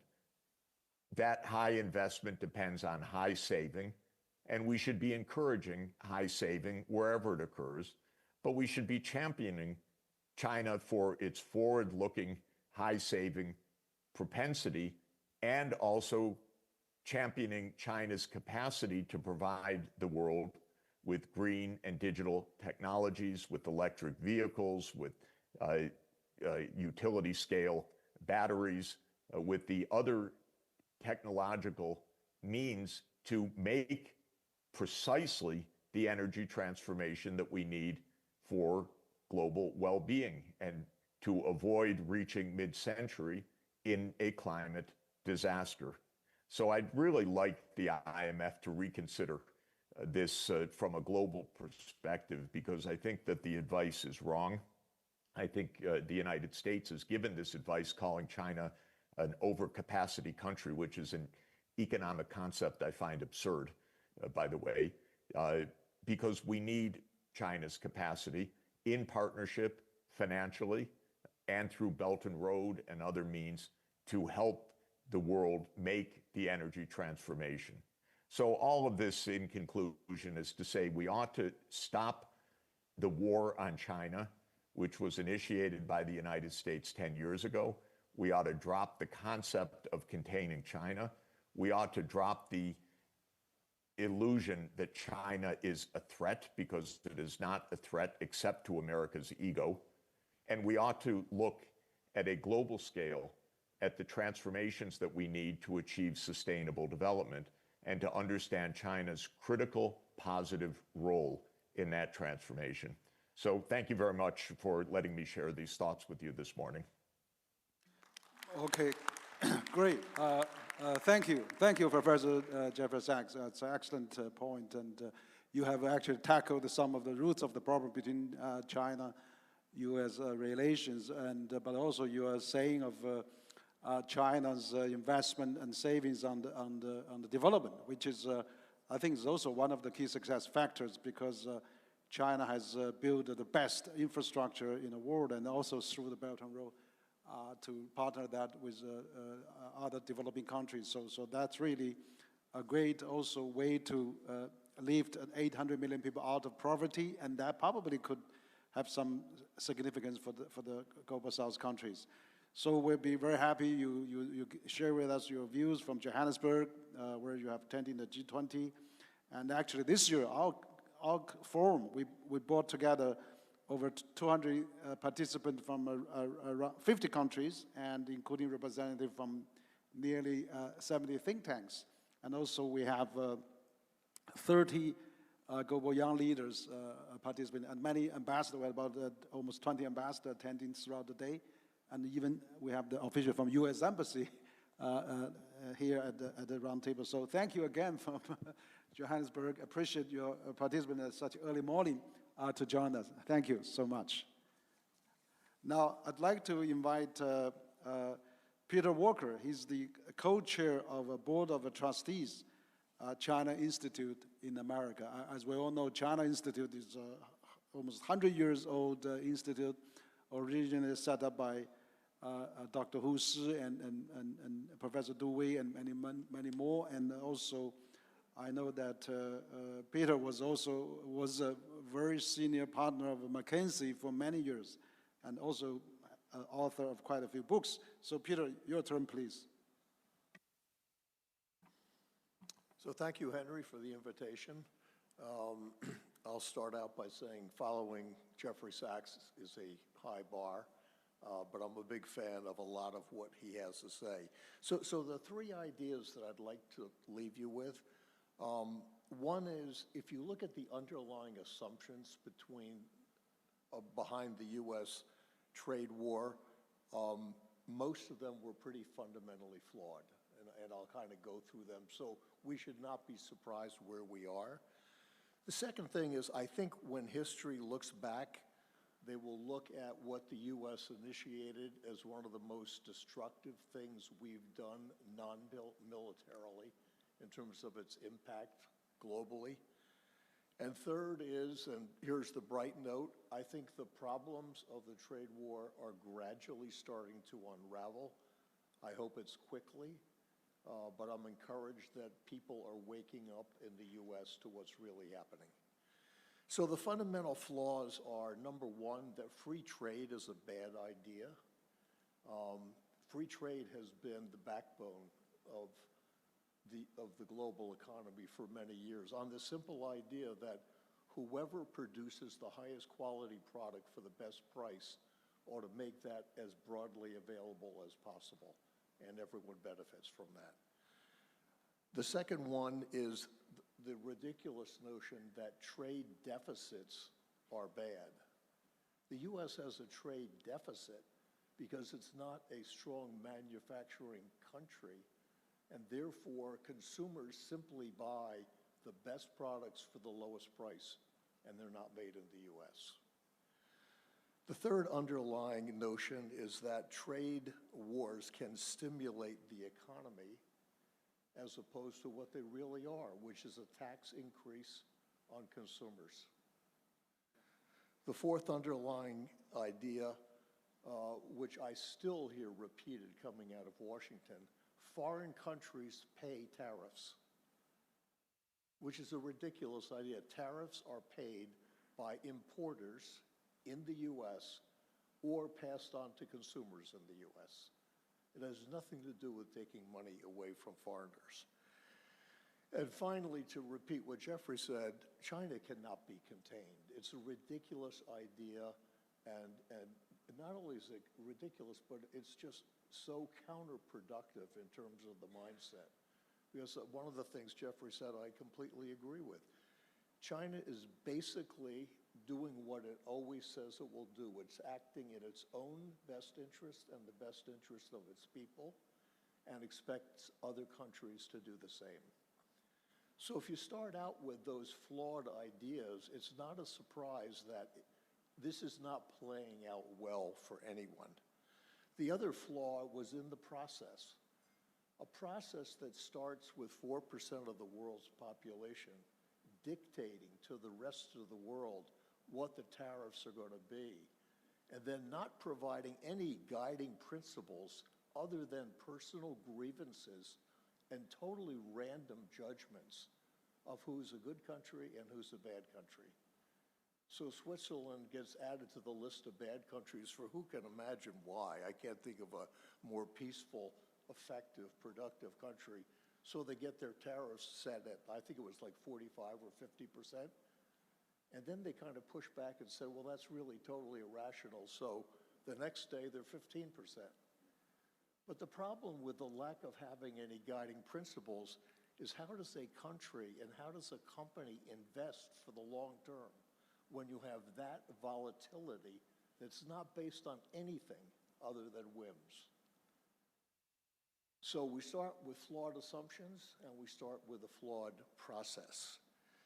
On the notion of this has been one of the more destructive things, and clearly history has not played out yet, but one of the most fundamental flaws or issues that we raise is we have destroyed decades of allied-based, trust-based relationships around the world.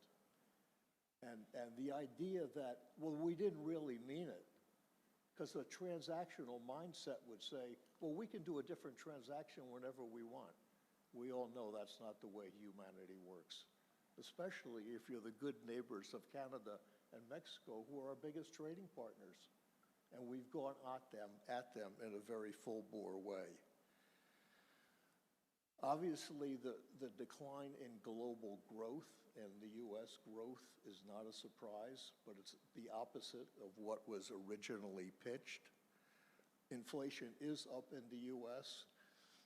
I don't know what many of you saw the announcement coming out of Washington, but they declared, among other things, that the cost of a turkey dinner, Thanksgiving dinner, is going down. You know why it went down? Because Walmart shrank the size of the dinner. They didn't reduce the price per pound of anything.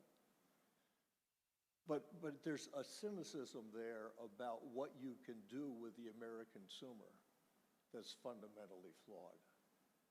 So when we take the position that affordability is not an issue, you can take that position on a lot of issues, but for people who go to the grocery store every week and tally up what it costs to fill your wagon, it's obvious that the numbers are moving in the wrong direction. So the final thing is, or the reason I guess I have some optimism, one is tariff rates are coming down. Obviously, you know, consumers say the cost of bananas and coffee are going way up. But the underlying notion that we can do anything about that when we don't grow either is kind of ridiculous. So I think that being among the most indefensible positions, and there will be more, and we're going to see a continued response from a backpedaling Washington on tariffs that make no sense to people. The second thing that gives me encouragement is maybe the Supreme Court will finally have a backbone. And it's taking on the issue of, does the president have the right to assert tariffs as opposed to the legislative branch, which is clearly what it says in the Constitution. We can all hope that that decision is made the right way, and that will start to unravel, hopefully, a lot of the centrist power grabbing that we've seen over the last couple of years. The other reason for hope is in the most recent election that we had in Virginia and in New Jersey, the Republicans took a bad beating. They took a bad beating on the proposition in California for redistricting and gerrymandering, which I don't support at all, but it was in response to what was done originally in Texas. And then finally, the underlying notion that by keeping out others' manufactured goods, manufacturing will come back in the U.S. is also a ridiculous idea. When you listen to manufacturers talk, they basically say, taking UAW employees who were used to getting $40 to $50 an hour and asking them to assemble iPhones in Texas for $12 an hour, nobody's going to take that up. So the idea that we can rebuild manufacturing simply by depriving Americans of foreign goods is not a sound idea. But those were the points that I wanted to get across, and I do hope that if we were to do this a year from now, we will see a further retrenchment of what from day one was just a very bad idea. Great. Okay, thank you. Thank you, Peter, and for your perspective. We'll see what the Supreme Court we decide on that, but it does seem to be not really very traditional or norm of the U.S. practice by imposing all those unilateral taxes. Now I'd like to have Professor Wang Yong. He's the Director, Center for American Studies of School of International Relations, Peking University, as a final panelist, please. Thank you very much, Professor Wang, for and the CCG setting this very timely forum for this most important topic of today's world. It echoes a lot of good opinions, on this panel, so including that one of Professor Sachs. But I'm not a hawkish scholar. I would like just might be take a step, a step further, beyond this points. I think I'm just speaking the truth. Now we have, it's a good time to look at the influence and implications of the tariff conflict between the U.S. and China. I use the three new to describe the new situation. One is the new tipping point. New tipping point about the strengths among nations, especially between U.S. and China. Okay, U.S. as it seems to be recognized the power position, the strength position of China. I'm thinking China has become the largest economy in the world in terms of especially in terms of the PPP. I think this standard makes more sense, okay, than the market value. China can be recorded as the only manufacturing superpower, taking account for 35% of manufacturing output of the world, equivalent to the next 9 countries. China has become the innovation superpower. So I think we see in the AI, the robotics, the green development, and so on. Not to mention the military, the power growing. So we have people that argue that 60% of the weaponries displaced on the September 3rd. Like it's not seen, right? So I think that is a very clear picture. That is, I think, the changes of the world. I call it the tipping point. I think that is being the realistic, the rational for the United States, and especially and the West as a whole, to recognize this, to think about its implications, and think the ways how to work together with China. The second new is about the window of new opportunities. I already said, we see the new momentum is gaining after the leaders' meeting between China and the U.S. in South Korea. We come to the new great opportunity. I'm happy to say President Trump it seems to be in the process of adjust his mindset about China, about relations. Based on his close observations of the tariff, the conflict, the hard negotiations between the two parties. I'm happy to say that is simply there is a good chemistry between the leaders of the great countries. And we have great opportunities to turn the negative competition, ugly competition, into a more positive one. To be more stabilizing, to be focused more on the common interests, and to work for the common interest of the commonwealth of the world. The last point, that is a new confidence. I think that is, it is very important for the people in the United States to know the real thinking in China about the world, about the United States. So I think, I studied this relationship, the United States, for the many years. I'm leading the Center for American Studies at Peking University. To my knowledge, to be very honest, I'm thinking China has such the attitude about the U.S. China respects the U.S. great power status. China never forget the time of the two countries, people fighting together in World War II against aggression. China well remembered the United States and the West, the contribution to China's reform and opening up, and economic modernizations. And also, as a people like myself, I'll be grateful for the pressure imposed by the U.S. Because of U.S. pressure, turned into the driving force internally for reform, for development, for innovations.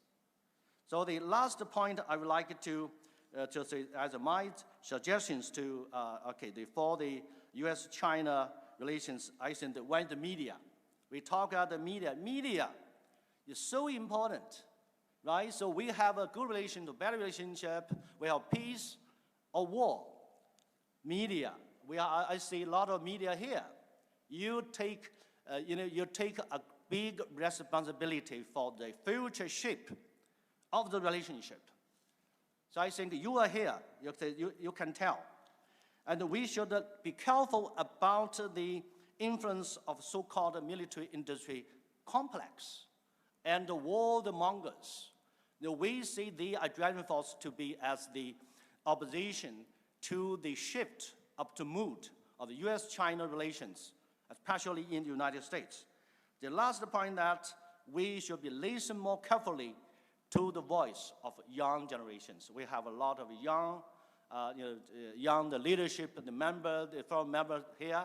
I appreciate that they are, you are presented here and the contribution to the relationship. Thank you very much.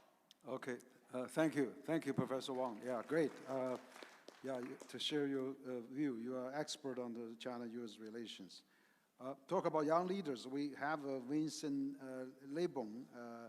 He's a research fellow and the deputy head of the China Center at the Nigeria Institute for International Affairs, also a PhD candidate at Tsinghua University. Maybe you can briefly comment or raise a question. Thank you very much. Thank you to CCG for this opportunity. Good afternoon, Your Excellencies, distinguished guests, ladies and gentlemen. It's my esteemed honor to air my views. I will be grateful for your responses. I will be taking off from where Professor Wong left, speaking about the positives that came out of this trade conflict. I tend to see a catalytic quality to it. Take Europe's strategic dilemma, for instance, and the 10% baseline tariffs. This is forging resilience in European strategic autonomy, leveraging the EU's market, powering, elevating Europe as an indispensable third pole in the current dynamics. When it comes to the global south, we have the paradox of vulnerability and agency, but this duopoly has seen a heightened embrace of the pluralistic global system that is developing, where global south countries simultaneously call all sides to negotiate from a position of collective leverage. When it comes to Africa, the IMF has predicted that there's going to be a reduction in GDP growth by 0.6 in the next year. However, you have structures like the AFCFTA, which has received a heightened push to harness the combined market power in negotiations. So this current dynamics, can we say it's just marking a wake-up call, or does it signal the end of the era of a single integrated global economy and possibly the rise of multiples? Thank you very much. Okay, great. Okay, thank you.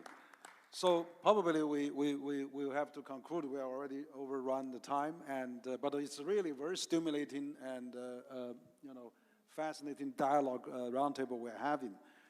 Just finally, personally, I think that China-U.S., even President Trump called it the G2, but I think it was the first time U.S. has put China on the equal footing, on the new equilibrium, and which that is, I think, has a huge impact on the relation. We're not talking about, how to contain it. We have to really treat each other equally, and that's why I'm very pleased to see this latest Rand Corporation report, which talk about, maybe we have to get along with China, maybe we have to really, promote the peaceful unification between mainland and Taiwan. And I also very encouraged to see President Trump actually did not let TPP leader Lai Ching-te to pass U.S. for a visit, and also vetoed the 400 million weaponry sales to Taiwan, which I think it's really good signal. And then he didn't talk about Taiwan at all during the summit in Busan, and which I think regard that as a bilateral issue. No, I regard that as a domestic issue rather than a bilateral issue or multilateral issue, so which is a great progress has been made there. I really think KMT also has elected a new chairman. She's very pro, dialogue, and she says many times she's a Chinese. So we see a great momentum there, and that's why, when we see Japanese Prime Minister mention something if Taiwan has something, a problem, if Japan would be doing something differently, that was really not in a good timing, because we haven't seen any tension there between the streets recently, thanks to the mutual understanding between China and the U.S. So I really hope that we can really stabilize our bilateral relation and also have these more productive relations. Of course, we have structural problem, challenges, and difficulties, but we should now be responsible for the world and as a responsible stakeholder. So I do hope U.S.-China relation will stabilize. As Secretary Rubio said, let's seek strategic stability, which is most important for the time to come. So I would like to thank our panelists very much this morning for this very stimulating, productive dialogue. And then we'll conclude the section now. So thank you all for listening as well. We're going to have a photo after this, and then we'll have lunch. So thank you. Thank you very much. Thank you to come to this roundtable session. So this roundtable session will focus on China-EU relations beyond the next 50 years. China and the European Union marks over 50 years of diplomatic relations at a time when the global order is undergoing profound restructuring. As the international community confronts geopolitical fragmentation, supply chain realignments, the climate challenges, and the rise of new digital and technological power centers, China-EU relations have become increasingly central to the question of whether multilateralism can be preserved and renewed in the decade ahead. China and the EU remain major stakeholders in global governance, each committed in principle to multilateral institutions and rules-based cooperation. Yet, strategic outlooks differ in key areas including trade policy, digital governance, the human rights, industrial subsidies, and the security priorities. At the same time, the EU's pursuit of de-risking and China's push to high standard openness and the evolving roles of regional actors and the emerging economies shapes a complex environment for diplomatic engagement. Whether the two sides can maintain stable cooperation while managing structural differences will significantly influence the future of global economic stability, climate action, and institutional reform. This session brings together leading European and Chinese scholars, policy advisors, think tank directors, and representatives of diplomatic and industry organizations to assess the long-term trajectory of China-EU relations. Through examining shared interest, policy gaps, and emerging areas of collaboration, from green transition and digital standard to global health, the infrastructure connectivity, and WTO modernization, the session seeks to identify practical pathway to uphold multilateralism and avoid strategic drift. The discussion emphasizes not only state-to-state diplomacy, but also the role of civil society networks, academic communities, and industry partnerships in sustaining constructive engagement over the next 50 years and beyond. So today we have the participants in the roundtable. So I would like to introduce the Caroline Albrecht, the founding manager director, Berlin Global Dialogue. Elisa Hohager, the chief representative, German Federation of Industry in China. And Lu Yongquan, the president, China CNPC, Economics and Technology Research Institute. The Christopher Boliner, the founding member and the vice chairman of the Eurasia Society in Berlin, Germany. Eberhard Sander-Schneider, I think he is already introduced in the morning, and Mr. Sun Yongfu also is introduced in the morning. I will not repeat. And Mr. Wang Yiwei, the John Monnet Chair Professor of European Union Studies, Renmin University of China. and Zhang Yuqi, the Vice President of Huajian Group. And at the end, we will have also from Yang, the leader, the GYLD, Mr. Li Guotai from Vietnam, is policy officer, European Chamber of Commerce in Vietnam. So I would like to ask the speakers to choose one or two the questions within the maximum 5 minutes. Then we have the following questions.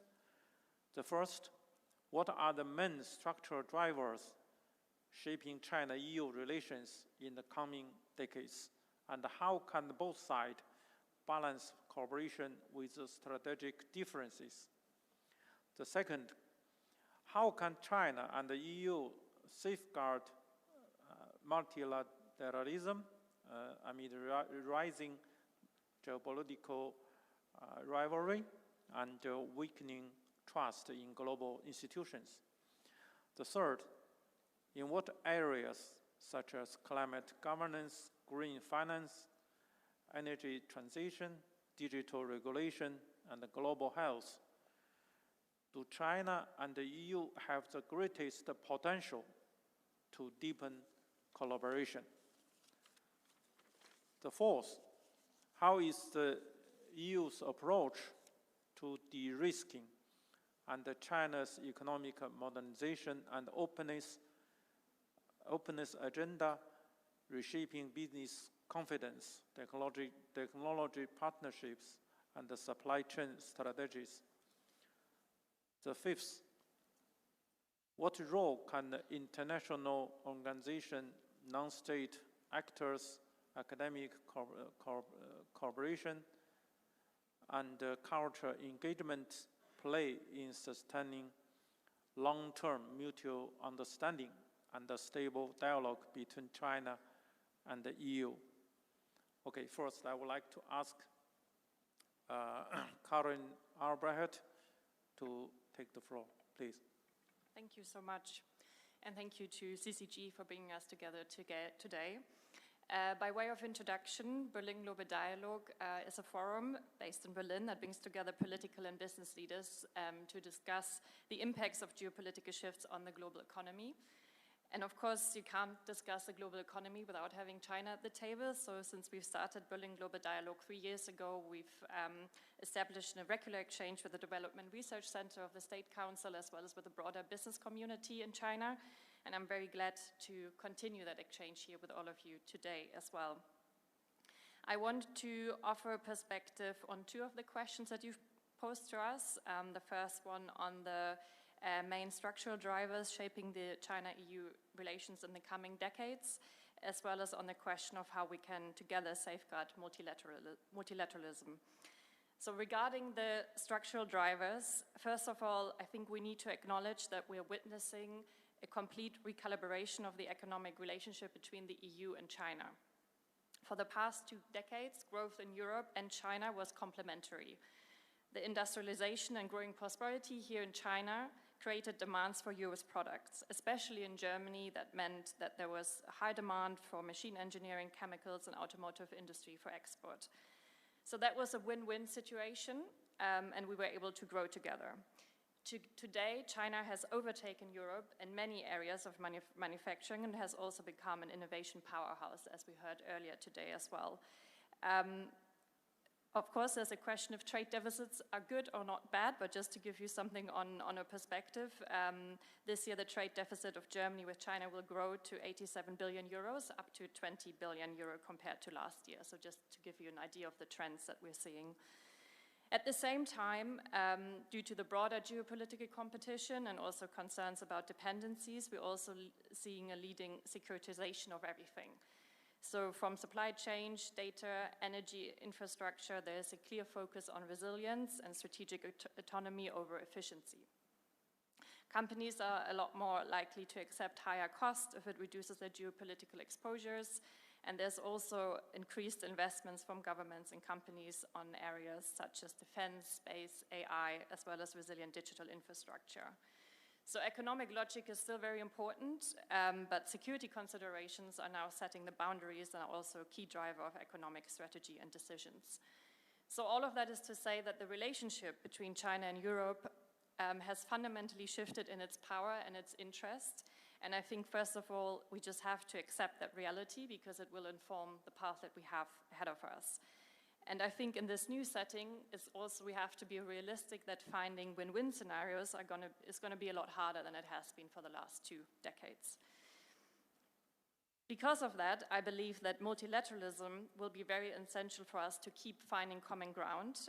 Both Europe and China share the core belief that multilateral cooperation provides more benefit than unilateral action. We heard a lot about that this morning when we talked about the future of the United Nations. And I think there's still a lot of areas across climate, green finance, AI, global health, and also development where we can find areas of win-win corporations and where our interests are more closely aligned. So I think in a lot of ways, our mission is not just for China and Europe to work together to safeguard multilateralism, but I also think that actually our joint efforts for multilateralism can be a safeguard to protect Europe and China as we renegotiate our economic partnership. As we all know, multilateral institutions are in desperate need for reform, but we should not abandon them. So it will be a balancing act in the coming decades to uphold the existing multilateral institutions while establishing stronger bilateral and plurilateral agreements, which can maybe deliver quicker results on issue-based coalitions, whilst the multilateral institutions are undergoing the reforms that are needed. Lastly, I think it's important that we do not fall into the trap of believing that we need to choose sides. I believe in a multipolar world, partnerships and alliances will become a lot more fluent and flexible based on joint interest and specific issues. And that flexibility requires a lot of engagement, ongoing engagement across a lot of different issues, trust, and I hope we can continue the China-EU partnership based on the spirit of friends, not camps. Thank you.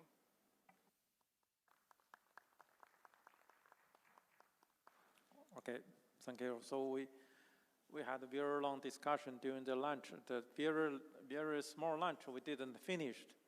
And so thank you for your sharing your opinion. So next, I would like to call Ms. Lisa Hohager to give her opinion, please. Thank you very much, Mr. Hanbing. Thank you, CCG, for inviting me. It's a pleasure to join today's discussion. Let me just briefly state I represent the Federation of German Industries, otherwise known as BDI. And we're the umbrella organization of German industry and industry-related services. And that's why in my remarks, I'm going to focus on the first question that you asked, Mr. Han, which is what the main structural drivers are that are shaping China-EU relations. Because I believe that this is a question that captures the situation that industry across Europe and China is actually navigating at the moment. And the reality is that these structural drivers are increasingly defined by imbalances, and they lie in the evolving economic relationship between the EU and China. China's share of global industrial production has risen enormously and very rapidly. It's now at around 30%, and it's projected to reach around 45% by 2030. And this shift is mirrored in trade flows as well. Germany's trade deficit, for example, with China, it just reached a record 87.6 billion euros last year, surpassing the previous peak in 2022. And exports from Germany to China have declined sharply, while China is Germany's largest supplier by a wide margin, with particularly strong increases in, among others, imports in electrical equipment and machinery. So, ladies and gentlemen, let me just focus on the machinery sector for a while, because I believe that it illustrates how these structural trends and changes are actually affecting industry and impacting trade relations, but also ultimately the wider EU-China relationship. So up until 3 years ago, Germany was the world's leading exporter of machinery, Exportweltmeister in machineries. But today that title belongs to China, and Chinese machineries and Chinese machinery manufacturers are highly competitive in both products and pricing. Research by the IMF, the OECD, and others links this shift to, among other factors, extensive industrial subsidization. Subsidies are certainly not the only factor, but they do have a clear impact on industry beyond China.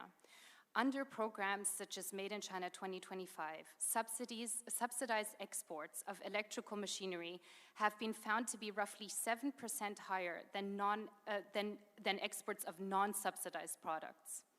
On the import side, subsidies suppress imports of targeted goods to China compared to non-targeted ones, an effect that IMF researchers do not observe to the same extent in other economies. In practical terms, what this means is that industrial policies expand China's export share and reduce its import share in subsidized product categories, with supply chain linkages amplifying these effects. Subsidies given to upstream industries expand significantly also the exports of downstream industries. So industrial policy, it's also increasingly being justified on national security grounds, or what we might call a certain securitization of industrial policy, as the previous speaker mentioned. And this is adding even further strain. China's export restrictions on rare earth elements and magnets, all items which are critical for European manufacturing, they continue to create vulnerabilities and uncertainty deep in our supply chains. Such measures, they only serve to highlight the risks associated with Europe's asymmetric dependencies, risks that have become impossible to overlook. Chinese experts describe an economic model driven heavily by supply-side expansion rather than domestic demand. We heard this morning as well. And so, continuing to subsidize mature industries long after they've reached global competitiveness undermines fair competition and fuels political tension, ultimately. There are compelling studies by Chinese academics from universities in Beijing, Shandong, and Nanjing, among others, which outline how subsidies for China's NEV sector continued on for too long. By 2015, China was already the global leader in NEV production and sales. And yet, from 2015 to 2018, total government spending on NEV subsidies roughly tripled compared to the preceding years. So subsidies continuing beyond this point contributed to subsidy dependence, reducing companies' incentives for genuine technological innovation, and even encouraging waste. So a part of the objective of this program, of course, was to enhance industrial competitiveness of Chinese automakers in the global market, catering to external demand. And this is where countries, such as in Europe, with an existing auto industry face difficulty, because subsidies promote Chinese exports and, on the other hand, limit imports. This is true not just in the auto industry, but in all sectors prioritized by Chinese industrial policy. And it makes China's current growth model an issue for the rest of the world, but especially for the EU, because China has increasingly taken Europe's market share in a host of manufacturing sectors. So this level of subsidization is bad for innovation of individual companies, and a lot of studies show that as well. And despite these challenges, though, I believe there are constructive avenues to address these imbalances. For both the EU and China, it's clearly in our shared interest to avoid an escalation of reciprocal tariffs. Avoiding escalation is only possible if the underlying causes of the imbalance are addressed. One concrete step could, for example, be for China to engage in strategic and detailed discussions with the EU on ways of reducing the most competition-distorting subsidy measures, or at least their negative impact on value creation in Europe. Such talks could help prevent a continued subsidy spiral in China and corresponding defensive measures in the EU, and would benefit both sides. And the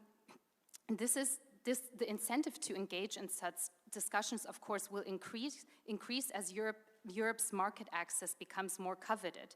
And therefore, this will allow space, an off-ramp, if you will, to rebalance economic relationship. At the same time, I believe that there are encouraging signs in macroeconomic adjustment within China, as outlined, for example, in proposals for the current 15th year plan. And strengthening domestic consumption, which is obviously on the agenda, allowing a more market-driven appreciation of the renminbi, all of this would help reduce trade imbalances and also contribute to a more stable long-term economic relationship with Europe. So, ladies and gentlemen, the question before us is how China and the EU can balance cooperation with strategic differences. It can't be answered by trade policy alone, clearly. But if we are serious about stabilizing EU-China relations to the benefit of sustainable economic development on both continents, then the steps outlined above seem unavoidable as well as mutually beneficial. Clear, enforceable commitments on fair competition are essential if we want to build a resilient and balanced partnership for the decades to come, providing room for future complementarities and mutual benefit from economic development on both continents.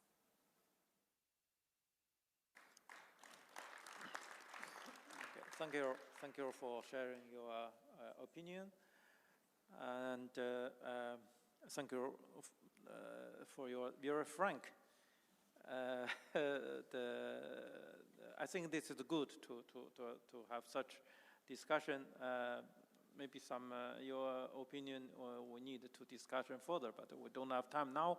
But anyway, I'm very thankful and glad that we can discuss in this occasion in a very frank way. Yeah. Okay, next I would like to ask Mr. Lu Ruquan to share your opinion. Okay. And I'm from an energy think tank, and I will share my viewpoints from the perspective of China-EU energy cooperation and competition. And we know that energy cooperation is a key area in which China and the EU could practice and promote the truly multilateralism. However, right now, I think EU take China not only as a cooperative partner, but also an economic competitor and also a systematic rival. So, China-EU energy relations present to be a complex picture. On the one hand, in the context of EU's de-risking strategy on China, the two sides have increasingly become competitors on supply chain related to the energy transition and energy security. For example, in the fields of EV, electrical vehicles, and batteries, the EU is seeking to limit cooperation with Chinese enterprises through instruments such as tariffs and CBAM, that is carbon border adjustment mechanism. And it has adopted the Critical Raw Material Act to diversify supply chain partners and reduce dependence on raw materials from China. The fundamental drive of de-risking of EU is that dependence on Russia for oil and gas must not be replaced by dependence on China for new and renewable energy technologies. This mindset has led the EU to re-examine its approach to energy security.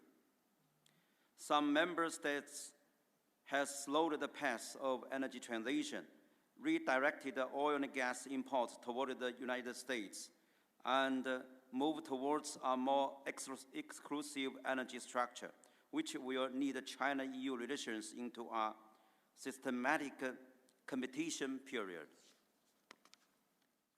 However, China and the EU share similar energy concernings, common energy objectives, complementary energy industrial capabilities, and companies with strong capability as well as willingness for cooperation. The two sides have jointly promoted the energy transition and are partners and stakeholders in strengthening global climate governance.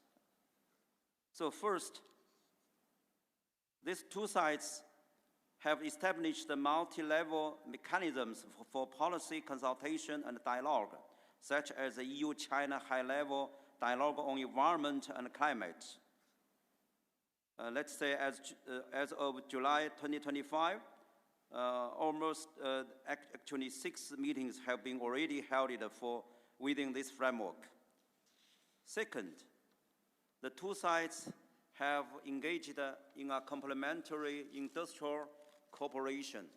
The EU enjoys significant resources and technological advantage in wind power, while China is able to supply key components at a low cost.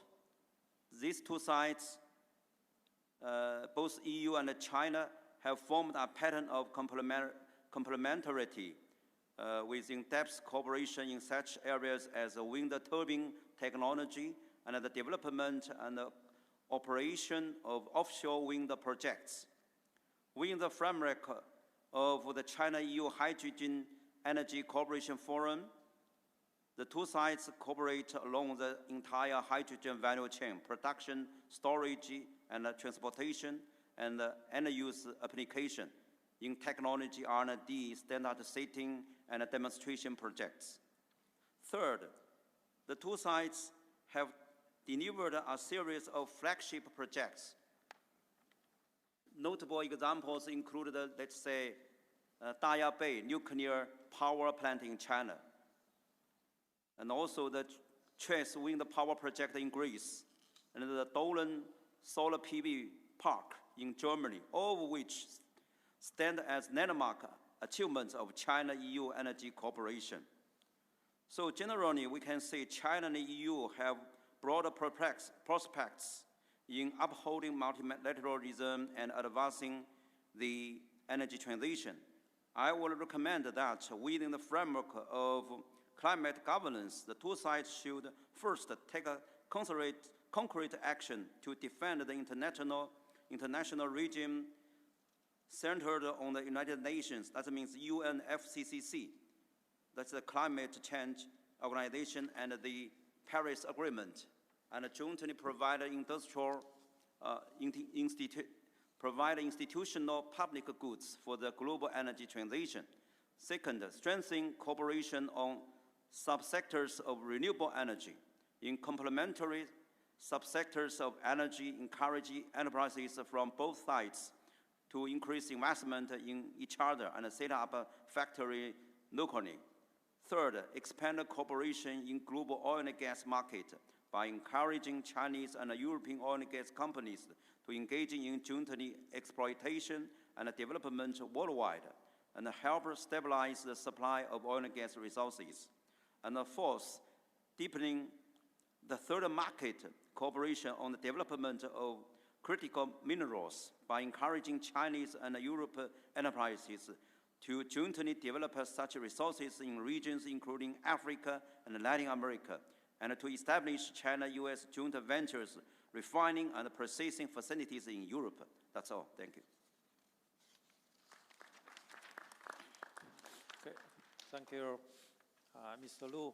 I think the energy sector is the potential area that the China and the EU could have very good cooperation.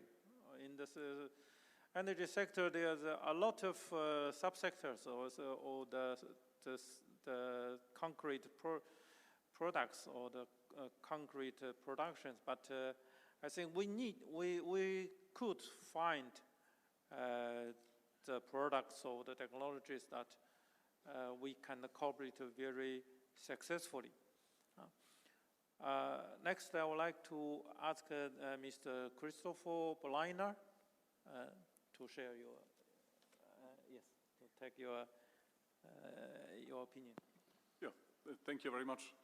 Well, I think for both, I mean, the European Union and China and the relation between the European Union and China, I mean, the most important question is the future of the international order. I mean, what will it look like? What place will the EU and China occupy in it? How long will the transitional phase take from the current order to a new one? And very importantly, I mean, will the transition be peaceful or violent?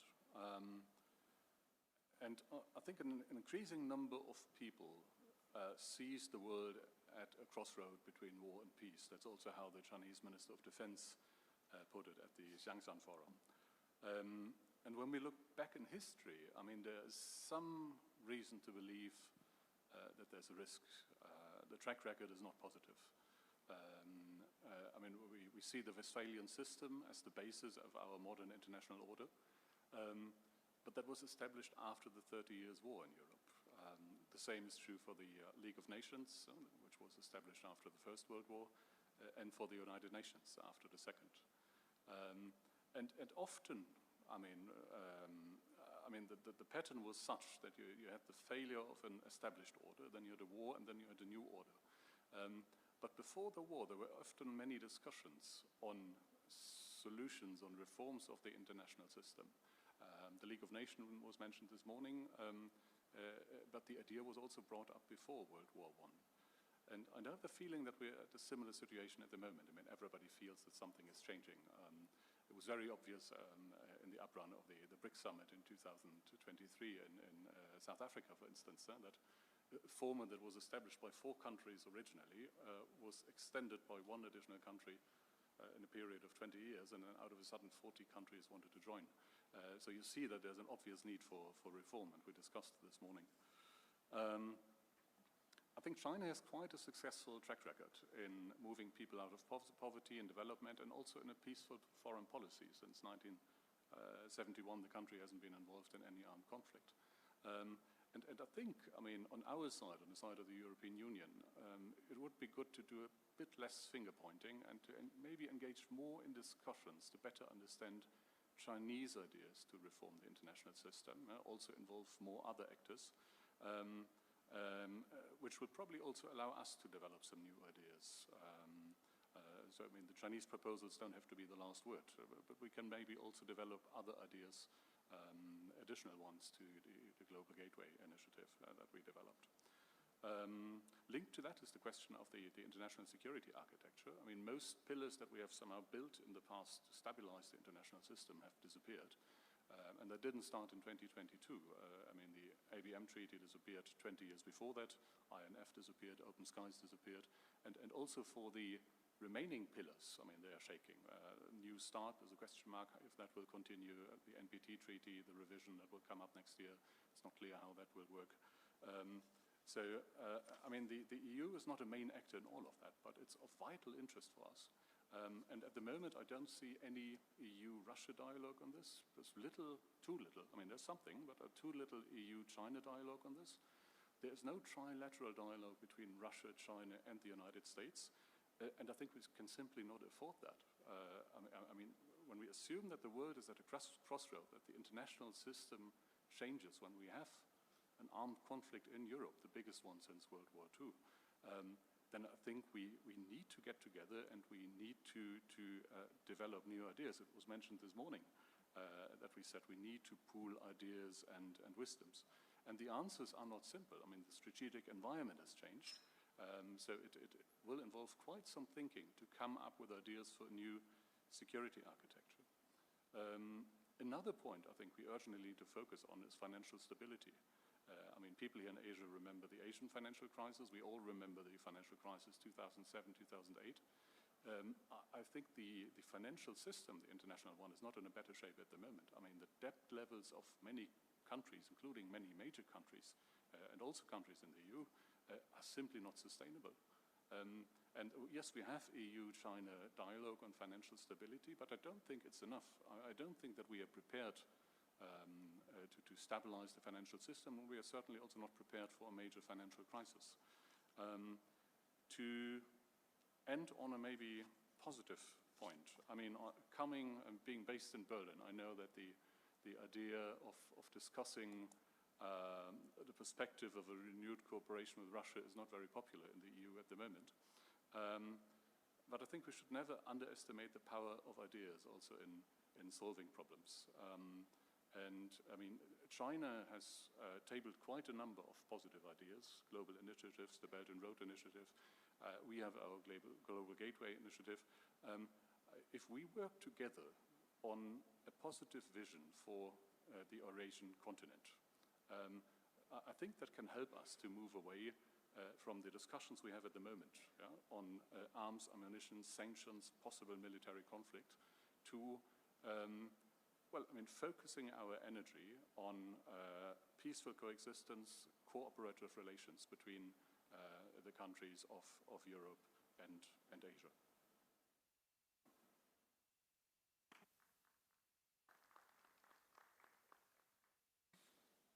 Okay, thank you, Mr. Leonard. I'm quite agree about your opinion about the dialogue. You mentioned that there's no dialogue between EU and Russia. It's little dialogue between EU and China. It's just a lot of dialogue between the US and the EU. We need the dialogue. And I think without dialogue, we will go to the no result. So I think I quite agree on you. So anyway, what are the difference we have? We have to communicate each other. Next, I would like to ask Eberhard Sander-Schneider to give their opinion. Thank you so much again for giving me the opportunity to share a few ideas with you on EU-China relations. But let me start with your last remark, Mr. Chairman. I am certainly absolutely in favor of dialogue. But let us remind ourselves, dialogue does not necessarily lead to success. You might end up in misunderstandings, in conflicts. So dialogue is an important prerequisite for the organization of bilateral relations, but not an automatic instrument of success. Let's keep in mind what I just said, because I would first start with drawing your attention again to the last 50 years of official relations between China and the European Union. And my overall assessment is, what a success based on the expectations back in 1975.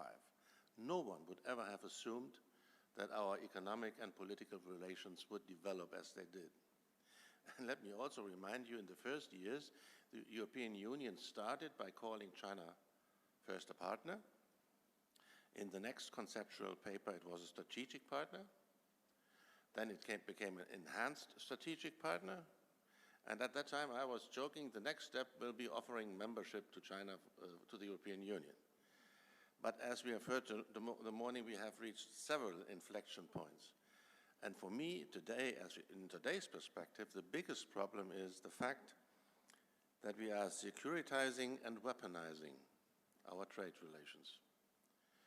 That's perhaps not the origin in China and not in Europe, but we have an American friend who is always with us as the invisible third party.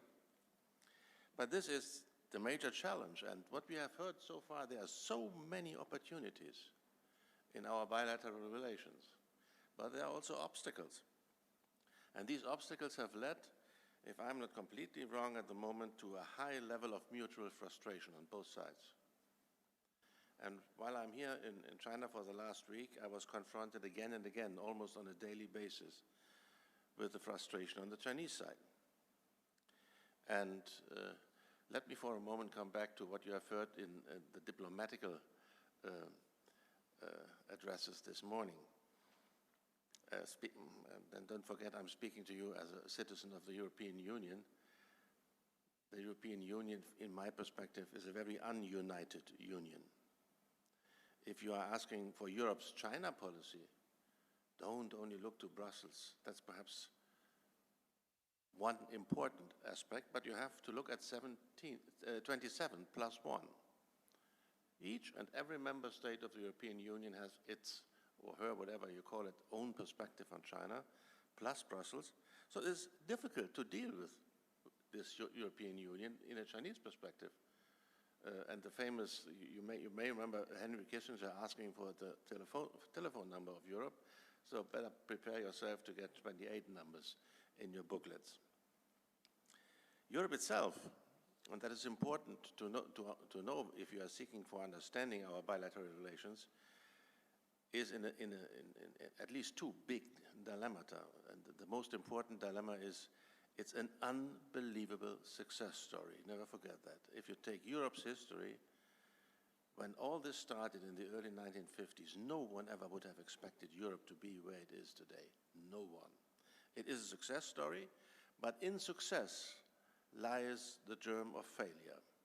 The biggest success in my reading of the European Union is helping stabilize the transformation processes in Central and Eastern Europe after 1989. That was important, that was a success. But at the same time, it led to a simple dilemma. The dilemma is the European Union is overstretched externally and overregulated internally. Remember this morning, that really caught my attention, the ambassador saying, regulation is not fast enough. That is one of the European diseases compared to China. We do not need regulation, we need learning about social media. But Europeans start with regulation first before they continue with developing technology. And my impression is, in this country, you are proceeding exactly the opposite way and much more successful. So in the end, this inflection point we may have reached in the official diplomatic speech, yes, might be there, but it is an inflection point which is also characterized by a big division in attitudes towards China between politics on the one hand and business on the other. My impression is that while politics is getting ever more critical of China, weaponizing some of the aspects of our relations, as I said, business is continuing, despite all problems which have been mentioned, to regard China as what China really is, one of the most important markets of the future, and I don't know any business person in Germany who does not want to be part of action on the biggest market of the future. So the perspective is waiting for us is hard work, especially in the political sphere. We have lost trust, we have lost mutual understanding, and we are all challenged to help contribute to overcoming this lack of trust. And my personal, if I should be asked to end on an optimistic note, I'm pretty sure that growing international pressure, global pressure, necessitates less fundamentalism in our bilateral relations and more pragmatism. That is perhaps something we Europeans can learn from China, and hopefully we do. Thank you so much.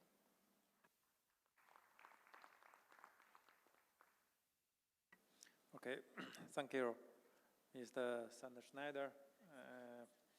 I think yes, your thinking is we need to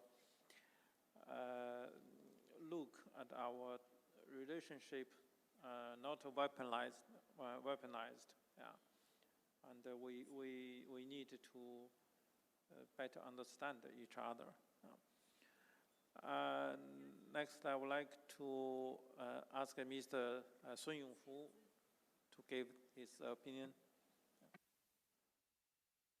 Thank you very much for having me to participate in this dialogue. It's very interesting. I noted that most, if not all, the panelists for this afternoon mainly from Germany. But I think it's quite natural because Germany is the #1 trading partner for 40 years. If we see China-EU economic and trade relations, and I was part of that for a little bit more than 12 years, as I was the DG for European Department of MOFCOM. I'm quite lucky that in my time, the economic and trade relationship between China and EU was very good. We are on a very healthy track, I think, comparing with present situation. I think we are a little bit out of track, and there is no, enough trust between each other, as mentioned by previous speakers. And we had some trade frictions when we were during that period of time, and say textile and solar panels, but we have rules to obey, that is WTO. So through negotiations, through dialogue, we can more or less solve our trade frictions. But now it's difficult. And Germany still is our #1 trading partner within the EU, and is the most important trading partner for us. It's more or less 1/3 our bilateral trade. China, EU, and Germany places very important, one third, or 1/4 of our bilateral trade. So the role of Germany is very important in shaping the bilateral trade and economic cooperation between China and EU as a whole. Now, I think it's quite complicated, as mentioned. How should we treat EU separately to deal with the member states of EU as 27 members, or we need to discuss more with Brussels as a union? Because my feeling is that in order to solve the individual problems of member states, they always concentrate on all their requirement to Brussels, so that they can put everything in a group to discuss with our top leaders. But for those individual members, only for those, happy sectors, we don't have too much problems, but put the difficult items to Brussels. So it's difficult for China to discuss with the EU, with the Brussels. And I still can recall that for those HEDs, they have high-level economic dialogue, it's very difficult to answer all the questions concentrated from all the members of the EU. And the questionnaire is too high, it's too long. So I think right now we see more and more competition instead of a complementary economic relations. And from 2019, China is labeled as 3 categories, as mentioned before: partner, competitor, and systematic rivalry. I think the worry is that more and more systematic rivalry is on the top agenda, instead of having real dialogue on cooperations, like Christoph last comments mentioned.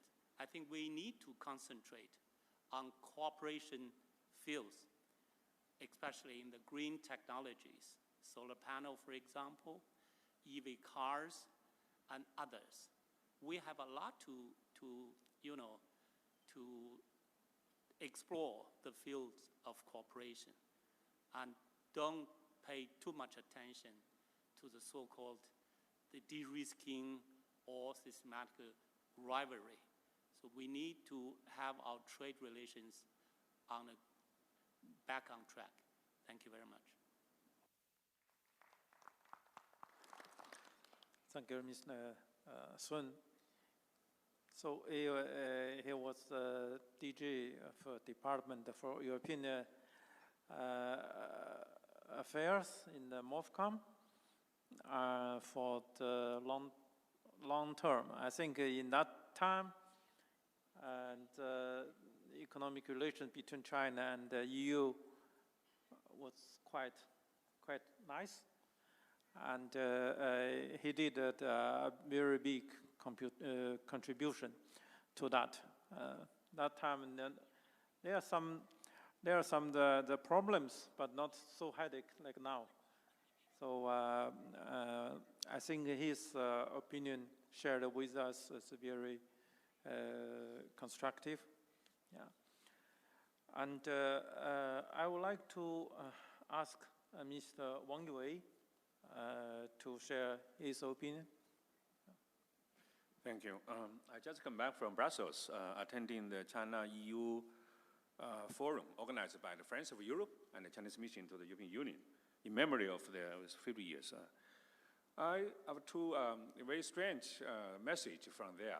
One is the Europeans think about Ukraine as our core interests. China asked Europe to respect Taiwan as a core national interest. Why you do not respect Ukraine? I said Taiwan is a core national interest of China.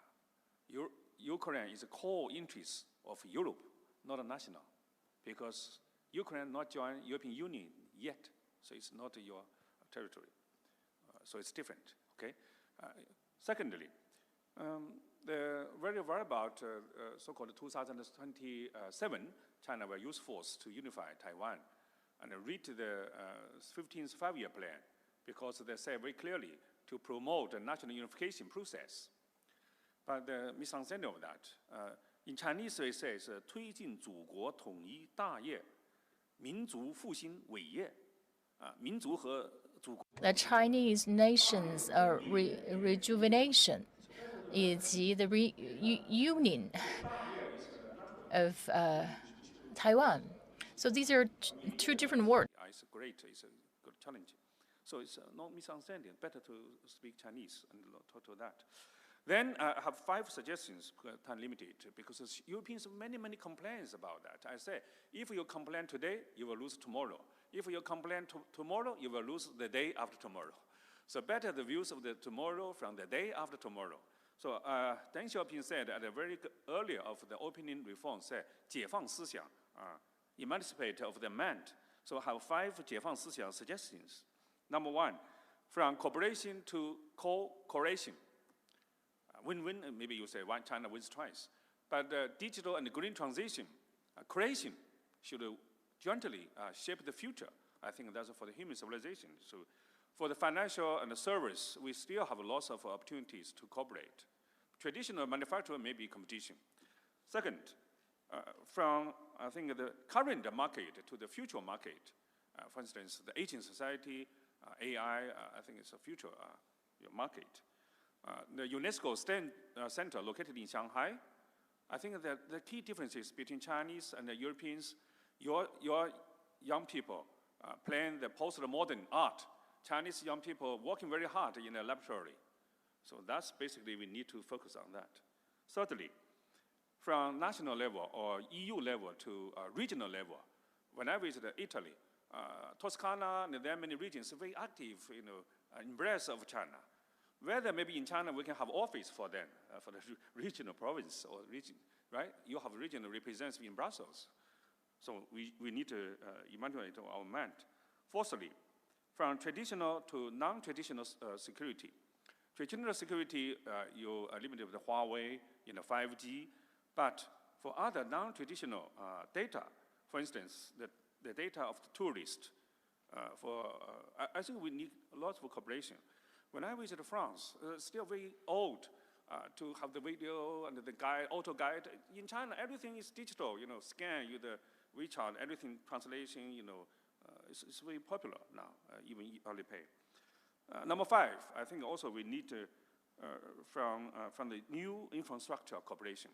The older infrastructure, lots of problem, but not just the, Europeans Global Gateway Initiative, Chinese Belt Road Initiative, and also third-party market cooperation. China now, the Zhongji to China, Kyrgyzstan, Uzbekistan, the railway extend from across the Caspian Sea and from Azerbaijan, Turkey, and then reach Europe. This is directly connected each other because the China-Europe Express cut by the Ukraine war, and also sometimes the Poland also close. So I think that's make our straight connections in a new infrastructure building. I think lots of the opportunities to cooperate. Thank you. Okay, thank you, Mr. Wang. I think it's 5 areas of what he mentioned is very constructive thinking. And in these areas, some should be very good area, and then the potential area for the successful cooperation between China and the EU. So next, I would like to ask Mrs. Zhang Yuqi. She is the Vice President of Huajian Group, which is a big company for the footwear production. This is from the enterprise. Well, I would like to hear the opinion from the enterprise.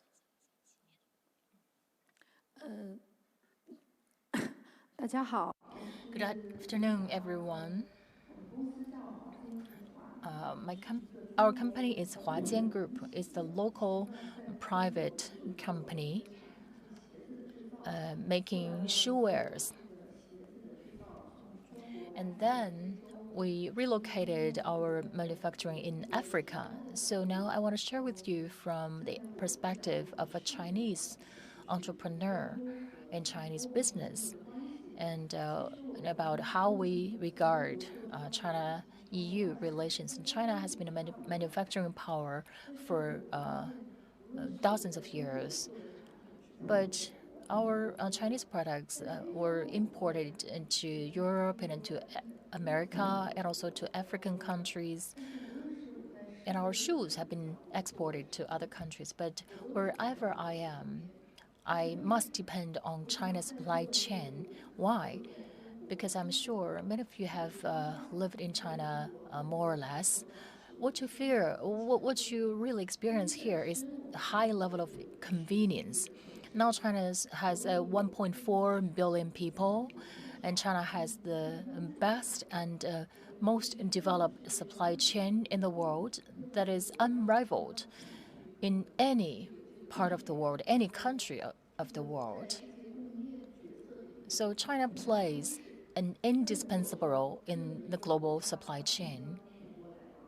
And there's no country in this world that would not want to connect with China. Otherwise, they would lose some potential access to this global supply chain, whether in aspect of living standards.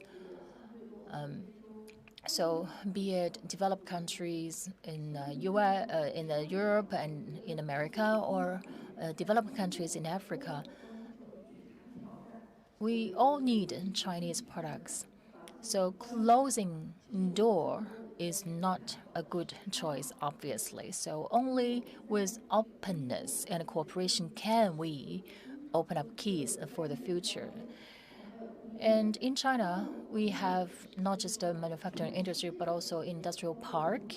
And we have global investors from all continents, from Europe, from Africa, from others.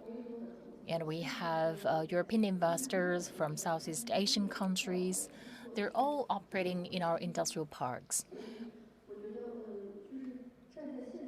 So standing at this point, when there are no actually borders among the countries, for example, I regard myself as not just a Chinese citizen, but also an Ethiopian businesswoman. And there's a global market for me to create value. I'm not just operating in Africa merely for money. We can go to virtually everywhere in this world to do business. And the global market is global rather than an individual market for Europe or for America or for others. So for China and EU relations, yes, of course, there are surely challenges.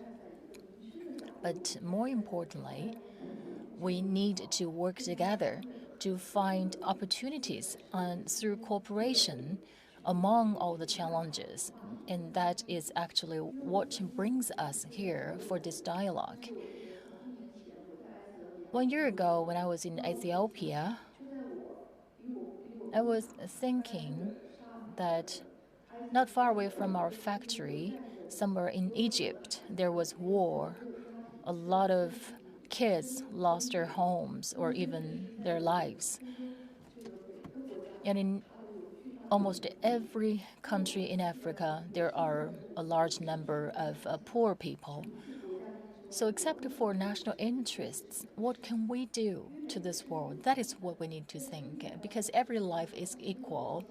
And when life was born, they're not labeled as what nationality or what country they're from. So what I really hope from a business side is that Europe and China can find a sustainable way where they could find long-term and shared success. Thank you. It's a voice from enterprise. I think the Mrs. Lisa Honhager, she has another meeting at 4 o'clock, so she left earlier. In her speech, he talked a lot about subsidies in China. So, and when we heard from the enterprise, I think the competitiveness from of Chinese products or the Chinese production is not the subsidies. It's the supply chain, mature supply chain, and ecological production, ecological environment. That's produce the competitiveness. Okay, I would like to thank all the panelists for the speech. And at the end, I would like to ask the young leader representative, Mr. Lee Quang-tai from Vietnam, to share his opinion with us. Well, thank you. Well, I would just like to thank all of the honorable speakers today on the panel for their insights and the discussion. So my name is Lee. I'm a young leader for the GYLD and a policy officer for the European Chamber of Commerce in Vietnam. So my question, well, I would like to bring the focus of the core engine of the EU-China economic relationship, which is the competitiveness. So to understand this, I actually outlined 3 fundamental pillars that I would like to highlight. One would be the people, the demographic, the talent pool, both vast and increasingly skilled, which is a huge, clear advantage to China. Second would be the system, a capacity for long-term relationship, strategic planning, rapid mobilization, which is undeniably very effective in China. And third would be what I want to highlight the most is the regulatory environment, which historically has been one of the most complex pillars from the European perspective. And the EU Commission's own assessment has consistently highlighted that the regulations in China are not as a neutral factor, but as a significant barrier. And this is under the whole framework of partner for cooperation, economic competitor, and systemic rival. And the perception is of this complex regulatory environment was a key contributor to the stagnation of the landmark Comprehensive Agreement on Investment, the CAIT. And this stagnation is particularly in stark contrast when we look at, at the broad regional context where other countries like Vietnam, for example, have actively reformed their regulations to align with international agreements and paving the way for the Vietnam-EU Free Trade Agreement, the CPTPP, as well as 2 recent comprehensive strategic partnerships with both the UK and France. So the current situation that we're seeing here is, it presents some kind of a paradox. So we see a lot of the potential in the EU-China economic relationship, but also we see a lot of competition within the region as well. So my question would be threefold. It addressed to any members of the panel. Well, we talk a lot about the, we talk about regulations, we talk about the whole recalibration of the EU-China relationship, and dialogues and different approaches to, the relationship itself. So first of all, how do you see the current trajectory of the China's regulatory environment in practice today? Are we seeing a shift from a framework perceived as more of a shield to one that acts as an enabler for high-quality investment for the EU beyond the 50 years? Second would be how regulations evolve, not just to improve China's own competitive attractiveness, but also to become a genuine asset for the EU-China partnership. And third, and the last one, would be what specific shift in the EU own approach necessary to proactively encourage and facilitate this positive development. Thank you.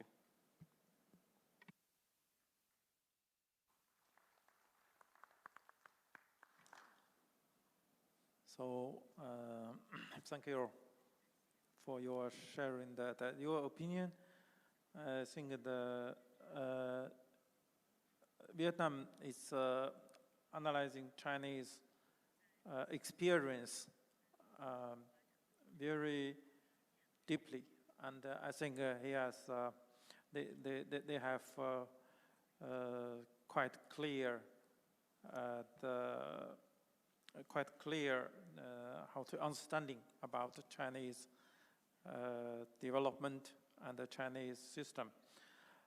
So for your question, I would like to ask some panelists to give some comment. Okay, so maybe Mr. Son Snyder? Yeah? Okay.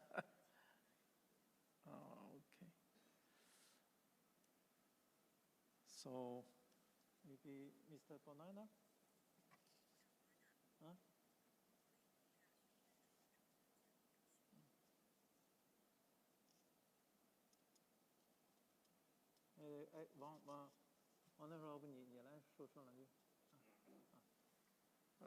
I think in China experience is very dialectical thinking about regulation and development.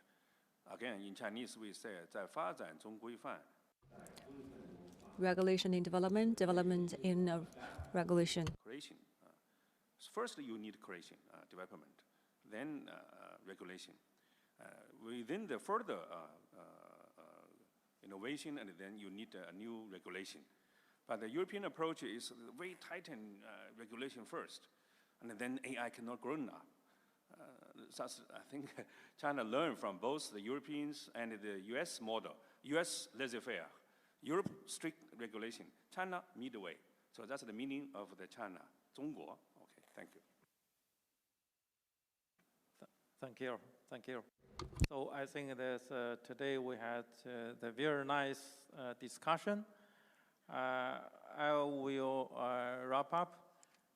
Maybe in Chinese, it's more, for me, easier.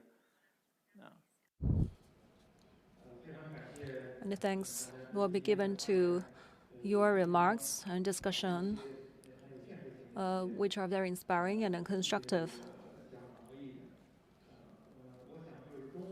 I believe that the future development between China and EU relations, first of all, we have to intensify the communication and exchange. Right now, the exchange is not sufficient. Until now, we have adopted the visa-free policies to African countries, to welcome African countries to come and also to communicate with us, including tourism. So I believe this adoption of the policies can apply to Europe as well. And second, both sides, we believe, can clarify and correct our understanding and cognition, which would be impartial, which is pragmatic, which is based on truth and reality. So this kind of communication will be warmly welcome. And the third one is that the China-EU's relation, by definition, by China, would be the partnership. So to European unions, we do not deem it as the foe. Some of the individual members take the national interest and security as the excuse to bar the import of Chinese products, and is ridiculous and hilarious. and we do not have an interest in this kind of excuse.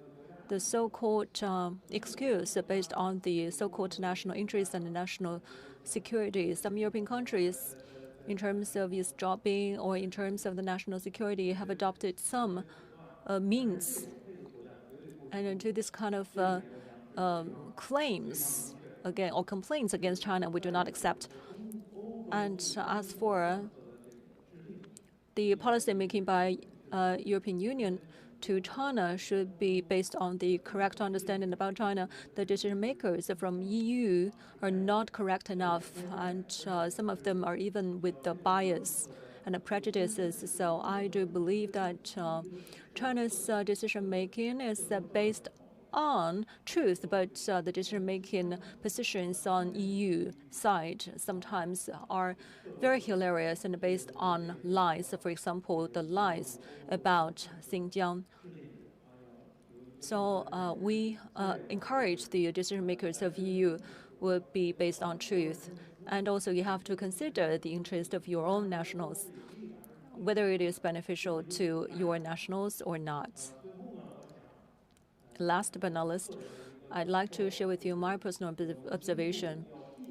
In the future, we have to avoid this kind of phenomena that is what we call as to self-fulfilling prophecy.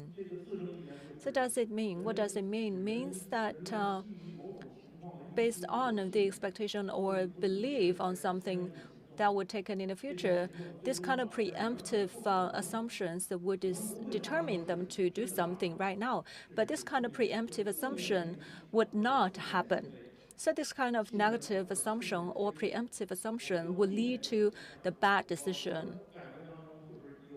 I feel that some of the negative behaviors is based on this negatively preemptive assumptions or illusions. That is something we do not want to see. We have to avoid this kind of assumptions or phenomena. Thank you again for the contributions by the panelists and your participation. Thank you. Ladies and gentlemen, we are now about to begin the fourth thematic roundtable for today: New Drivers of Globalization, Climate Change, AI, and Supply Chains. To moderate this roundtable, let's warmly welcome Mr. Zhang Wei, Deputy Secretary General and Senior Research Fellow at the Center for China and Globalization. The floor is yours.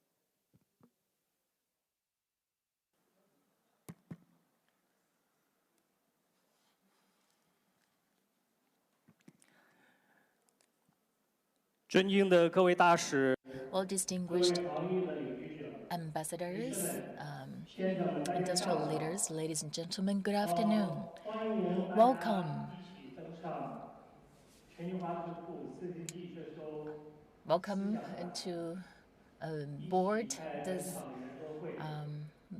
ship of ideas, elaborating on this subject: new drivers of globalization, climate change, AI, and supply chains. We now have panelists from diplomacy, industry, businesses, and academia, and others. I am Zhang Wei, moderator for this thematic roundtable. I'm like the lieutenant of this ship. Well then, hopefully I would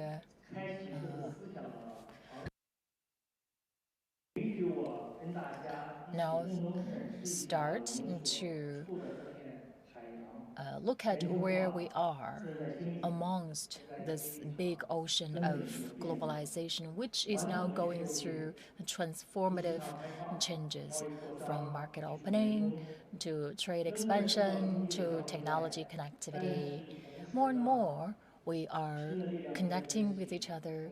We're now seeing rising powers, and we're redefining the relations between nations, between businesses.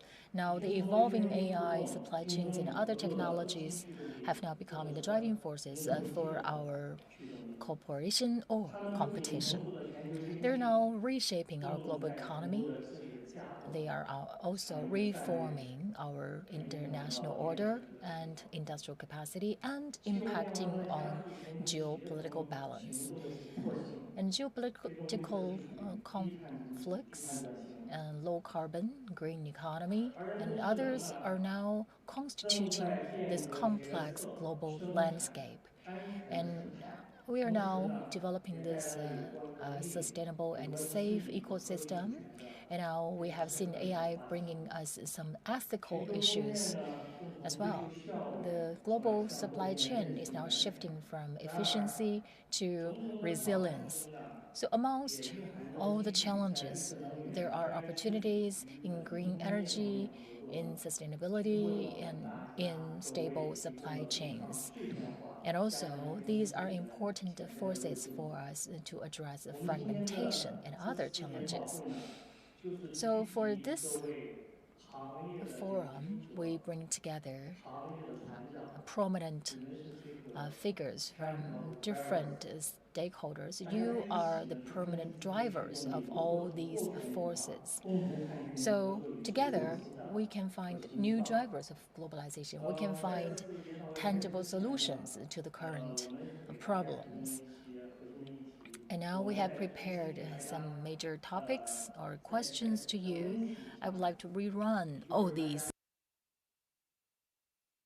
so that in your sharing, you could choose the most interested in topics. First, how do we define world green trade and reshaping global order? And what kind of AI governance model can we best support globalization while mitigating the risk of ethics? And in reshaping supply chains, how do our strategies influence the global market and the regional economy? Fourthly, climate change and transformation, digital governance are now seeing some new potential for global cooperation. And what are the outcomes of such cooperations? And for developed countries, how can they play a more important role in the next phase of globalization so that they can protect the equity, fairness, and fruitful outcomes? Well, so much from me. Now let me give the floor to our panelists. So for this roundtable, we have 12 panelists, but Lu Ruquan had to leave earlier for other important arrangements. So now we have 11 panelists with us for this panel. They're all prominent figures from different sectors, very influential leaders in their specific field. For each and every panelist, you will have 5 minutes to share your perspectives. So now, without further ado, let us give the floor to Craig Burchell,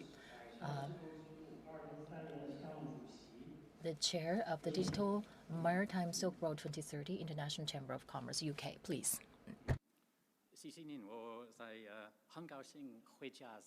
Well, thank you. Very glad to come back to Beijing. I've been working in Huawei in Shenzhen for 4 years.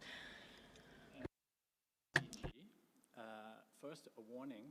I'm a lawyer, and I'm from the business sector. So we tend to be very pragmatic and very business-oriented and very practical.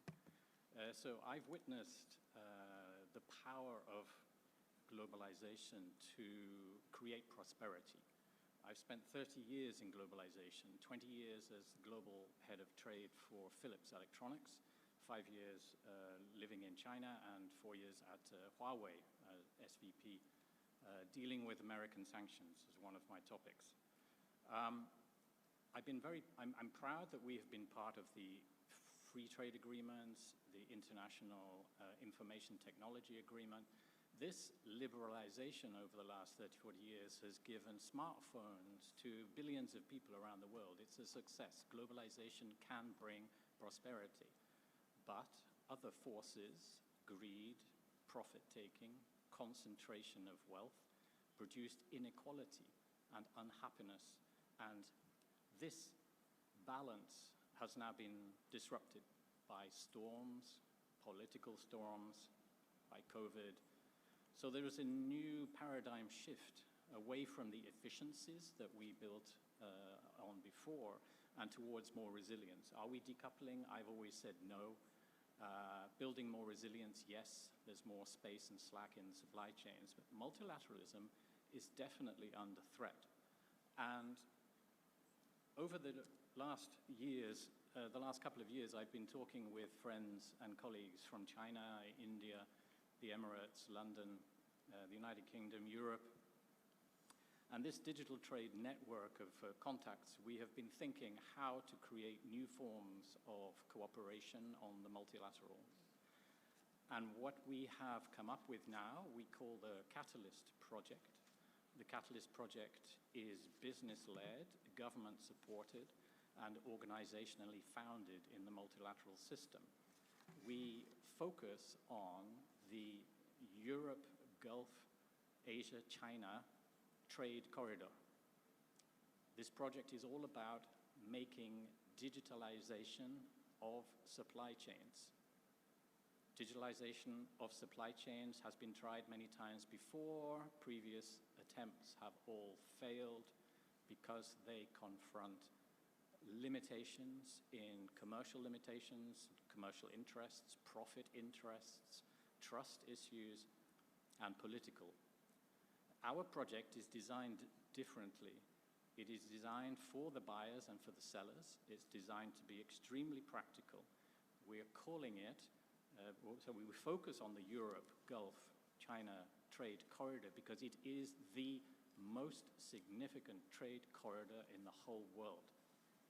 It doesn't matter what we call Belt and Road Initiative, Silk Roads, Eastern Gateway, call it whatever you want, but this corridor is the single most important artery of trade between East and West. We want to digitalize it, and we want to create what's called the public digital infrastructure. This means interoperability between all the systems that work for all the companies in all the regions and between the regions and between the hubs. It is about one corridor, which makes us unique in our focus. It's about 5 hubs, the largest financial and logistics hubs in the world, in Rotterdam, London, Dubai, Mumbai, Singapore, and Beijing, Shanghai. We aim to create, what does it mean for buyers and sellers? It will mean transaction costs reduced 80%, cross-border time 70%, no courier costs, 0 paper, 100% digital trusted exchange of data instantaneously, and after some years we will embed finance into it so that trade becomes faster, cheaper, quicker, and it brings benefits to small and medium-sized enterprises directly. I have been asked to chair this project on behalf of the International Chamber of Commerce, and we are building support. That's why I'm here for a month in China and talking with the Chinese government representatives on international digitalization. I return to Europe via India next week, and we already in the Emirates, and the ICC United Kingdom is leading this initiative.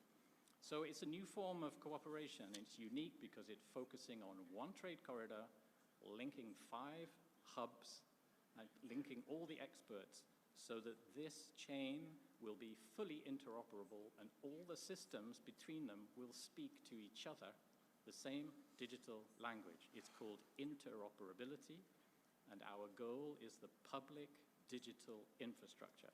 And we believe by focusing on one corridor and getting it right and learning our mistakes as we go along, this can be replicated across every single trade route and corridor across the world. But we have to start somewhere.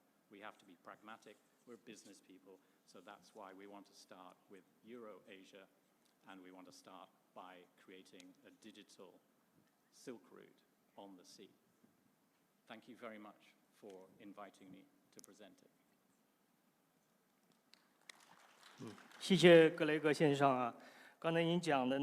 Thank you, Craig. Connecting East and West, a public digital trade corridor. I fully agree. To navigate globalization to a new direction, a public digital infrastructure is vital, but it calls for standardization. And to facilitate logistics, these are very important. And also, this is a very important infrastructure for green transformation. Thank you for sharing.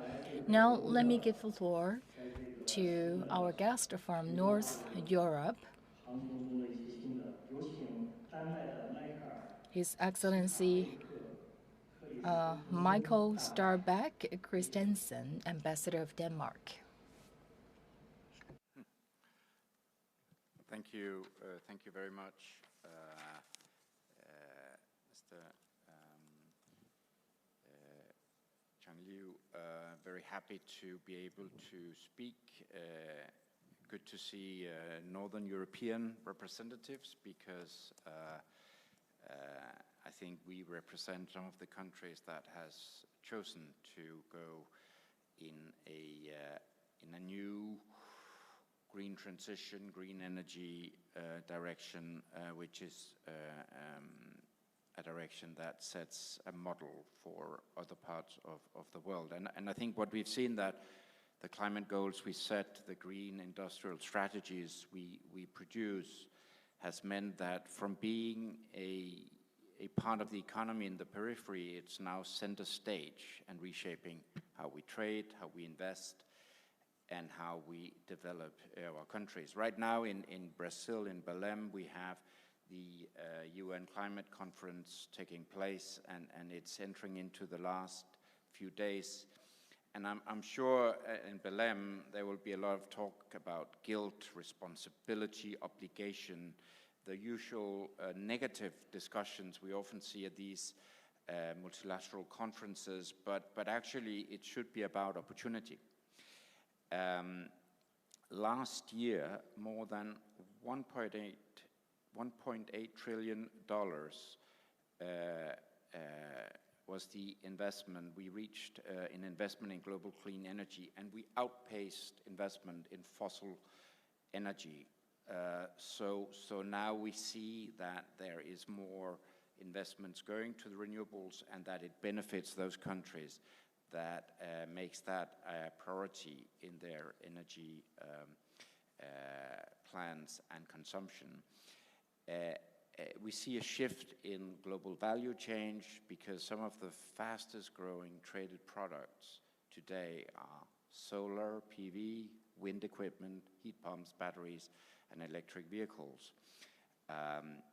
So we see a shift in also consumer habits, government policies. And I think these energy transition technologies really much become a backbone in our development models. The International Energy Agency estimates that by 2030, clean tech exports will represent over 1/3 of all growth in global goods trade. So also for emerging economies, the green value chain become the entry point to industrial upgrading.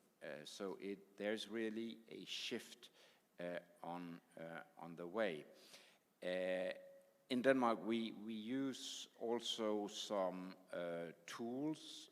One we call Green Reform, which is a macroeconomic model. And I'm a big fan of using models, economic models that prove the usefulness and the benefits of policy making. So it's not just a policy debate, but it actually proven how it can change things. And this macroeconomic model we use will allow policymakers to assess economic and fiscal impact of climate policies and make sure that new regulation benefits both industry, investors, and create the predictable environment for sustainable growth.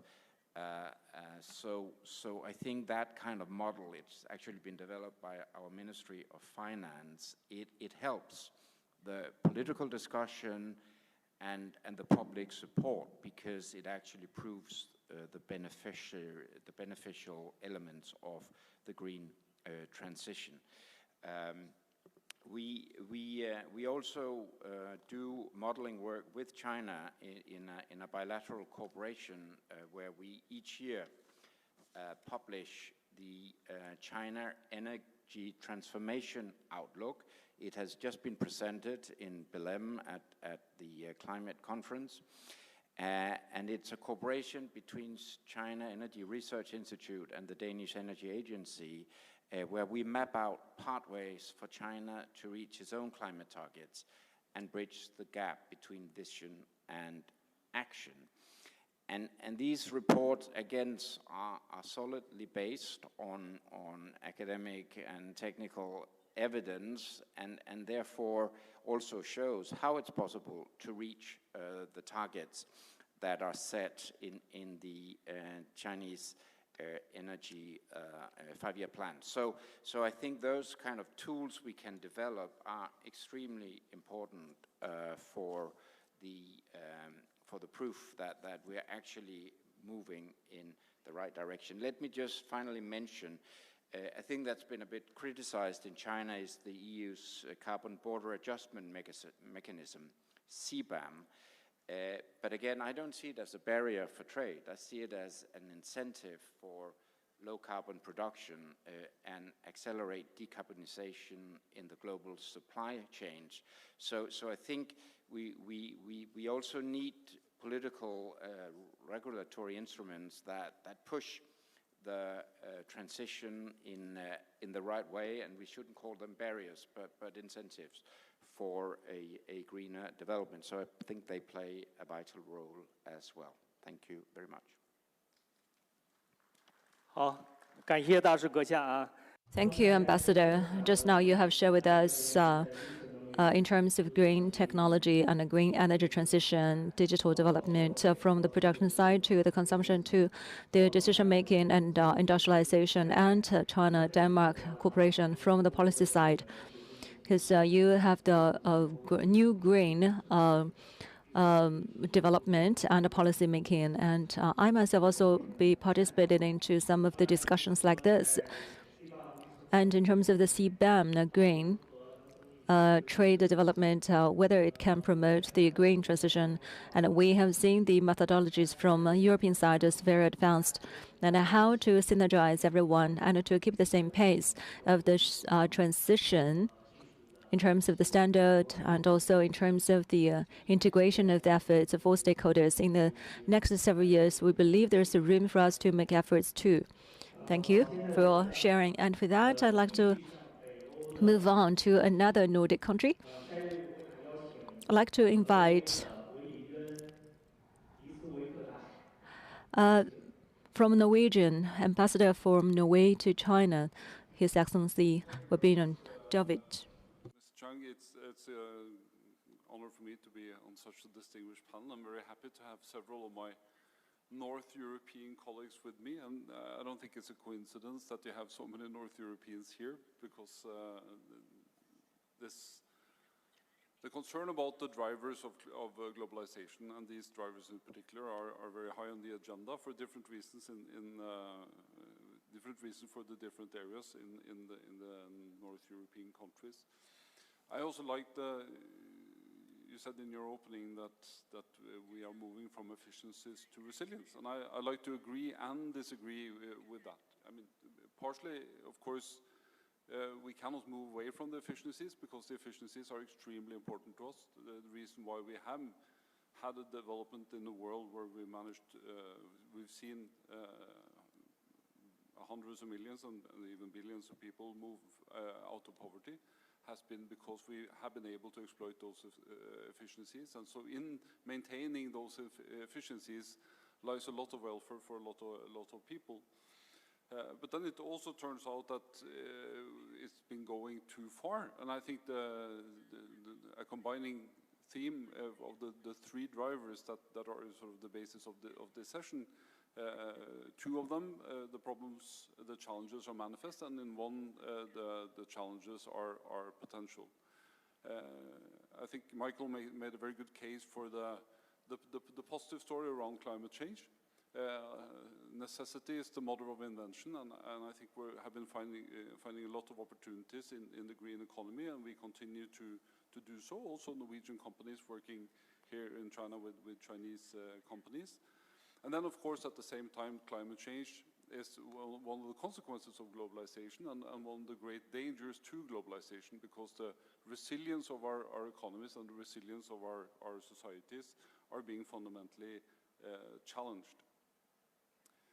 Supply chains are very much on vogue these days. Lots of people concerned.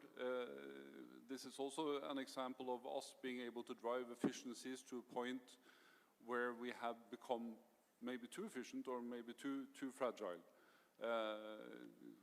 We are, and right now is of course a discussion between countries and who sells what to whom, and who protects themselves from who, but it's also a question of us collectively putting ourselves in a position where we are, at any given point, not just one political decision away from a problem, but we are one storm away from a problem, one pandemic away from a problem, one earthquake away from a problem. Because when we have so many things that are made maybe in just one place in the world, and that one place is many different places in the world for many different inputs, the whole system as such becomes too fragile. And then, of course, so these are manifest challenges, and then you have the future challenge of AI. And I am a political scientist. I don't know the ins and outs of my son is a computer scientist, and he tries to explain it to me almost on a weekly basis, and he usually fails. But I'm hearing a lot of very intelligent people that know a lot about AI saying that this is the salvation for the future of mankind, and then another group that knows a lot about it saying that this is the possible doom of mankind. And then we should prepare for both possibilities, also when we consider them, and consider that this will become fundamental to the world economy. And as so many other times, I think a lot of the solution we will find in international cooperation. We see a lot of it on climate now in Belém. I think CBAM is going to be a very interesting solution on a way to find collective solutions to the dilemmas on climate. I think we also have to find collective solutions on the supply chains.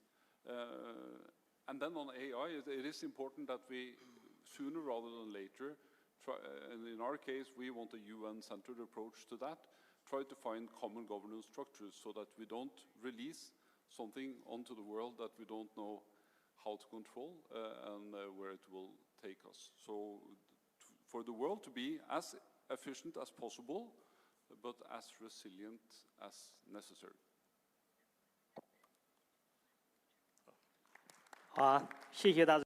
Thank you, Ambassador. Yes, indeed, like you have mentioned, in face with the challenges, we have to concert our joint efforts together and join hands together and put our thoughts together, especially in terms to improve the resilience of the supply chain, which is very fragile right now. It is highly pressurized. I agree with you about the example like the earthquake. And I'm thinking that when an earthquake is taking place, what can we do about the systematic damages to other elements which are linked with each other? And we have to reduce the damages immediately so as to reduce the possibilities that more sub or secondary earthquakes would occur. And that is consensus we have to reach. In terms of the green transition, we have mentioned the EU countries and CBAM and a Green Deal. Very important to offer a lot of options and inspirations to us, and the trials are very good. Also, EU side made a lot of efforts. Some countries, including U.S., also have adopted a Green Deal, and China has its policies for green transition. I suggest that we have to come together to push for this transition, because most of the efforts need to be done by the developing countries, but this means that the cost for doing so is very high. So I believe that we must build the very good resilience of the supply chain so as to reduce the cost of the industry and the countries as well as the households. Like, for example, the cost and the pressure of the cost to the household can be very strenuous. And we must offer a very good momentum and a mechanism from the policies, from the approach, from the decision-making process. We can provide the references from each other, and we have to make joint efforts. And talking about the resilience of the supply chain, my position is that we at least have to reduce the stress from the supply chain vulnerabilities to damage the work and operation of the businesses. In this regard, we have a lot of room to explore. Thank you, Ambassador. Yes, in the Nordic countries, it's not coincident that we gathered together. It is very necessary because what you're doing is very good. And with that, I'd like to invite Ambassador from the Netherlands to China, His Excellency Andrew Haspels. Thank you very much, Mr. Chair, for inviting me. It's a pleasure to be here. And obviously, I guess nobody here would be interested today what I tell about Nexperia. But the Nexperia case gives me the opportunity to say something about supply chains and supply resilience, which I'm happy to do. First of all, the Netherlands is a country that strongly believes in free trade, in a rule-based system, with fair and equal rights and obligations for every country. About 1/3 of our GDP relies on foreign trade. And over the past few decades, we have seen supply chains become increasingly global in nature, which has led to large gains in efficiency and innovation. And we all benefited from that. Many countries, including China and the Netherlands, have been able to develop their economies because of the benefits of international trade. Yet the world has also shown and come to realization that these developments have impacted our economic resilience. All these global and complex supply chains make certain supply chains very vulnerable. Let me provide you with 3 examples. The first one is the COVID crisis. I think this period showed to Europe our enormous dependence on other countries for vaccines, for masks, for face masks, and suddenly we had to grapple with shortages. And it made us realize that sometimes in order to be resilient, it is important to build in a certain slack into our system. Second, I would like to mention as an example our energy dependence on Russia. When Russia's war of aggression against Ukraine started, we were hugely dependent on Russia for oil and gas. And not wanting to fund Russia's war machine and to comply with the sanctions against Russia, we suddenly needed to rapidly decrease our energy imports from Russia. And this came to huge cost for business and for our society. So the lesson there was also we do not need to be dependent on one single country. And thirdly, I would like to mention China's dominance in the production and refining of critical raw materials. And the export controls that China has implemented on critical raw materials have led to an upheaval for European businesses. And it's just another example of how being dependent on another country can make supply chains vulnerable. And to be more resilient for such events, we just need to de-risk our value chains that are strategic in nature. For example, by diversifying our supply chain, by stimulating innovation, and by strengthening our European ecosystem. And I would like to stress that these efforts are not, I repeat, not focused against China. It is a broad-based effort to avoid strategic dependencies on one single country. Other countries are making similar efforts. In fact, China already started to integrate economic resilience in its policies at least 10 years before the EU did.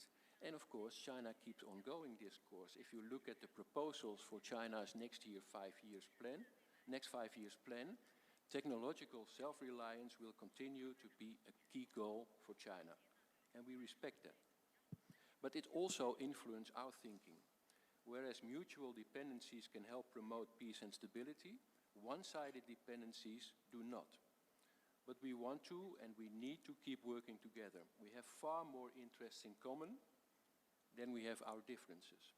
And we continue to see many opportunities to work with China in line with our continued commitment to free trade and multilateralism. I can mention a number of examples for cooperation. In the interest of time, I will leave that out, but believe me, there are more than enough. Let me go back and end with where I started with, that is the Nexperia case. The Dutch government found it necessary to intervene in Nexperia due to a serious governance issues that posed an acute threat to the continuity of production capacity of Nexperia within Europe. And the measure that the Dutch government took was, again, not aimed against China, but rather an intervention to safeguard our security, our supply, and our value chain. Yesterday, as some of you might know, the Minister of Economic Affairs from the Netherlands has decided to suspend the order based on the Goods Availability Act in close cooperation with our European and international allies. And we also agreed with MOFCOM on the importance of restoring the supply chain in the interest of both our countries. So on this specific case, discussions between China and the Netherlands will continue, and we will continue to engage in a constructive dialogue with the Chinese authorities. Thank you very much. 谢谢大使啊。刚才 Thank you. As you mentioned, yes, indeed, China and Netherlands must stand on a higher perspective for bilateral and global cooperation so that we can together address the challenges in energy and others, so that we do not depend on a single source of energy. Actually, China has been making its own exploration because China itself is facing challenges, including energy. And in terms of global governance, I think things are getting better in terms of regulation and others. Sometimes some regulations were legacy of the past, but these regulations must be improved or aligned to the changing times. So it is very important for us to work together toward the same direction. Yes, sometimes challenges might be good because that brings us together to discuss and to develop solutions, bilateral ones or multilateral ones. Now China is developing its 15th five-year plan, and now China has explored its specific pathway for development. And there are opportunities in the Chinese market, and also China will create opportunities for other countries. Now European Union are committed to their green transformation and to facilitating trade and investment. So these are areas where we could work together, because no country or no national supply chain can work alone in this modern age. Thank you. Last but least, I would like to give the floor to His Excellency Thoria Ibsen from Iceland. Thank you very much, Mr. Zhang. I would like to address the issue of drivers of globalization in the context of the general context of global governance via three observations. The first one concerns the different implications of the various drivers that we're dealing with today in the global system. When we look at the background analysis provided by the CCG, it distinguishes between traditional drivers and new forces of international relations and chains. I found this interesting analysis that merits consideration. And I would certainly agree that market liberalization, trade expansion, and technological connectivity have been important drivers of multilateralism. These drivers create both interdependence and common challenges, and in situations of stability and mutual trust, these drivers tend to encourage the world community to manage international relations and to resolve shared problems through negotiations and cooperation. I would also argue that environmental challenges, including climate change, have also been major drivers of multilateralism. They have, in fact, while they're a problem, they have pushed states, businesses, and civil society onto the path of the green transition to the betterment of our humanity. Excuse me.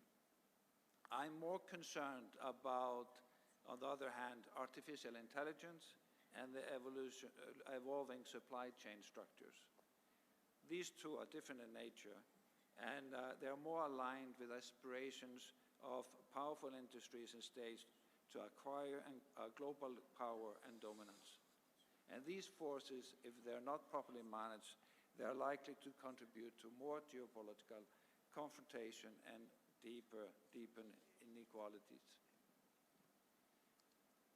The second point I want to make around these drivers is how do we successfully manage them? Do we do it with more multilateralism, or do we move towards multipolarity? And here, of course, there's a certainly concern in the world community that that we are facing change and the international system is at a crossroad. But the question is, which path are we going to choose out of this crossroad? My answer is that, and it's quite evident, the answer is multilateralism and not multipolarity. Because history tells us that an effective and responsive multilateral systems underpinned by the respect of the United Nations Charter and international law is the best possible guarantee for our security. And for the large and the powerful that do see an opportunity in gaining more influence and even dominance in the multilateral world, that favor multipolarity, we should heed the warnings of the Secretary General Guterres, which has reminded us of the experience of Europe, of the multipolarity that led to the disaster of the World War I, with the disaster for Europe that we all know. So my third point then, excuse me, I'm having difficulty with my voice. Excuse me. The third point that I want to make then, and the final observation, if we favor multilateralism or multipolarity, what do we have to do to reform the system? Now, I've made the point that the UN should be the core of that reform, but the UN has to be made to fit the purpose. There's been many achievements of the United Nations system and multilateral institutions of the post-Second World War period. But trust is dwindling in these institutions, and many inefficiencies and ineffectiveness of the institutions have been pointed out.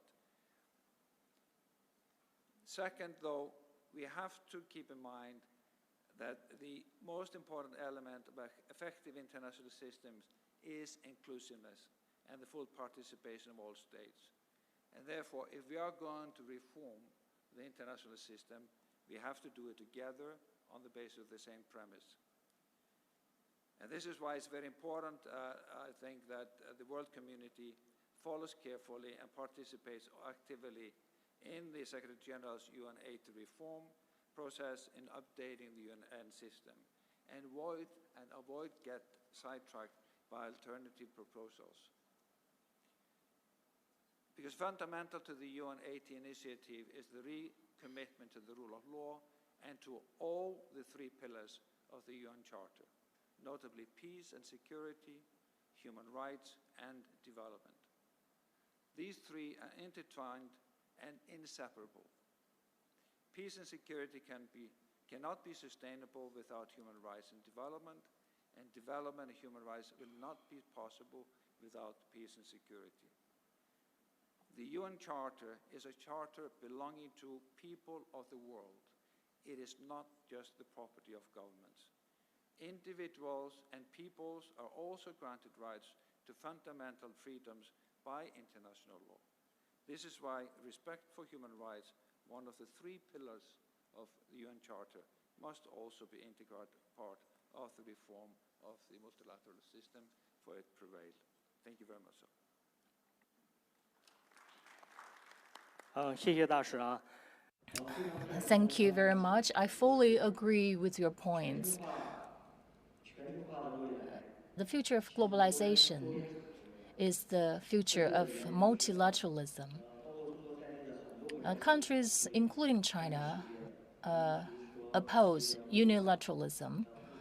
We always favor multilateralism because together we can work out solutions for common challenges. In terms of United Nations and the Security Council reform, together with many European countries, China has been advocating that reform so that our global governance can be more inclusive in terms of human rights, in security, and in development. China has proposed some initiatives that are in line with the UN Charter, Global Security Development Initiative, and GDI and GCI, and demonstrating how China has been promoting a more inclusive approach toward toward a better global governance system.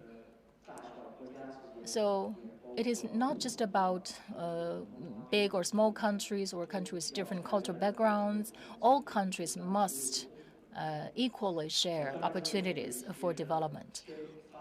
And of course, developed countries can lead developing countries for North-South, South-South cooperation, but must be multilateral. And that is highly aligned with China's global initiatives. Thank you very much for sharing.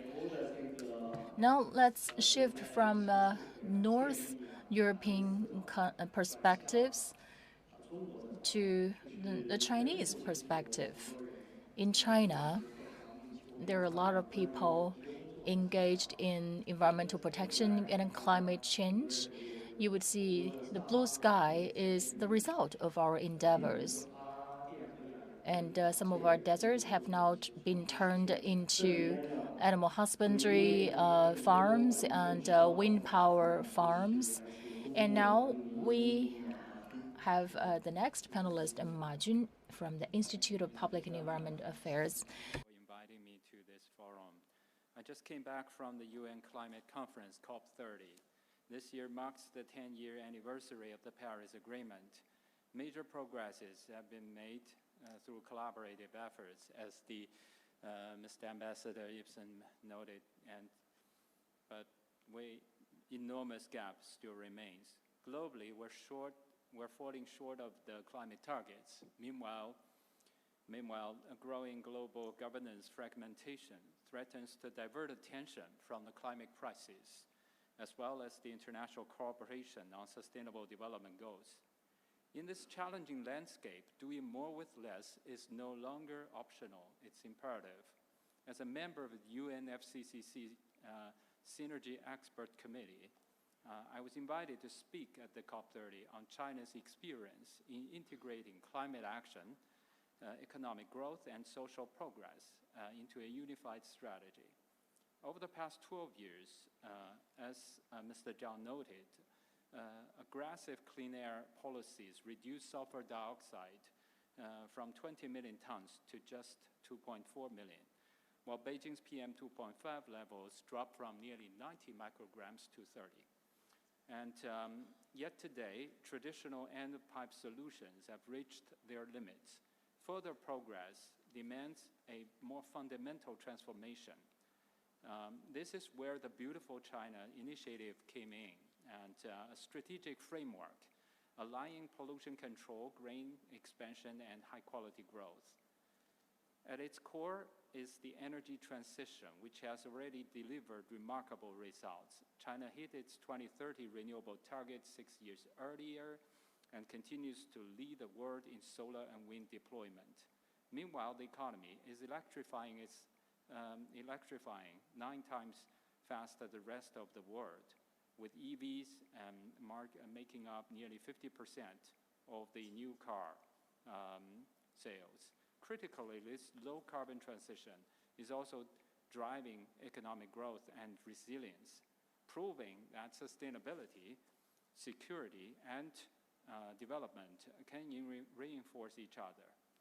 I also want to note that China's clean air and water action began with massive monitoring and disclosure, which not only help empower public oversight, strengthen government enforcement, but also enable market-based solutions like green supply chain and green finance. Last month, we released the 12th annual report on the Green Supply Chain Corporate Index. The findings show that companies have tapped into the data to motivate tens of thousands of suppliers to enhance performance. And of course, major European companies like Adidas and Puma and Marks & Spencer and Apple and Dell, they excel, run on top. But whole group of Chinese companies have also entered into the global top 50, led by those in the new energy industry. So the corporate data carbon disclosure we collected topped 5 billion tons. And China is dividing the country into 44,000 eco-function zoning, including 3 million square kilometers of the red line zones. With the belief that synergy also needs to start from monitoring and transparency. At COP30, we also published the global city green and low carbon transparency index. And the initial assessment results, of course, we see developed cities like New York, London, Sydney, Paris, Hong Kong, and Tokyo came on top, but Beijing also got into top 5, and Shanghai, Shenzhen quickly catching up, with a whole group of cities in Asia, Africa, and Latin America. They still lag behind. There's a huge potential for cities to share the best practices on transparency, which we believe that will help, not just help to enhance their own efficiency and effectiveness in dealing with climate change, pollution, and local pollution, and motivate more progress on SDG. But transparency globally will also help bridge the gap of distrust, which is much needed in today's world. Thank you.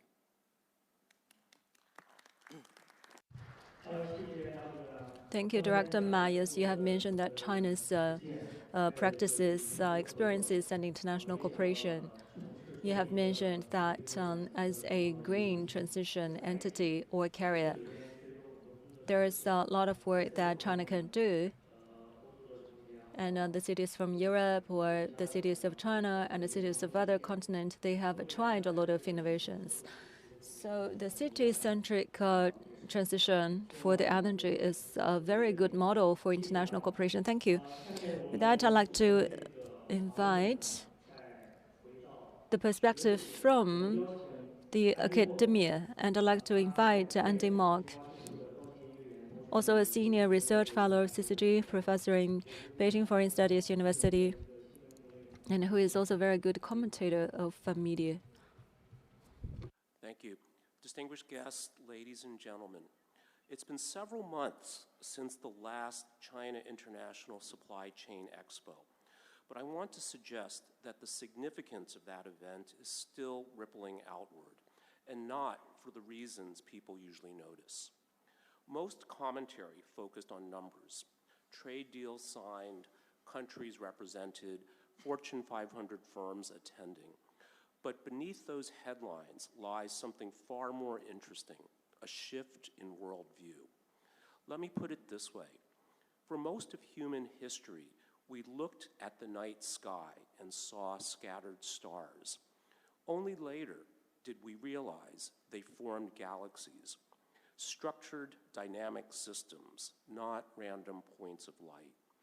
That recognition wasn't just scientific, it was ontological. We began to understand reality differently. And this is what I think China is doing now with supply chains. In the West, the term supply chain is still mostly a metaphor. something we say to describe a sequence of steps. It's shorthand, useful but vague. China, by contrast, is treating the supply chain as a real thing, an object that can be measured, governed, and defended, a system with structure, vulnerability, and sovereignty. And it's building institutions around that idea, chain chiefs, physical expos, digital twins, contingency drills, and cross-border simulations. This isn't just good policy, it's a different ontology. Why does this matter? Because once you start treating supply chains like galaxies, structured, interconnected, observable, you unlock entirely new capabilities. You can map them the way astronomers chart constellations. You can fortify them the way engineers reinforce infrastructure. You can even broker trust around them, the way airspace or maritime routes are managed collectively. Except now, the object in question is the flow of semiconductors, rare earths, EV batteries, and food staples. In short, by recognizing the supply chain as an object, China has created a platform for action across borders, industries, and ideologies. Now, some may dismiss this as technocratic theater, but I'd argue the opposite. In a world of rising complexity and geopolitical friction, those who can see structure where others see chaos, those who recognize new entities before others do, will have a strategic edge. This is what ontological vision gives you, not just new tools, but new terrain to operate on. And whether we agree with China's methods or not, this ontological move deserves close attention, because the next great competition may not be just about the control over physical resources or digital platforms, but over what kinds of things we treat as real, governable, and worth protecting. So no, this isn't just about a trade fair in Beijing. It's about something deeper. The ability to recognize structure where others see only flow. The decision to treat supply chains as systems worth governing, not just reacting to. And the quiet shift in worldview that may define who adapts and who lags as global complexity deepens. Thank you. Thank you, Andy. Yeah, personally, coming back from this expo, and just now you have mentioned that after viewing a lot of products and the visions of the world and the thinking about the supply chain from the direction of the development of humanity, we have seen the new sparkles of ideas to navigate humanity to develop in the future. So be it in China or other countries, very possible that we can see some scattered points in the future supply chain or future governance. We would develop the new constellation of governance, and usually the new species will be given birth from the new uncharted water. And we should bear in mind this kind of possibilities, and we have to make joint efforts to give birth to these new things to happen. Thank you. So next, I'd like to invite CEO, Tasmania Branch, Australia-China Business Council, Mr. David Morris. Well, thank you, Mr. Zhang. Now, I'm sorry to say to those who fear multipolarity, but it's arrived. You only have to walk out the door to see it. We are now living in a multipolar world.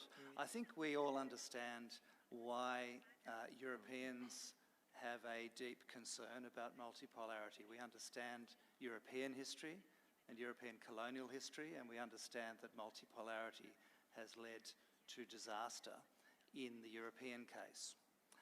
We also understand, I think, why the United States fears multipolarity, because the United States identifies itself as the leader of the world, and so it prefers naturally unipolarity.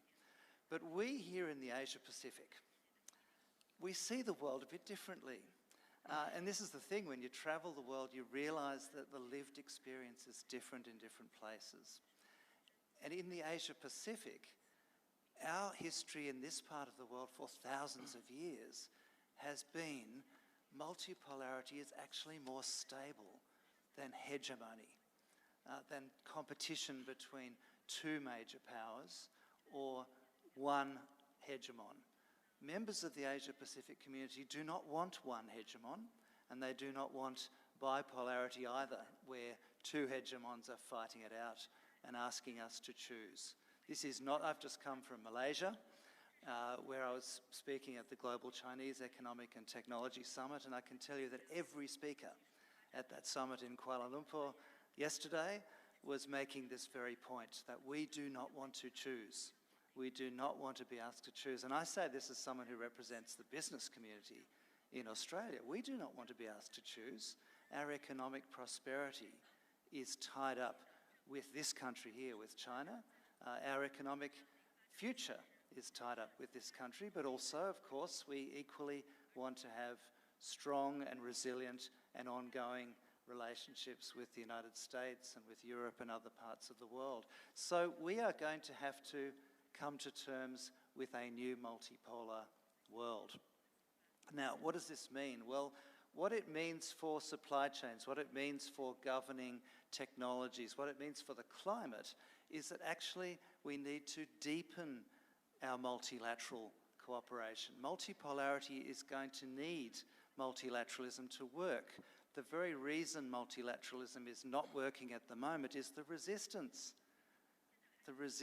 of some to multipolarity. It is the resistance towards compromise, towards sitting down and having dialogue like we're doing here.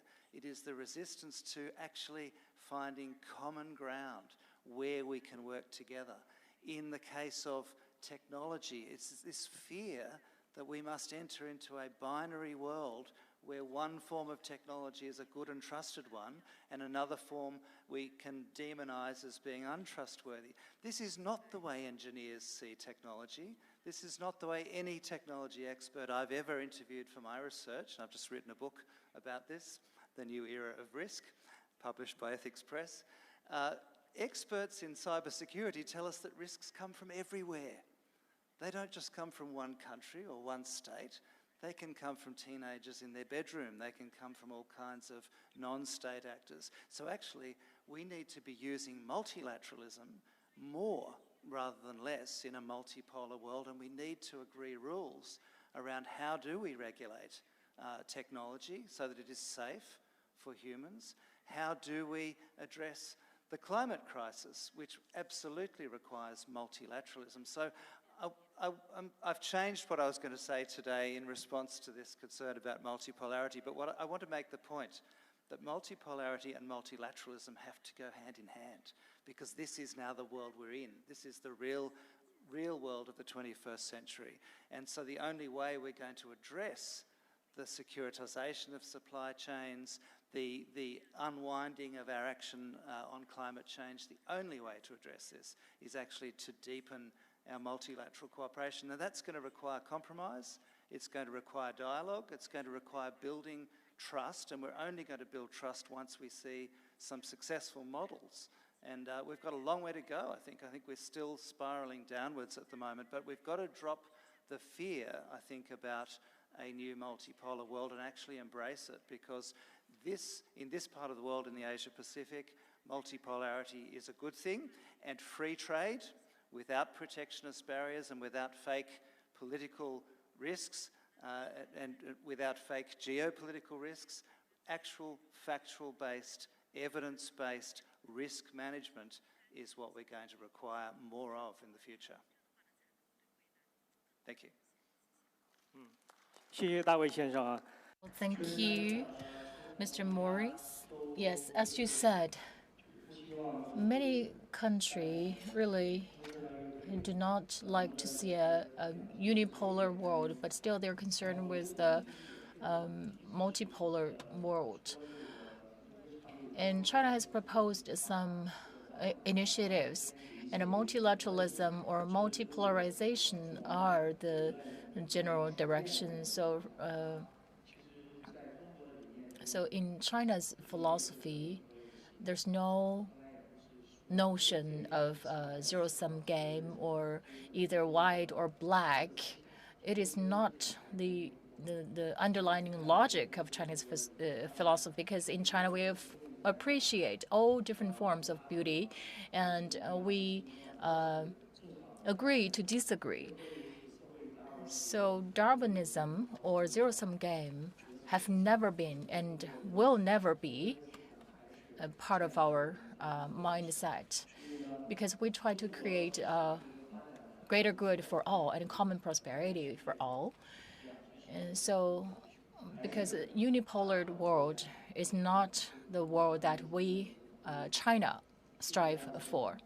So thank you, Mr. Maurice. You've been in China for many years, so you really have a deep understanding about China and the Chinese people. Thank you. Now, we have a shared perspective from Australia, from Europe. Now, let me give the floor to Ravender Wu, founder of the Asian Network. Please, you have the floor, sir. Thanks, CCG and Dr. Henri Wong for inviting me for this important conference. I'm very happy to speak among distinguished panelists. So I will try to be brief and concise, especially at the time of this day. My intervention will be divided in 3 parts. The first will be on geopolitics and geoeconomics from the Global South with a focus on Asia. The second will be key challenges for the Global South to address, and finally, some alternatives and solutions. So first, we notice that the Global South is a significant economic and demographic force. Almost 2/3 of the world working age population lives in the Global South. More than 40% of the world's energy and transitions metals are produced there. But also I want to underline the importance of China in the Global South, and as mentioned in by our previous panelists, in a multipolar world. China is the largest trading partner for the Global South. The US remains the more important investment partner. But China also leading the Belt and Road Initiative, signing with 120 countries. Initiative also like RCEP, but also a driving force for the BRICS, and recently to the SCO Summit, engaging with Central Asia and Middle East. On our previous panel, we got some German representatives, so I'm happy to share Dutch Bank Research Institute publications, who in May 2025 shared these very important key takeaways from this report.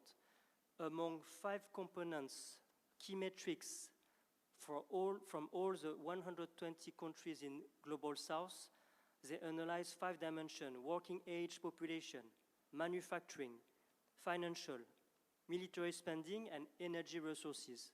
So the result is very interesting. 4 of 10 ASEAN economies are in the top 15: Indonesia, Philippines, Vietnam, and Malaysia. So what does it show? The global growth will be from South and Southeast Asia. This is a new center of gravity. So my second part will be more on key challenges. That's why we are here to discuss. The first is, of course, the shift in supply chain. Regardless of where tariff ends up, companies currently manufacturing in China and serving US consumers will likely reconsider producing choices given new uncertainties. Number 2 is the movement of people. We note that 125% of the world population growth until 2040 is projected to be driven by the Global South. But also migrations is connected with climate extreme conditions and, of course, insecurity flashpoints in Asia, such as the Taiwan Strait, South China Sea, Myanmar crisis, and just recently with the border with Cambodia and Thailand. And last, sustainability efforts to push climate action in particular. Global South is the bloc most at risk and having made the least progress in the last 20 years. China could emerge as a global leader around climate efforts for the Global South to follow. Now let me end with 5 potential alternatives and solutions.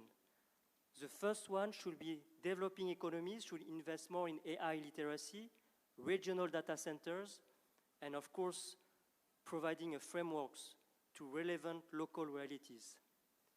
Number 2, countries like Vietnam, Indonesia, Morocco, Kenya, and Brazil could be the hubs for renewable manufacturing, carbon markets, and climate-resilient agriculture. Number 3, ASEAN, African Union, Mercosur can act as collective voices to rebalance global decision-making. Very important point, the significant role of middle powers. They should promote peaceful conflict resolution, contribute to global stability, but also, of course, advancing agreement on issues like climate change and peacekeeping. And finally, we should shift about our mindset from centralized, top-down, supranational governance to a decentralized power composed of minilateralism, more flexible, action-oriented, and smaller.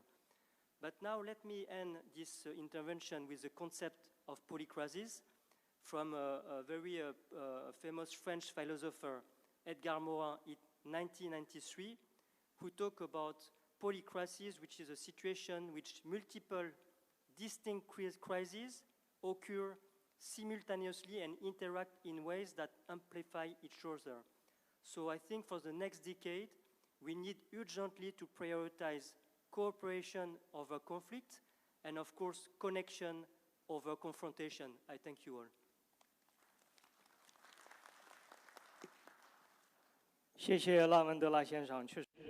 Thank you, Mr. Nu Ravindra.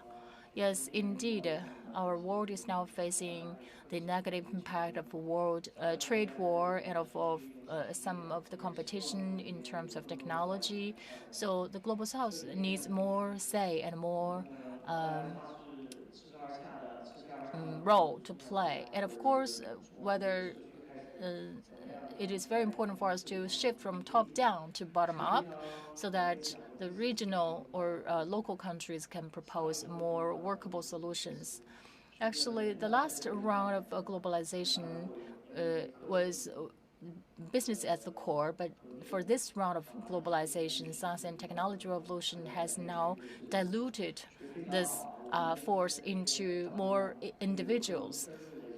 So now we look forward to more in-depth sharing. Now let me give the floor to our next panelist.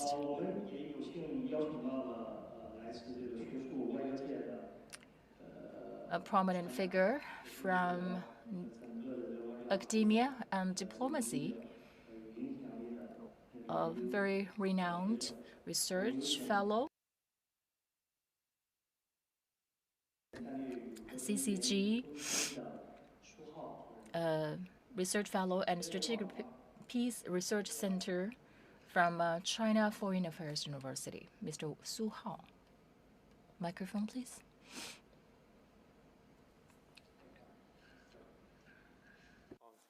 The name tag is on the round table, and without the microphone. Okay.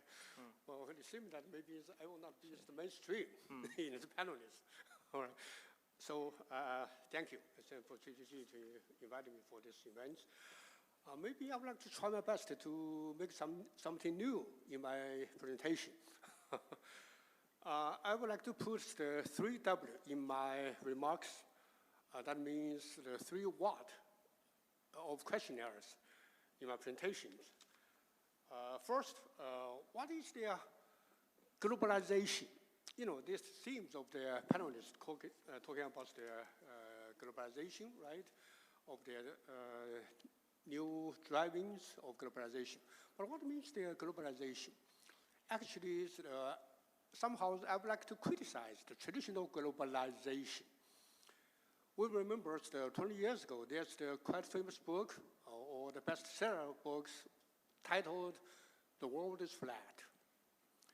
So I remember at that time, there was quite a discussion about globalization with their leading by their Western economy, including the United States and Europe, right? So the world is flat, by this way, the Western economy expanded your economic capacity all over the world, including this part of the world, East Asia. So that means the Western economies have the dominant power over the globalization by that way. So the reason why in the Davos economic forums talking about the industrial 4.0. But this is much focused on the industry's orientation, dominated by the West since the modern time. But at the moment, I would say that the globalization always moved ahead into the new format. So our Chinese would like to use the word new globalization. Maybe my point, I would say that this globalization will put into the new format with their three-dimension or multi-dimensional globalization. That means the globe already make it the kind of the multi-dimensional format, not only dominated by the West, but in the flat world. So in this way, I would say that multi-dimensional globalization, not only supported by the West, but also supported by the East or by the global South. In particular, there are newly emerging economies, including China or other countries in the global South, in Africa, in Latin America, or even in Southern Asia of India. So I would say that globalized will be supported by the multi-economic polar. So this is my point first. So this is the multi-dimensional globalization. The second, what is the driving force in the new globalization? In this panel's title called was the climate change, or the AI, or the supply chain, or the production chain. So I would say that when we redefine the globalization with the new primary force, I would say that the first we have the new science technology. The second we have the new supply chains or production chain. The third we have the new market, global market. So by this the new science technology, we're talking about the climate change, right? So many new emerging economies already have the new driving force with their, influenced by or supported by the renewable energy, like China, right? We have some kind of advantages for that, right? Or many other new economies. So there's new primary force. And also, we know that there's AI, to make these new industries could be spread out to the whole of the world.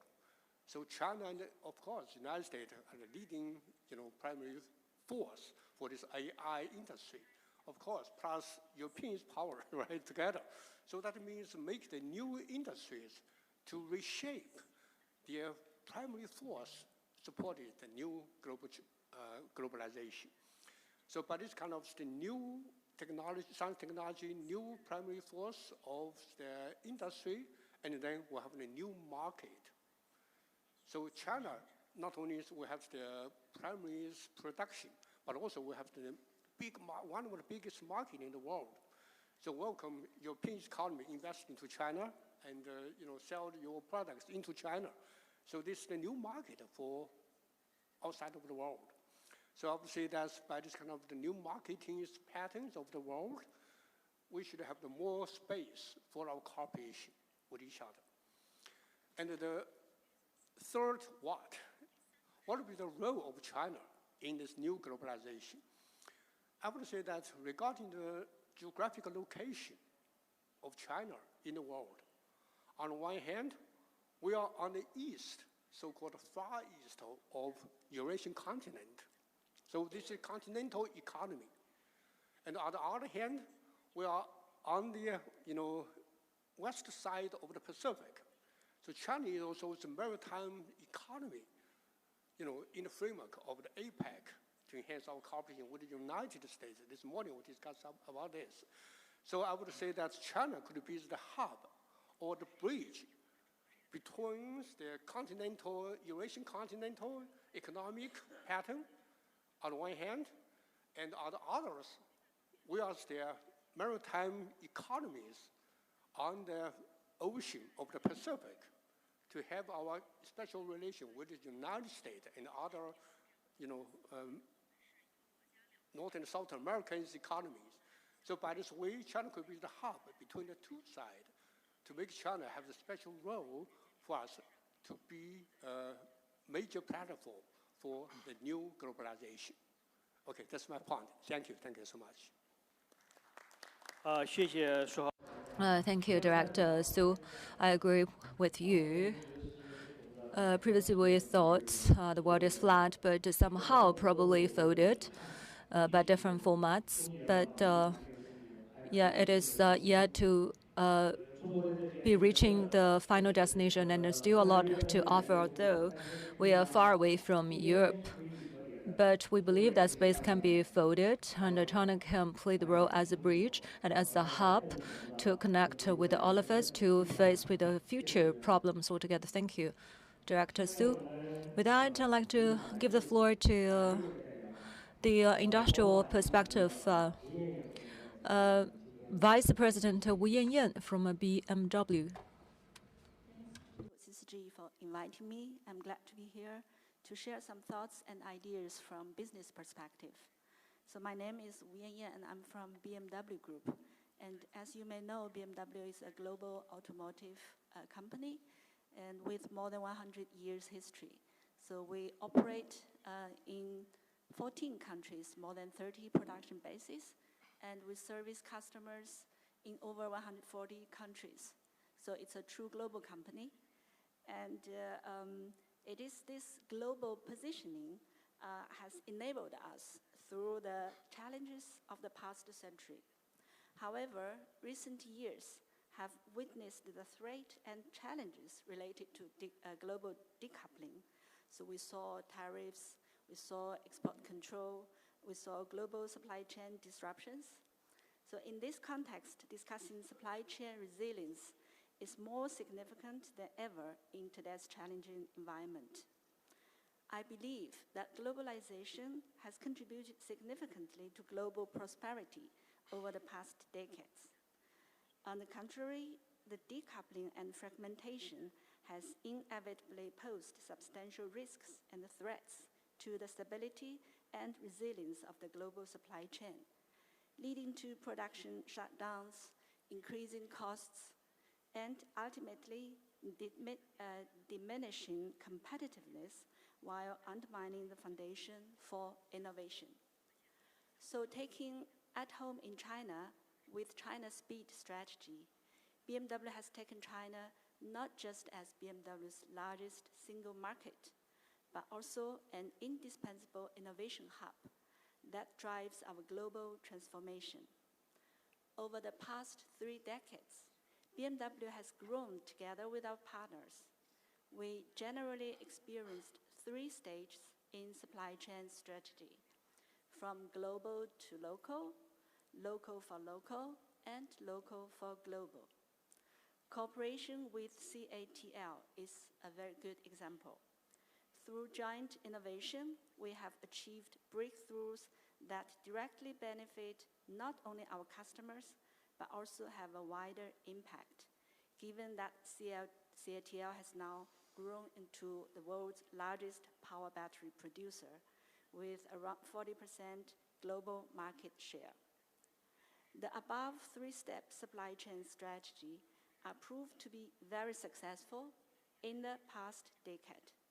However, faced with new decoupling trend, shall we continue previous strategy package or make adjustment based on specific new dynamics? Many recent export control cases, including rare earth and also the Nexperia chips, have pushed us to rethink our strategy. Although there is no perfect answer yet, a local-for-local approach seems a more suitable strategy for today's bunny world. Bunny is the mirror reflecting the new reality: brittle systems, anxious people, nonlinear outcomes, and incomprehensible complexity. So looking ahead, the green transformation is fundamentally driving the new industrial revolution, where a powerful convergence of clean energy, big data, and AI is unlocking unprecedented potential for sustainable industry development. So under this framework, local for global is playing an essential role, where local green capabilities and innovations contribute to global goals envisioned in Paris Agreement. On one hand, we welcome the formation of international harmonization and mutual recognition of carbon-related trade rules and automotive industry standards under WTO regulations. On the other hand, we are initiating and promoting international digital tools like Catena-X to facilitate this mutual recognition. Catena-X serves as an IT platform and rulebook committed to building an open collaboration framework that connects the global automotive industry chain. It unites automakers, suppliers, and service providers through unified standards to create a trustworthy, collaborative, and open data space. In this local-global approach, green electricity and renewable materials, two major carbon reduction measures, can be traced, certified, and have their carbon footprint calculated. This ensures that global efforts contribute effectively to global sustainability targets. So in conclusion, we take a flexible and pragmatic approach, no matter a local-for-local strategy for a resilient supply chain or a local-for-global strategy for global sustainability targets. I believe such kind of flexibility will accelerate the deployment of green technologies, foster fair competition, and ensure that sustainable industry development truly advances human progress while building prosperity for all. Thank you. 好，谢谢吴总啊。 Thank you, Madam Wu. Just now you have mentioned that local to local to serve the global and the synergies of the different forces and the multinationals' connection with the local companies. In China, yes, I feel that the external turbulences and uncertainties also invite a lot of thoughts about how to stabilize the internal development. Thank you for your sharing.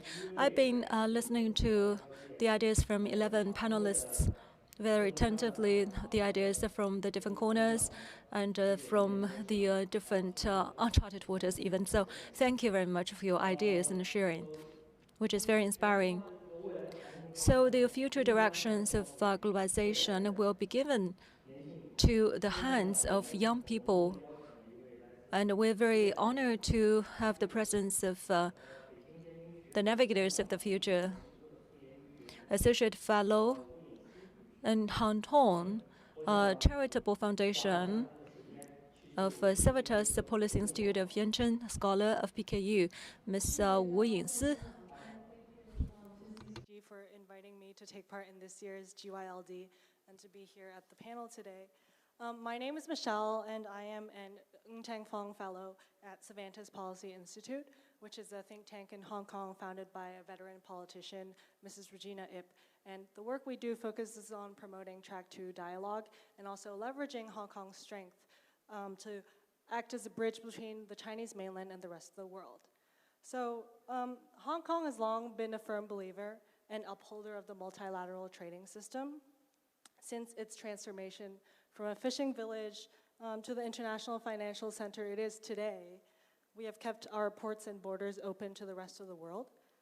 Even when the U.S. government unleashed tariffs this April across the entire world, Hong Kong chose not to retaliate and instead continued its policy of imposing zero customs tariffs on goods from the U.S. or from anywhere else in the world. So nevertheless, in this era of deglobalization and pan-securitization, we're seeing barriers put up even against technologies that were created for the benefit of all mankind. And so in the wake of common challenges, we need joint efforts to address rising concerns, including AI, climate change, and even the peaceful use of outer space. And decisions have to be made in a multilateral manner. So this morning and during today's panel, we've had extensive discussions regarding the UN's role in global governance and how it needs to be reformed. And I think today we also, during this panel, we heard a lot about regarding climate change and how countries can work together, maybe leveraging each other's strengths and borrowing each other's experiences to push that forward. And so I think one of the main questions or sort of ideas I was floating around was that what happens now to the rules-based multilateral trading order? Where do we go from here? And I think Hong Kong does have a lot of experience to share because we prospered from globalization and we continue to be a driver of globalization. And it was very insightful to hear from all the speakers today. So thank you for sharing, and I hope that we can continue to be a force for globalization. Oh, 谢谢 Michelle. Thank you, Michelle. Thank you all. We have spent more than 1 hour to create a lot of ideas, and this navigation really need you to join your hands together. Yes, we've been talking about the climate change, AI, supply chain, new blue seas, all of these elements. It is my belief that we have to reconfirm our goals are shared, and cooperation and collaboration and communication will be the means to create the community of the shared future for all humanities, only with which we can really go through the waves on this uncharted water. And as the first hand of this forum in this unnavigated water, it is my great honor to be with all of you, all of the captains here. So with that, I conclude this roundtable. So captains, please take on the stage on that deck that we can take a group photo together. Okay, ladies and gentlemen, we'll wait another minute or two before we start the final roundtable for today, which is on the Global South and what direction the international order is heading towards. So I'll just wait another 1 or 2 minutes to see if the rest of our panelists are here. Yeah, everyone's here? Okay, everyone is here. So everyone in the coffee break, just bring your coffees in, bring your snacks in. This is the final roundtable. My name is Zoon Ahmed Khan. I'm a research fellow at the Center for China and Globalization, and it's really an honor for me to host this roundtable.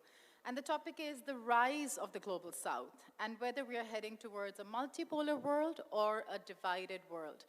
And I think if I'll just give a brief introduction. You know, today, the entire day, we have talked about how the international order is evolving, how there are new challenges, how there is a global south and maybe a global north. Is it an international legal order? Is it a rules-based order? Is it a norms-based order? I think sometimes, you know, even in conversation, it's hard, or I've heard people respond that the global south is maybe imagined, or what really does it mean? And while we start this conversation, I think one thing we can all establish is that nobody believes that the global south is a monolith. It is really a part of the world, the majority of the world, that has had a shared experience. Until not very long ago, the global south was even referred to as the third world. It was somehow in the waiting room of history.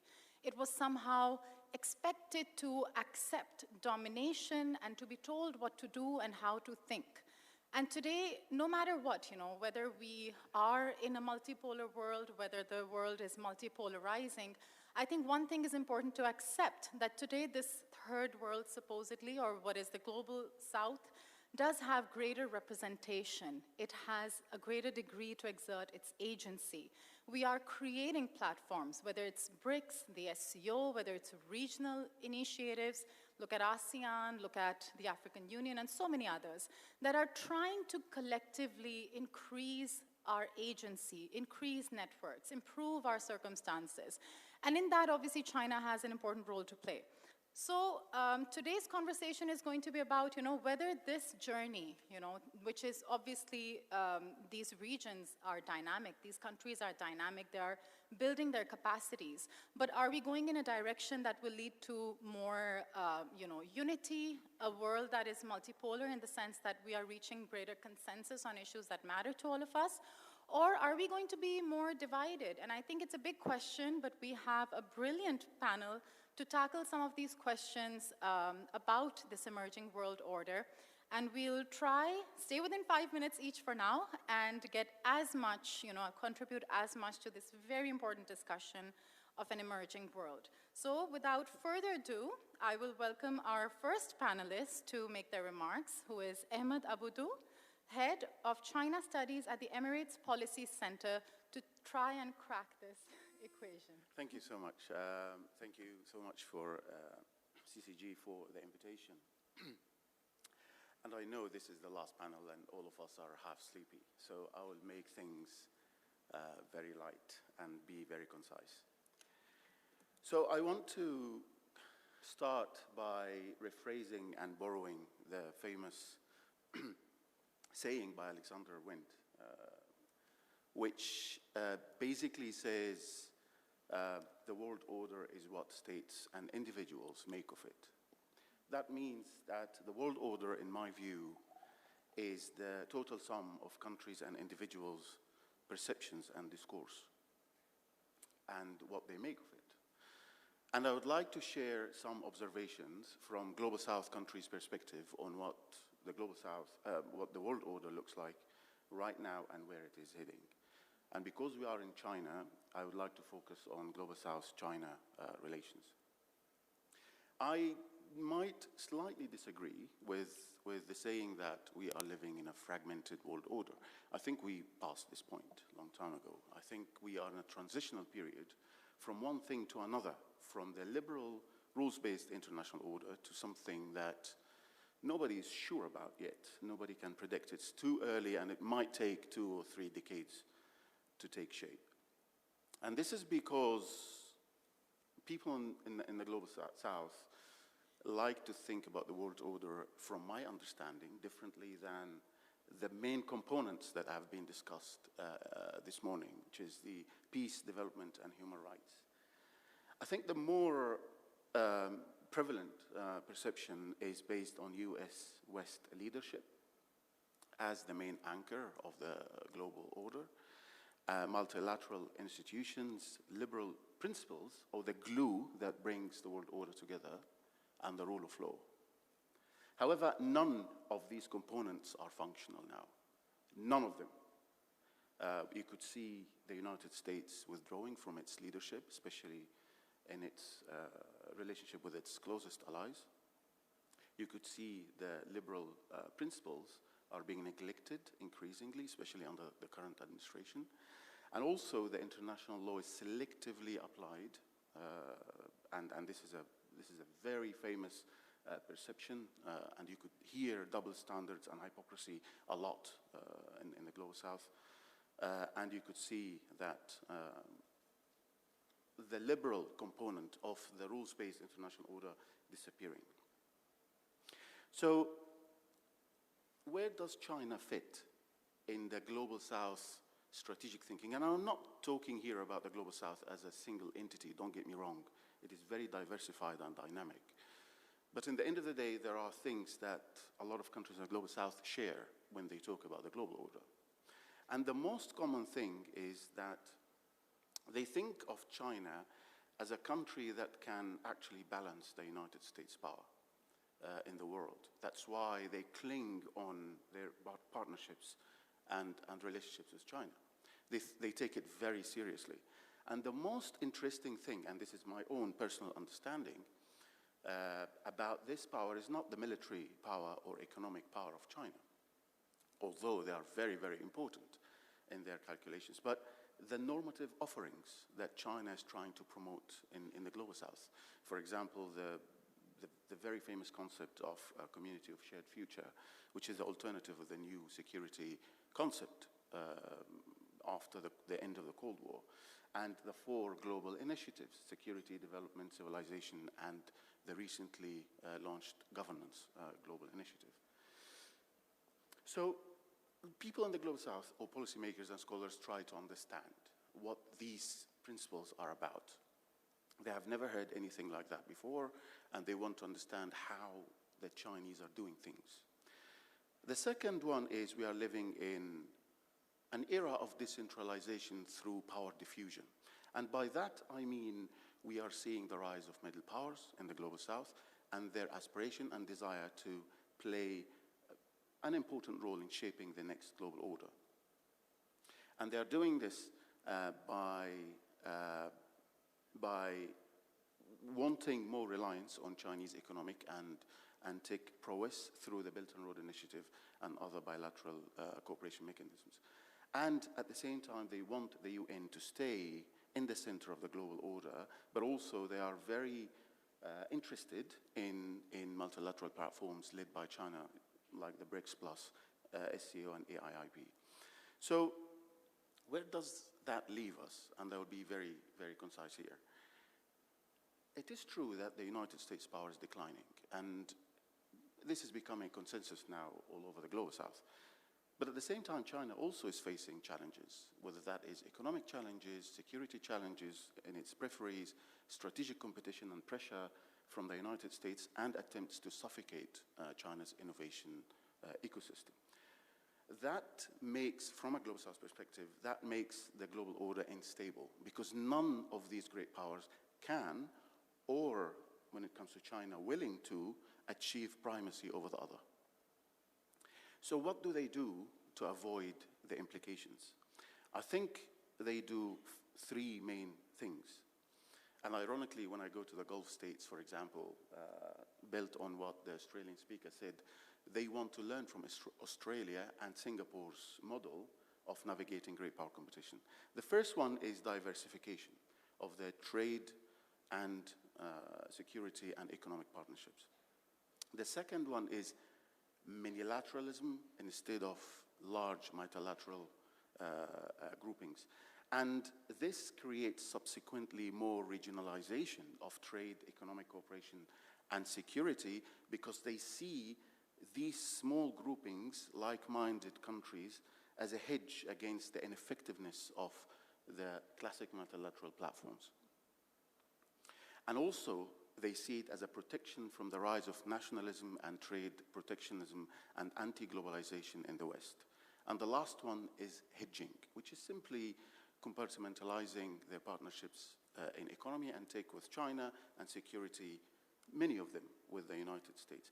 And actually, I would stop here and say just a comment that hedging is working. You could see in Saudi Arabia, for example, from a pariah state, now MBS, yesterday with President Trump signing very strategic agreements in the White House. But later on, if there is time, I would like to also delve into the challenges that China faces in the Global South. If you like me to go through them quickly, or stop here and maybe come back later. 40 seconds. 40 seconds, okay. The first one is, I think many people in the Global South think that China needs to clarify whether it wishes to play a greater role in crises, in mediation and crisis, solving the crises. In other words, balancing and reconcile China's contribution in mediation and its risk-averse foreign policy. The second one is they need to clarify and explain these initiatives, these normative offerings, because in fact, a lot of these concepts align and resonate with what Global South are expecting. The third one is trade protectionism might create the incentive for these countries to raise trade barriers against some Chinese goods because they want to protect their own industrial bases. And the last one is China needs to do more to learn how to navigate the competition within Global South and the differences and the adversaries that are going on in the Global South. Sorry, I'll stop here. It was a masterclass in time management. Thank you. Okay, excellent. Yeah, I mean, it's interesting to see how China's role will evolve, the challenges that a rising power can face. And I also, now as we come to our next panelist, Mr. Mohammad Amarsi, founder and chairman of the Amarsi Foundation, I just want to quickly make a very brief comment because of paucity of time, but I'll say that maybe somehow the perception that the world is divided may also be created because not very long ago we used to say this is the silent majority, It was silenced. They weren't expressing their perspectives, and now increasingly they're looking for ways to move forward, and in that process, their unique vantage points or their unique desires are becoming more visible, apparent, and even coming in the institutional frameworks, right? So what do you think, Mr. Amarsi? First of all, where are we headed, and do you think it's more of a perception that the world is divided, or it's just because we are less silent than before? Thank you. Thank you very much, Zun, for moderating this panel. In the past, when I've spoken on this topic, I've spoken of a multipolar world, a world in which military dominance is in the hands of the United States, economic dominance is in the hands of China, and then there is a technopolar world where the netizens, the people of the net, are all united, and then there are countries that will lead in climate change, countries that will lead in technology. But having reflected on this for, say, the last few months, I've come to the view, at least, that this multipolarity represents wishful thinking. It represents an aspiration. And whether we will see this aspiration become reality or not, I just don't know. Today, though, what I would like to talk about is a possibility that we see a stagnant order and we see the end of the rising powers. This is quite provocative in terms of what we might expect, but nonetheless, I think it's worth having a slightly different point of view so that we can debate this. In 1898, as the United Kingdom joined other powers in carving up the once mighty King Empire, the British Prime Minister, Lord Salisbury, warned a London audience that the world was dividing into living and dying nations. The living were the rising powers of the industrial age, states with growing populations, transformative technologies, and militaries of unprecedented range and firepower. The dying nations were stagnant empires, crippled by corruption, clinging to obsolete methods, and sliding towards ruin. Salisbury feared that the ascent of some colliding with the decline of others would hurl the world into catastrophic conflict. The era of rapid power transitions among states, fueled by demographic booms, industrial breakthroughs, and territorial expansion, is ending. No country today is rising quickly enough to disrupt the global balance. China, once seen as the next great challenger, is already, in some people's view, peaking, while other candidates like Japan, Russia, and the EU started stagnating much earlier. The United States faces its own issues, but remains ahead of rivals who are worse off demographically and economically. India may have demographic potential, but lacks the education and state capacity to convert it into real global power. As the engines that powered historical rising powers stall, the world is settling into a closed club of aging, incumbent powers, surrounded by less influential middle powers, developing states, and failing nations. They say of history that it is more than the path left by the past. It influences the present and it can shape the future, but perhaps not this time around. The emergence of modern rising powers to the Industrial Revolution, which allowed productivity, population, and military strength to compound for the first time in history. In the pre-industrial era, empires grew only slowly, but from the 19th century onwards, new entrants like the US, Germany, and Japan rapidly gained power. The Great Divergence then set the stage for over a century of disruptive power transitions. Today's headwinds suggest that productivity is slowing, populations are peaking or shrinking, and the scope for territorial conquest or economic catch-up has greatly diminished. Significant technological leaps like those that defined earlier eras have become rare. And today's digital transformations, while substantial, have not delivered the same compounding societal gains. Demographic decline among major countries, including China and most of the West, means loss of power is likely to be permanent, unlike in the past century. A lot is said about catch-up nations. China, despite its manufacturing prowess and scale, relies on a high capital, low return growth model, faces severe demographic decline, and remains dependent on foreign technology for critical goods. India's demographic advantage is undermined by weak education, infrastructure, and persistent poverty. Other latecomers are locked out by entrenched incumbents and constrained global trade. The global consequences of a stagnant order manifested by the end of the Age of Ascent will bring dangerous instability in the short run. Major powers facing stagnation may turn to militarization or irredentism. State failure is growing among heavily indebted countries with young, unemployed populations. Economic malaise and migration stoke extremism and democratic decline in the West, while autocracies exploit these fissures. Meanwhile, US foreign policy grows more unilateral and global institutions falter, raising the prospects of conflict and disorder. This reversal carries profound consequences. Over the long run, it may spare the world the ruinous cycle of rising powers, their quests for territory, resources, and status that so often ended in war. In the near term, though, stagnation and demographic shocks are spawning acute dangers. Fragile states are buckling under debt and youth bulges. Struggling powers are turning to militarization, and economic insecurity is stroking extremism and corroding democracies, while the United States drifts towards thuggish unilateralism.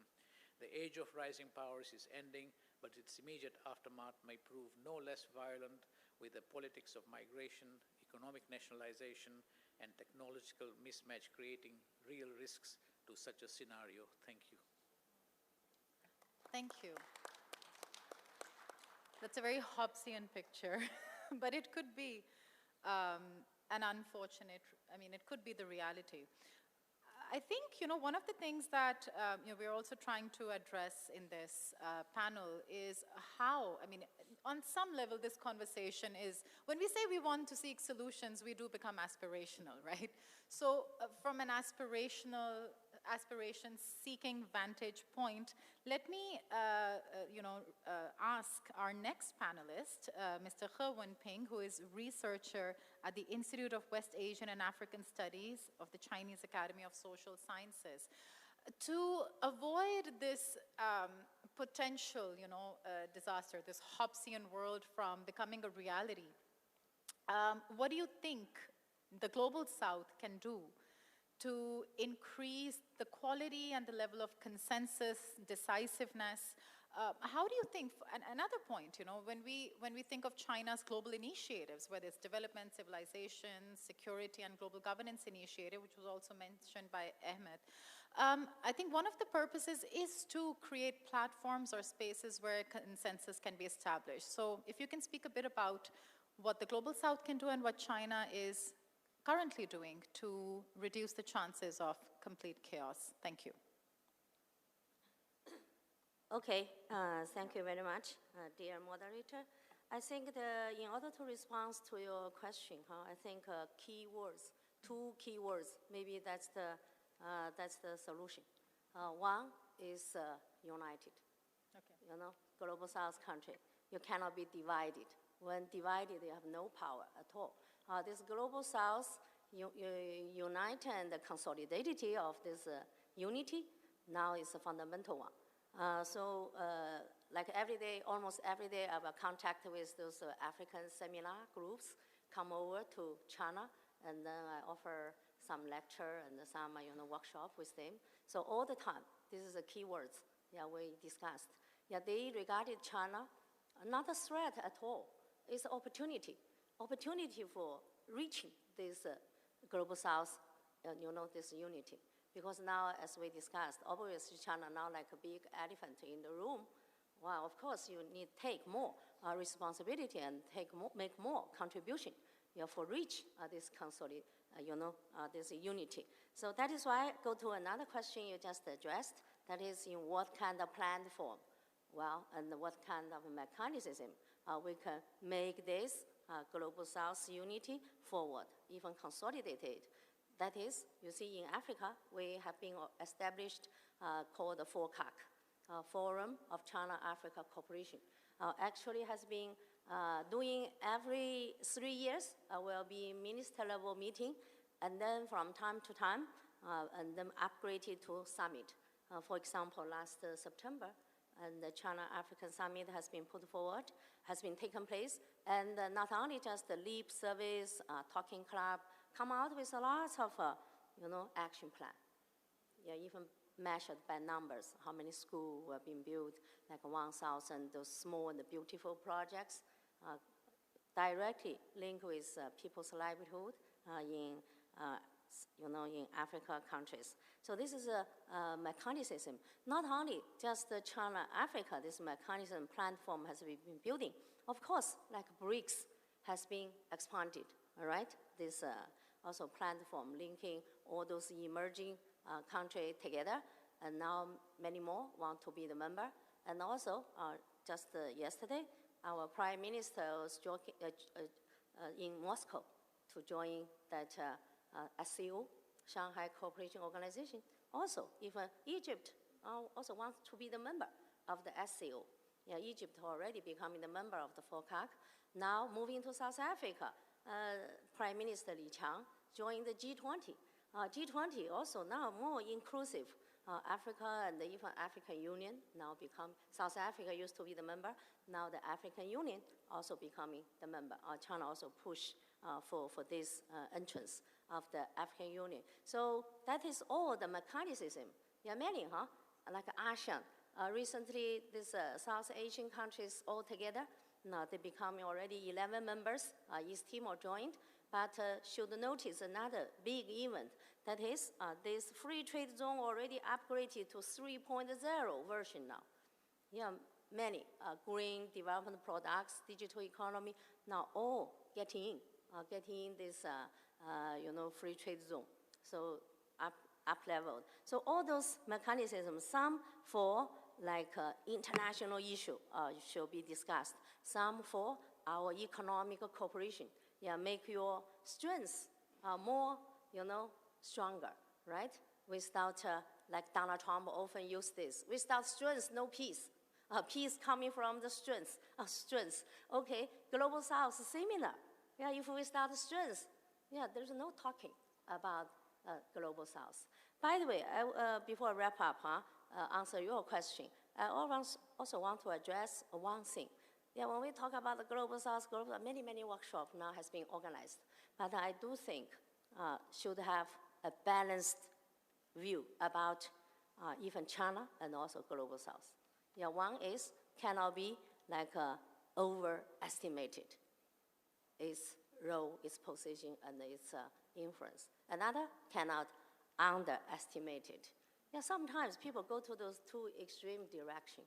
Yeah, when talking about the Global South, saying, wow, since this is the Global South now already on the center point, influence all the issues in the world. So should have a clear understanding. Of course, compared with its own past, it has been increased. Of course, the influence. Yeah, that's why now G20 more influence. But you will see, okay, the U.S. White House doesn't want to see this increasing influence. Even saying South Africa has no qualification in this group. Of course, not joining, even not joining, even saying South Africa should be out of this G20. This is from the elegance.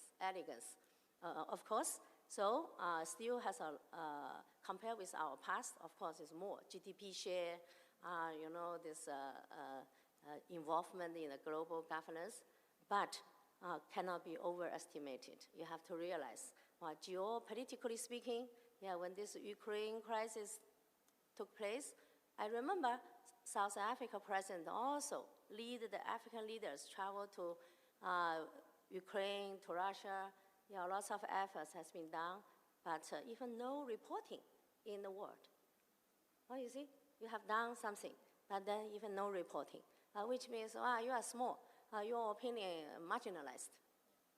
Your role, of course, not talking and then not make it put in the global media, right? In the global media also, CNN, BBC, right? So people, this is an opinion from this English talking, English program, and then, so the majority is silenced, the majority has no access, make the voice being heard. So this is the thing, but of course, cannot be underestimated as well. Yeah, some opinions saying, what is the Global South? I haven't seen them at all, nowhere. This just seems talking.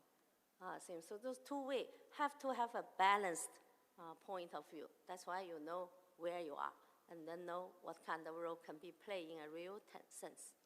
Okay, thank you. Okay, thank you. And I think that's where also this point about not overestimating, not underestimating, having a realistic perspective, and I think that's where Mr. Amarsi's intervention is also extremely valuable, that we need to recognize the realities of where we stand as individual countries, as regions, as the challenges we face. Mere trajectory of relatively greater share in global GDP or education, I mean, all of that on one side, but that may not necessarily lead to a greater, significance when it comes to global matters, or the kind of multipolar world that we sit in these conferences, like you said, all talk, can it necessarily result in that? It might result in something more chaotic unless we utilize our agency and create some synergy. With that, let me now invite our next panelist, Jin Yu Hong, who is Executive Director of Shanghai Zhongyou Information Services Corporation Limited, and former head of Greater China Operations for Oracle's Global Financial Division. So from your perspective, what do you think are the major contributors, potential contributors to the Global South's, broader share in global affairs? And I think especially from your work experience, how do you calculate the current situation? Yeah, okay, it's a very interesting topic. So thank you for giving me this opportunity. So I will talk about all these factors that South cooperation has included, both for China and for the southern countries, and also where to improve in the future. So South cooperation is a national policy that China has always adhered to. China has cooperated with numerous southern countries in government, international organizations, enterprises, and cultural exchanges, and is experiencing rapid development. China, why that happened for so long? China has advantages in administrative governance, funding, technology, and cost, while southern countries have advantages in labor and resources, rich and diverse ethnic cultures, and huge markets. So China-South cooperation is complementary and mutually beneficial, with broad development potential. Specifically, in following areas, China has enormous capacity and cost advantages. So these areas are like poverty alleviation, energy conservation and emission reduction, green economy, construction of major infrastructure such as energy and transportation, transfer of manufacturing industry, artificial intelligence, finance, China's social governance and corporate capabilities. So these areas, China can contribute a lot in this South-South cooperation. So at present, Chinese enterprises have entered almost all southern countries, including both state-owned enterprises of China and also a large number of private enterprises. So including numerous AI, IT, and advanced equipment manufacturing enterprises. So these collaborations are greatly promoting the living standards, technological development, and export capabilities of the host countries. The financial cooperation between China and many southern countries is also fastly flourishing. The BRICS banks, the Asian Investment Bank, and the major Chinese banks have greatly supported the construction of the Belt and the Road countries. So China has launched large-scale currency swaps with countries like Argentina, and also is preparing for this overseas issuance of RMB stablecoins in the future. many southern countries have excellent ideas, so as exchange to China, okay, to be beneficial. So they have excellent ideas, diverse cultures, abundant natural resources, and vast markets, all of which benefit China in South-South cooperation. So the rapid progress and development of southern countries have also provided valuable opportunities for China's own development. So we have both get benefit a lot from this kind of development of cooperation. So where to improve in the future? So from both sides, the Chinese overseas enterprises should pay special attention to the policies, regulations, and the culture of the host countries. They should not only focus on economic interests, but also on social and brand effects. So to focus on more, on the social environment of the hosting countries. And the southern countries should also get some improvement, should attach importance to social governance, provide a safe environment, reduce the burden on enterprises, and manage and protect the China companies' compliant operations in accordance with their domestic law. So that's my presentation. Thank you. Thank you. Thank you so much. And I think for a lot of people, I mean, especially when we talk about countries with Belt and Road Cooperation, they can see the evolution of the presence of Chinese enterprises in the last 10 years, that, how to maybe incorporate more social aspects as well, how to see, medium, long-term well-being. Yeah. All of that, I mean, this is a process of mutual learning and evolution. Now let's bring in our next, we do have slight paucity of time, so I will request everyone to stay within 5 minutes if possible. And my question to our next panelist, Arun Mahizdan, who is a special advisor, Institute of Policy Studies, Lee Kuan Yew School of Public Policy, National University of Singapore. My question to you is, we are talking about South-South consensus building for a successful multipolar world, right? If you can also, I mean, apart from the key points, also touch upon, because as Singapore, you are known for to be a platform, to be a country where North-South consensus is also being prioritized. So what do you think is the role and the importance of better North-South consensus in our journey towards a successful world? Yeah, thank you. Thank you, Ms. Khan. Very good afternoon to everyone. First, I would like to thank CCG for inviting me to speak in this forum. It is a privilege to be among such distinguished people, especially among the young leaders. Let me first answer the original question. Is multipolar world or divided world in the making? And it's a question not just for the global south, but I think it's for the entire planet. I think everyone will agree that every nation, without exception, does, will, and must act in its own interests. However, does it automatically mean that it must act against some other nation's interest? Not necessarily. It is possible to have collective interests. The idea of the coalition of the willing is now well established. Nations can and do come together for common causes and common purposes. In the traditional concept of world order, we had bipolar world order, and for a brief moment after the collapse of USSR, a unipolar world order. But the problem with those world orders was there was always a hegemon whose own interests subjugated all other interests. Whether it was US or the USSR, it was the same. Today, everyone agrees that the bipolar and unipolar world orders don't operate anymore. But is a multipolar world order now in place? I'm not sure. Here, I would like to borrow heavily from an idea that Professor Amitabh Acharya has articulated recently. By the way, he has addressed this forum, and he conveys his greetings to you, Dr. Wang.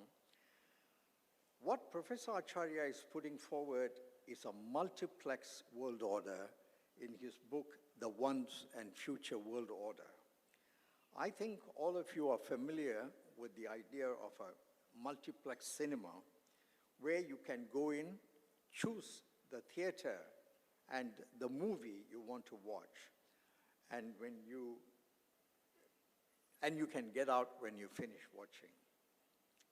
We are already seeing the beginning of this multiplex world order.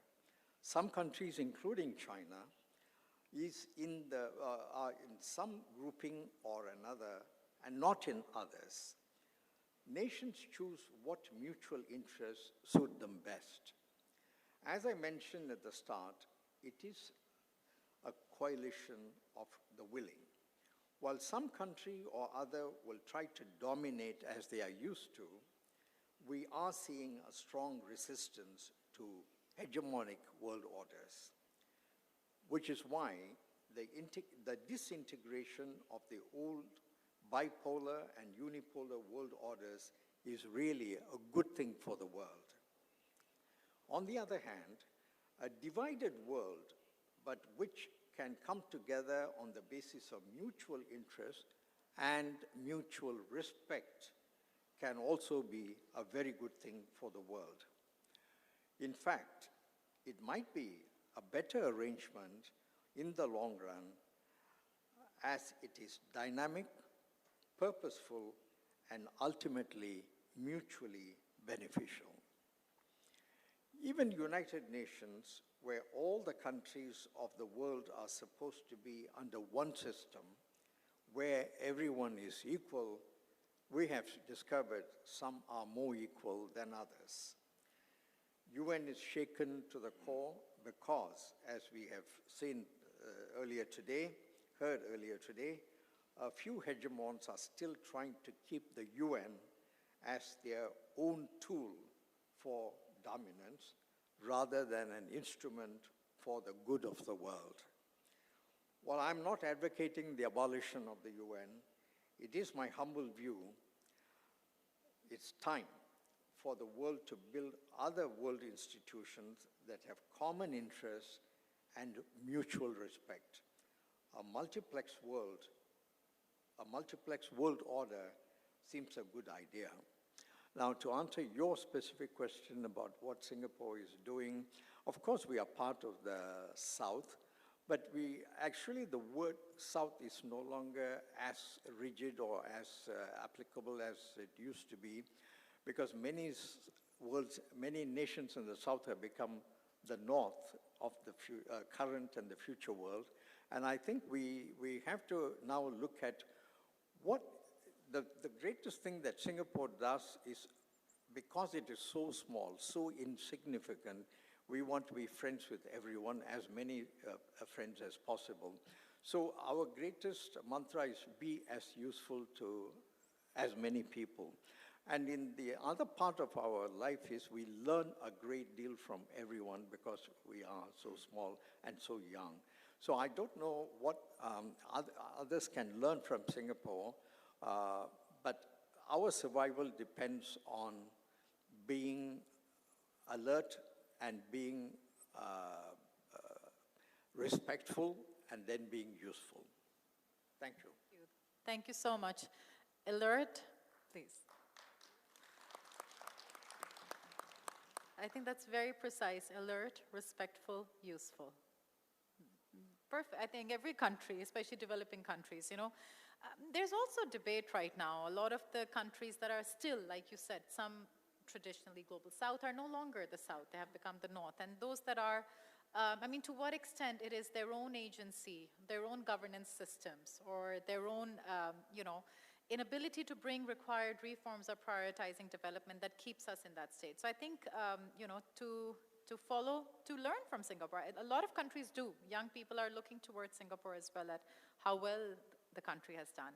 Now, let me bring in our next panelist, Sugar Mungsuch, if that's the correct pronunciation, sorry, founder of the Institute for Policy and Leadership. And I also want to know your thoughts on this topic. We obviously, whether it's a multipolar world, multipolarizing, or multiplex, it's, these terms are also hard to conceive on some level. But let's talk about how can the global majority or the global south be in a position to achieve consensus on the issues of global development, right? Climate change, SDGs, we have the Loss and Damage Fund as an example. So to what extent do you think, from your perspective, the UN system, the existing system, can be better utilized to achieve some of the goals that we have, that belong to the mandate, the common mandate? Thank you. Thank you very much. First of all, I would like to thank CCG for giving me a floor to share my opinions. And today we've heard lots of ideas about whether there is a multipolarism, whether it exists, whether it's a good thing, or whether it already there is. And we've heard that, it's in some ways aspirational. But I would like to address your question from the perspective of Mongolia, a neighboring country of China, and what does it mean for us, and how we as a small country can exercise our agency. In the Chinese calligraphy, the word challenge also can be understood as the word opportunity, and this shifting multipolarity, is it an opportunity for us, and how can we make it so? But one thing for certain is that, and today we started our session with Professor Dr. Wang starting that the UN systems are broken and how we can reset it and how we can make good use of it. And it also means that we are living through a period where the global system is shifting and the new rules are being formed. And I would like to argue here today that multipolarity does not only mean new power centers, it means multiple approaches to standards, governance, and cooperation. And for many countries in the global south, this creates uncertainty. When we operate in areas where the rules are not yet clear, whether on trade, technology, or finance, and world without established rules carries risks. And when systems are fragmented, smaller states like Mongolia, we're going to face higher costs and fewer tools to plan long term. So this is why the transition between old and new structures should not last long. The sooner we understand what the emerging rules look like, the more stable our development path becomes. And for countries like mine, the challenge is that there are no longer clear role models to follow. In earlier decades, starting from 1990s, development pathways were more or less predictable. Today, each country is experimenting in even large economies, are revising their approaches, like United States leaving the Paris Climate Agreement for the second time. What does it mean? It means that we must think independently, identify what genuinely fits our circumstances, and learn from each other's experience, rather than copy any single template. And yeah, climate change is one area where this uncertainty is especially visible. It affects all of us, but in different ways. And the governance structures around, say, for example, carbon markets, adaptation financing, and land restoration are still evolving. Mongolia's case show how these wider system dynamics play out on the ground. Climate change is already shaping our environment and economy, and it's also starting to affect our neighbors. Sand and dust storms that sometimes engulf Beijing from Mongolia do not stop at borders, they don't require any visas or permits to enter. So in Mongolia, we are taking steps to address this through a number of initiatives, such as 1 Billion Tree Initiative. We are going to pass a new climate change law in Parliament, and we are working on developing a national carbon market framework. These efforts are still developing, but they offer practical examples of how smaller states can respond, even when global frameworks are incomplete yet. This also creates opportunities for cooperation. And here I would like to single out China, because China has significant experience in desertification control, ecological restoration, and climate monitoring. Working together on early warning systems, rangeland management, and technical capacity building would benefit both sides and offer lessons for other countries in our regions, especially in Central Asia. In this way, climate change becomes an example of how Global South countries can articulate shared priorities, not by waiting for perfect global models, but by finding common problems and sharing practical solutions and building cooperation step by step. And we've talked about the importance of cooperation throughout the day. So thank you very much. Thank you so much. I mean, especially the last note where action, solution-oriented, people-centric, maybe that is a good starting point. And that's also where just the recently announced Global Governance Initiative also mentions this, right? To focus on addressing challenges that we face. And of course, I mean, then to what extent individual countries can leave aside some of the small misunderstandings or whatever they have with their neighbors and think about common issues, think about themselves not as just individual countries, but think from a regional and a broader perspective. That's what we've been discussing all day. Now let's now invite Daniel Rahman, who is CEO, Asian Strategy and Leadership Institute, for your thoughts on what the Global South really means. What do you think? I mean, multipolar versus divided world, and most importantly, what can developing emerging countries do to vocalize and to have better consensus? Thank you very much, Madam Chairperson, CCG, for the invite, distinguished colleagues, ladies and gentlemen. I'll focus my remarks on the ASEAN experience, which hasn't been spoken much about this day. I did a quick count. All of you have valiantly sat through 56 speakers prior to me. I'm number 57, and I must say I've been enjoying it tremendously. ASEAN is a vibrant nation, 700 million people, youthful population, and like even for me, I'm a very proud child of a Matni ethnicity family. I'm very proudly also wearing a Malaysian batik to represent. This year, under Malaysia's chairmanship of ASEAN 2025, we have seen many layers of progress and the growth of Global South from this part of the world. During the first ASEAN summit earlier this year, ASEAN-led architecture has seen Timor-Leste join. Ms. He Wenping mentioned this earlier. There was the first ever ASEAN-China GCC summit. Then there was the Thailand-Cambodia peace accords, a bit shifty in the last few days. But that also then signaled to the US for President Trump to come down. And of course, remember earlier, even before that, President Xi was in Malaysia. In addition to that, as also mentioned earlier, there have been economic upgrades. For example, the ATIGA 3.0, ASEAN as a whole, the ASEAN-China FTA 3.0 upgrade. And within ASEAN, you've got the Digital Economy Frameworks Agreement, as well as the ASEAN Power Grid. So many things are happening, and ASEAN has been accused of the past of being very sleepy, kind of slow, not yet fulfilled its potential. But what we've seen in 2025, in the back of these discussions about multipolarity and unipolarity, ASEAN stepping to the fore. And as someone who's been very critical of ASEAN in the past, I'm quite proud of it. So this brings us to the question, is it multipolarity or division? Or as Mr. Amersi has said, is it a stagnant order, which I find quite compelling? I think it's a little bit of everything, right? In ASEAN, what we see is pragmatic multipolarity, or my discussions with my global young leaders here representing, they call it poly-alignment. Just now I was talking to Pascal, he talked about relational polarity. So many terms and being thrown about, but the reality is the proof is in the pudding. It's not about choosing sides, we are engaging with everybody. At the ASEAN level, we've engaged with China collectively, but as sovereign nations, each country has discussed with America their approach to tariffs and what treatments are needed and what concessions are needed and what can be given back. So you've got unity, multipolarity at the ASEAN level and in our expression to the world, but you've also got individual sovereignty and agency at the individual ASEAN country level. Now, there is a saying in Malaysia, in Malay, which goes, "Tak kenal maka tak cinta," which means, they who you do not know, you cannot love. And that is the basis of how ASEAN has engaged and approached its relationships this year.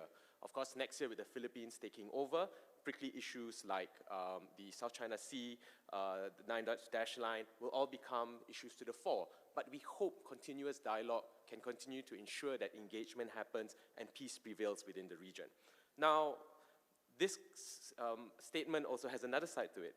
Dah kenal tergila-gila, which means once you know somebody and you know them too well, you might go crazy. A bit of like an obsessive relationship. Therefore, it's really important in this future order, whatever it might be, that we do not overcommit, but where strategic engagement does not become strategic dependency. The last question I'd like to ask is this. how do we define power or what polarity means, right? And I think that's what's been thrown about.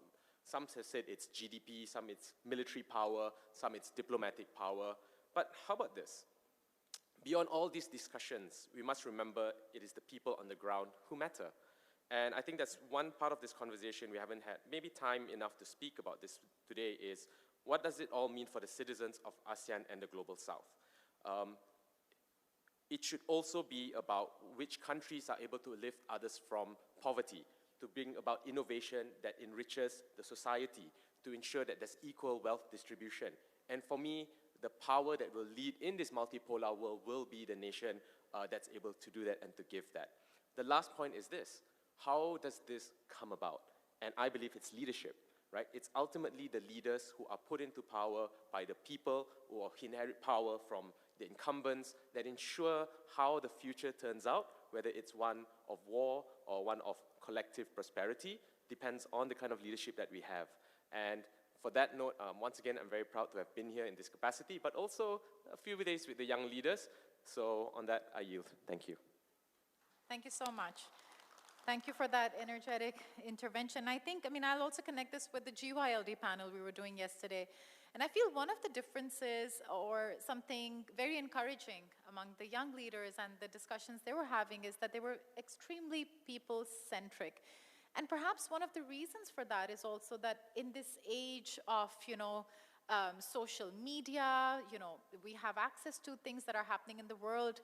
The have-nots are just much more visible. They might be relatively voiceless, but they are more visible. I think there is an acute awareness amongst the younger generation of really the degree to which we need to be action and people-oriented. And I hope, that results in more and more empathy. And through empathy, a younger generation of leadership thinking of impact-oriented careers and how they can improve more people's lives. So thank you for that. Now let's invite Krishna Raj, professor and head at the Institute for Social and Economic Change, ISEC, in Bengaluru, India, for an Indian perspective. I mean, India is now, the most populated country in the world, a big country, and obviously, it's an important perspective to understand on where we are heading as the international order. Thank you. Thank you, June, for your question. I'll come back to that one later. And I thank the Center for China and Globalization for this initiative, as well as opportunity to be part of this 10th China Global Think Tank Innovation Forum. So earlier, we understood that the world and economies are highly fragmented with the failure of the multilateral organizations, both IMF, IBRD, and also the United Nations organizations. They have failed collectively to reduce the economic instability and also prevent the global conflicts.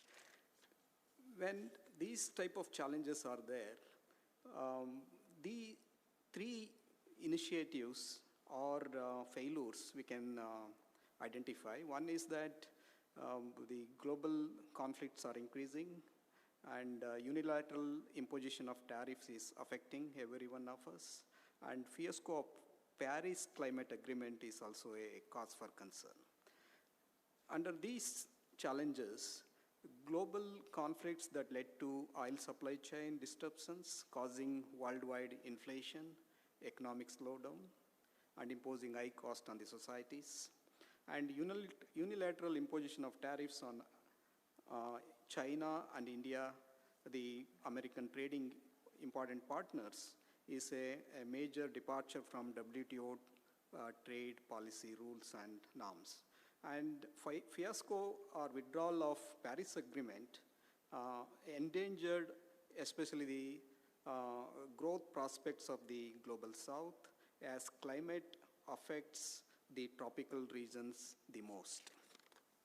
So given the global economic and environmental challenges, Global South can play an important role in global governance, evolving multilateral institution of their own, not in in parallel with the existing multilateral organizations, but more importantly, they can bring governance in the world order. As you know, the Global South commands 85% of the population and 65% of the FDI and 42% of the GDP that can play an important role in reforming the global institutions. The challenging task for the Global South is how to bring together Asia, Africa, Latin America, and Middle East under the umbrella of the Global South through credible, predictable, and sustainable economic policies which integrate them together for realizing new world economic order for peace and security and also economic stability and environmental sustainability. So I propose 3 reforms for the global multilateral organizations that can help a better world. One is that reform of the global governance by including Global South countries, India, Brazil, South Africa, and others in Security Council. And China should see an opportunity by reforming UNO with the inclusion of India for a level playing field for the Global South. The second one is that Global South should bring institutional reforms in finance and development, not alternate to IMF and the World Bank, but Global South Bank can be established by integrating all Asian Development Bank, African Development Forum, and the Latin American development finance, and Middle East Bank altogether. So addressing climate change, one of the important issue, the Global South in most affected by the restructuring of economies based on the new technology, innovation, and transfer of finance, because the technology sometimes it is called as helping the future growth. At the same time, the fossil fuel was the new technology way back in 1960s, and that is mainly causing greenhouse gas emissions. So technology can be double-edged, and it can help growth at the present, but in future it may create more problem for the future generation. Therefore, green technologies sometimes we need to view from the how earth materials, rare earth materials will be exhausted in the coming days.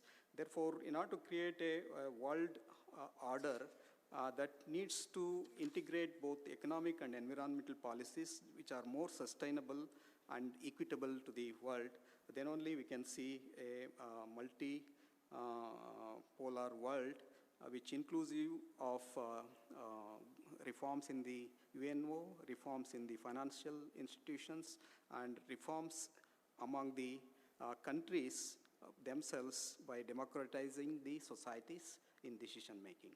Thank you. And India's role as a emerging economy, and you know that the demographic dividend, and that can help the global order in shaping the global order, especially with the what you call it as the Gandhian ideas of sustainable development can create more peaceful world rather than achieving economic interest by various organizations, including BRICS and other organizations. They are basically on the interest, self-interest of economic prosperity, not based on sustainable development or economic stability. That Gandhian thought or Schumpeterian thought and other thoughts, small is beautiful, Schumacher, and others, they have advocated for a peaceful world. Thank you. That's true. Thank you. Thank you so much.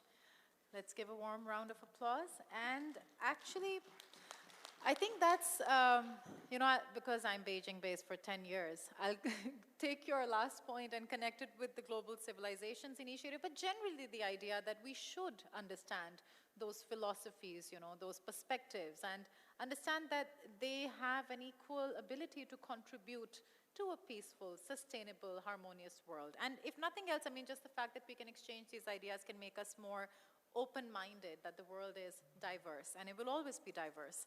So thank you so much for your contributions. Now let's welcome Sung Yaoming, who is a senior fellow at CCG, for your thoughts. I mean, I think we can also now come back to the Chinese perspective again. You know, what is, so China, the mention of the Global South is something completely, you know, BRI, the global initiatives, and the way I see it, I think China is trying to play an important role in creating platforms to improve consensus, but also to improve the strength or capacity of the international order, the UN-centered order to deliver tangibly. So your thoughts on this? Thank you. Thank you very much, Zun. If I may, I'd like to stick to the remarks I have prepared.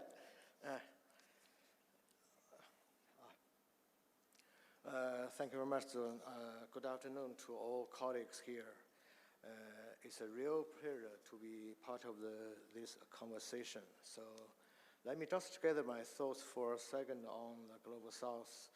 So when we talk about the rise of the Global South, I think what we are seeing is really a convergence of several forces. First of all, politically, well, it's an increasingly collective push for a more equitable and frankly more representative international order, not to overturn the whole system, but to make it work better for everyone. And secondly, economically, if we look at the numbers, it's quite clear that many Global South countries have become major engines of global growth. They are not peripheral actors anymore. They are shaping the direction of the global economy in a very real way. And demographically, this is something we sometimes underestimated. Their young population bring enormous energy, creativity, and potential. That vitality is going to influence global trends for decades. Now, from my own research, I like to say this isn't about dismantling existing system. Instead, it's about reshaping global governance so that it's more inclusive, more representative, so that it reflects the reality of the 21st century. And if we look at China, for example, of course, without making any political judgment here, it's a consistent call to reform institutions like the United Nations to give developing countries a stronger voice. Well, I see that as part of this broader historical trend, a trend where more countries want to be heard, and where global rules work better when they reflect the diversity of the world. So, yes, that's the general direction I see, shift not toward confrontation, but toward wider participation. Honestly, we'll see moments of tension because any redistribution of influence comes with negotiation. But I also believe there is a growing recognition that the system simply functions better when it includes more perspectives. So yes, challenges for sure, but also a great deal of opportunity, I think. Maybe I may be repeating myself a little, but let me just underline one thing. In my view, the growing influence of the Global South is reshaping the international system in ways that make a more cooperative, multipolar order not only possible, but increasingly necessary. And concepts such as the idea of a community with a shared future for mankind, which I have examined in my own research, offer a useful philosophical basis for this kind of cooperative future. So while challenges remain, the overall trajectory, if we allow it to unfold, leans toward constructive multipolarity rather than deepening geopolitical division. Thank you very much. Thank you so much. That precisely also answered the question. And what is like you mentioned, the philosophical concepts, and I think also the global initiatives contribute to that. The idea of firstly, moving closer to collectively recognizing that we do have a shared future, like the astronaut that was mentioned, and like successful regionalism, such as ASEAN and others have demonstrated, seeing beyond interests that are myopic and realizing we have a long-term stake in each other's well-being as well. Now we will invite our Global Young Leaders Dialogue representative, who is also a first secretary at the Pakistan Embassy, Ms. Rabia Nasir. And for Rabia, obviously, if you can share your perspective on the topic we are discussing. We know the ambassador also earlier gave his remarks. And what do you think? Where is the Global South headed? And if you can also raise a very difficult question for our panelists to answer. Thank you. Thank you, Zoon. It's always a pleasure to be at CCG. It's one of those places where we can have a lot of intellectual and a lot of rigorous dialogue. So for the closing part and also then to lead it up, to round it up with a question, I bring with myself 3 hats. The first hat is a professional one, being a diplomat, being a practitioner of statecraft. The second one is a generational one. So for our generation, that's still not where the boomers are or where the Generation X are, but we are now coming into our own, finding our own voice, but still some way to go. Having spent almost a decade in diplomacy, it's one of my hats comes from there, of course. And the third hat is an observational hat.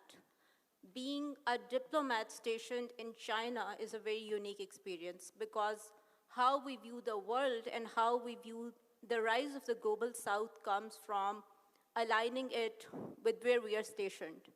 And when we look at China, the concept of what we call in Chinese Tianxia is like the commonality or the convergence of the entire Tian or the universe or the sky that reflects itself in how China conducts its diplomacy.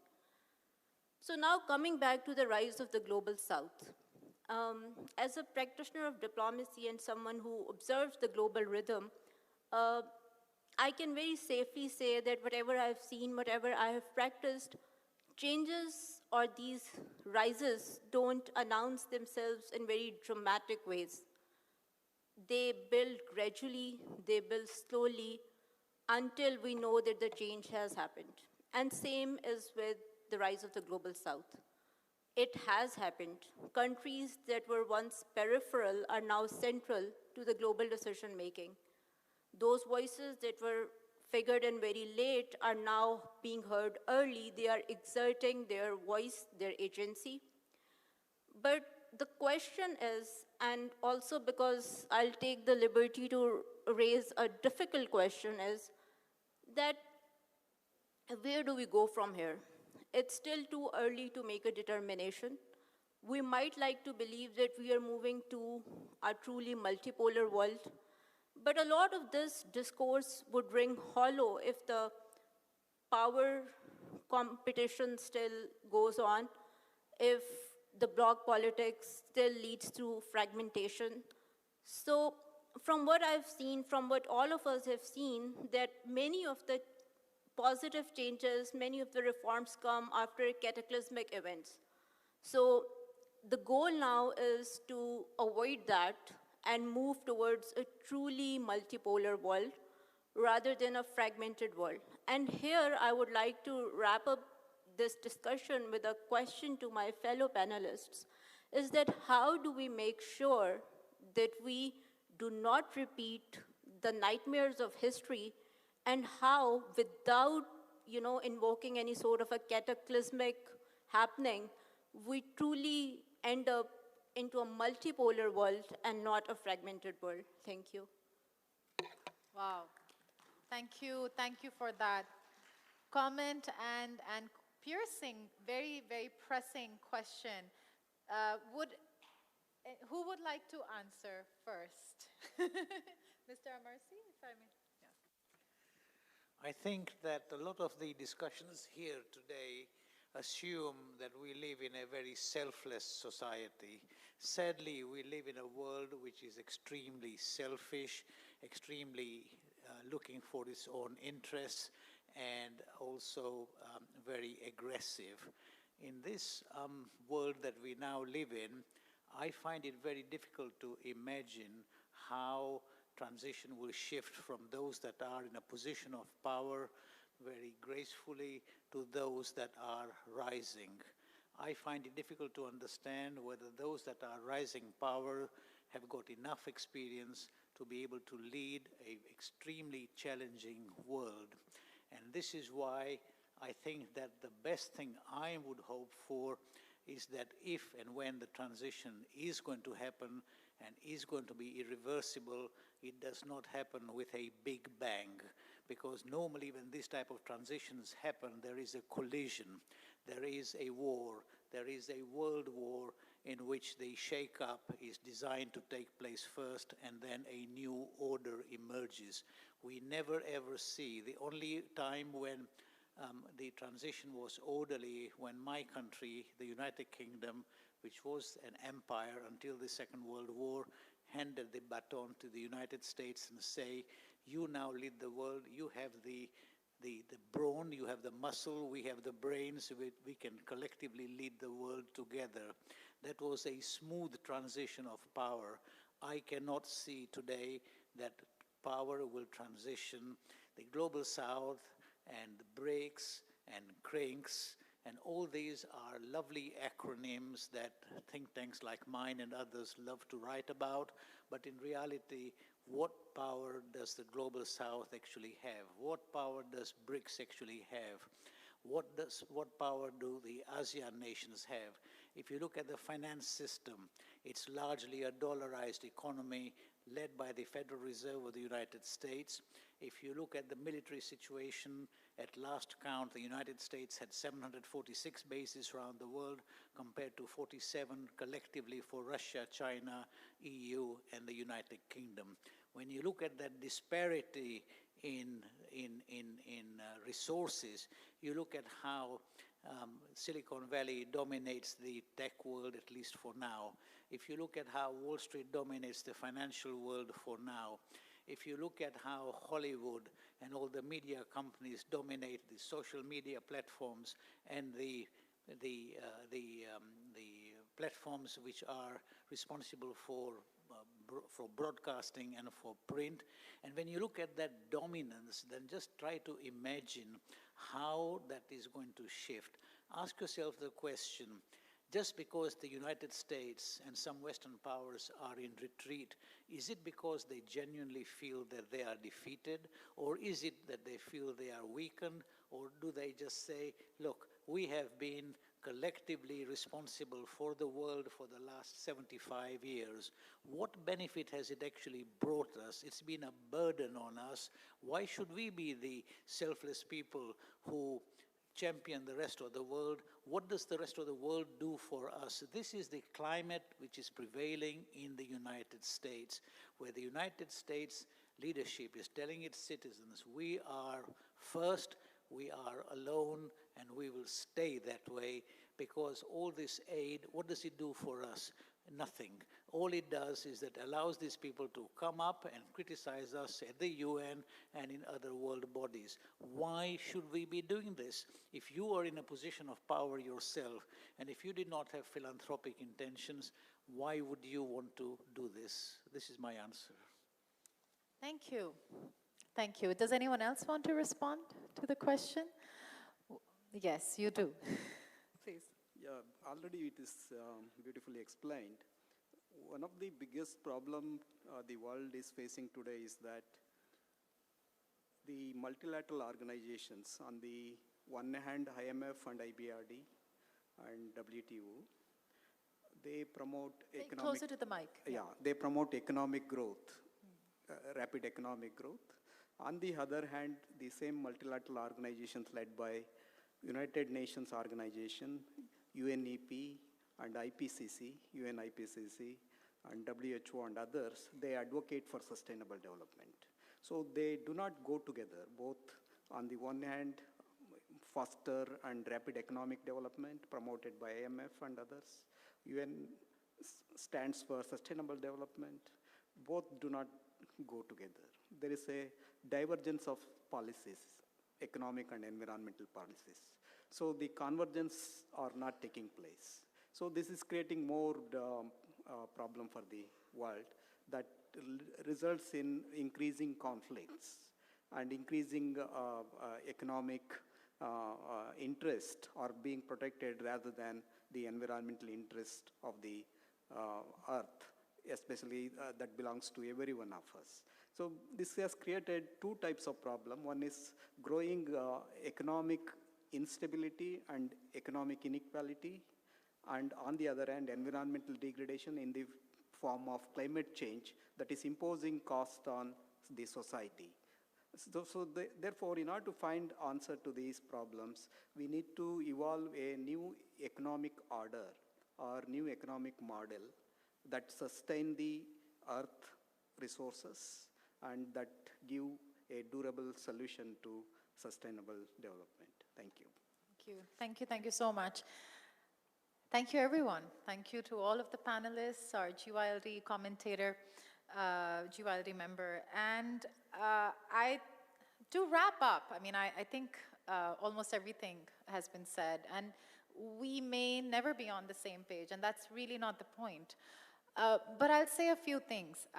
Number one, you know, one of the speakers in a previous panel mentioned some policies or postures might become self-fulfilling prophecies. And, you know, given also the GYLD energy yesterday and today, I do believe that if a younger generation is more aspirational, and this is a generation that has more capacity, more opportunities to defy, you know, ideas or ideologies that make them see the world or other perspectives as wrong.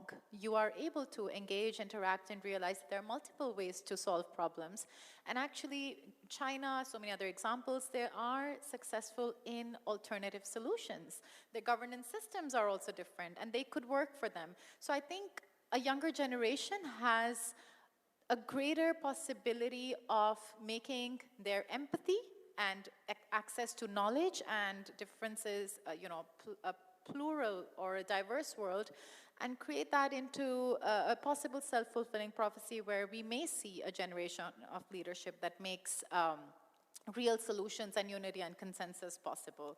And then I think I want to talk about a little bit about, you know, we are thinking of how the Global South can possibly conceive solutions. And we do have some successful examples. And whether the UN system works, whether it needs reform, whether we need alternatives, I think that'll be a very long discussion. But I think one thing, since we are at the Global Think Tank Innovation Forum, we can all commit to is that Global South think tanks need to engage with each other. Global South think tanks need to observe the realities on the ground and then create networks to understand how other Global South countries are facing issues, solving them, expand your perspective. And I think today we do live in a world where multiple perspectives exist. The authenticity of those perspectives is relatively respected. And I think that is one step towards a world where fewer are silenced and we can find solutions. With that,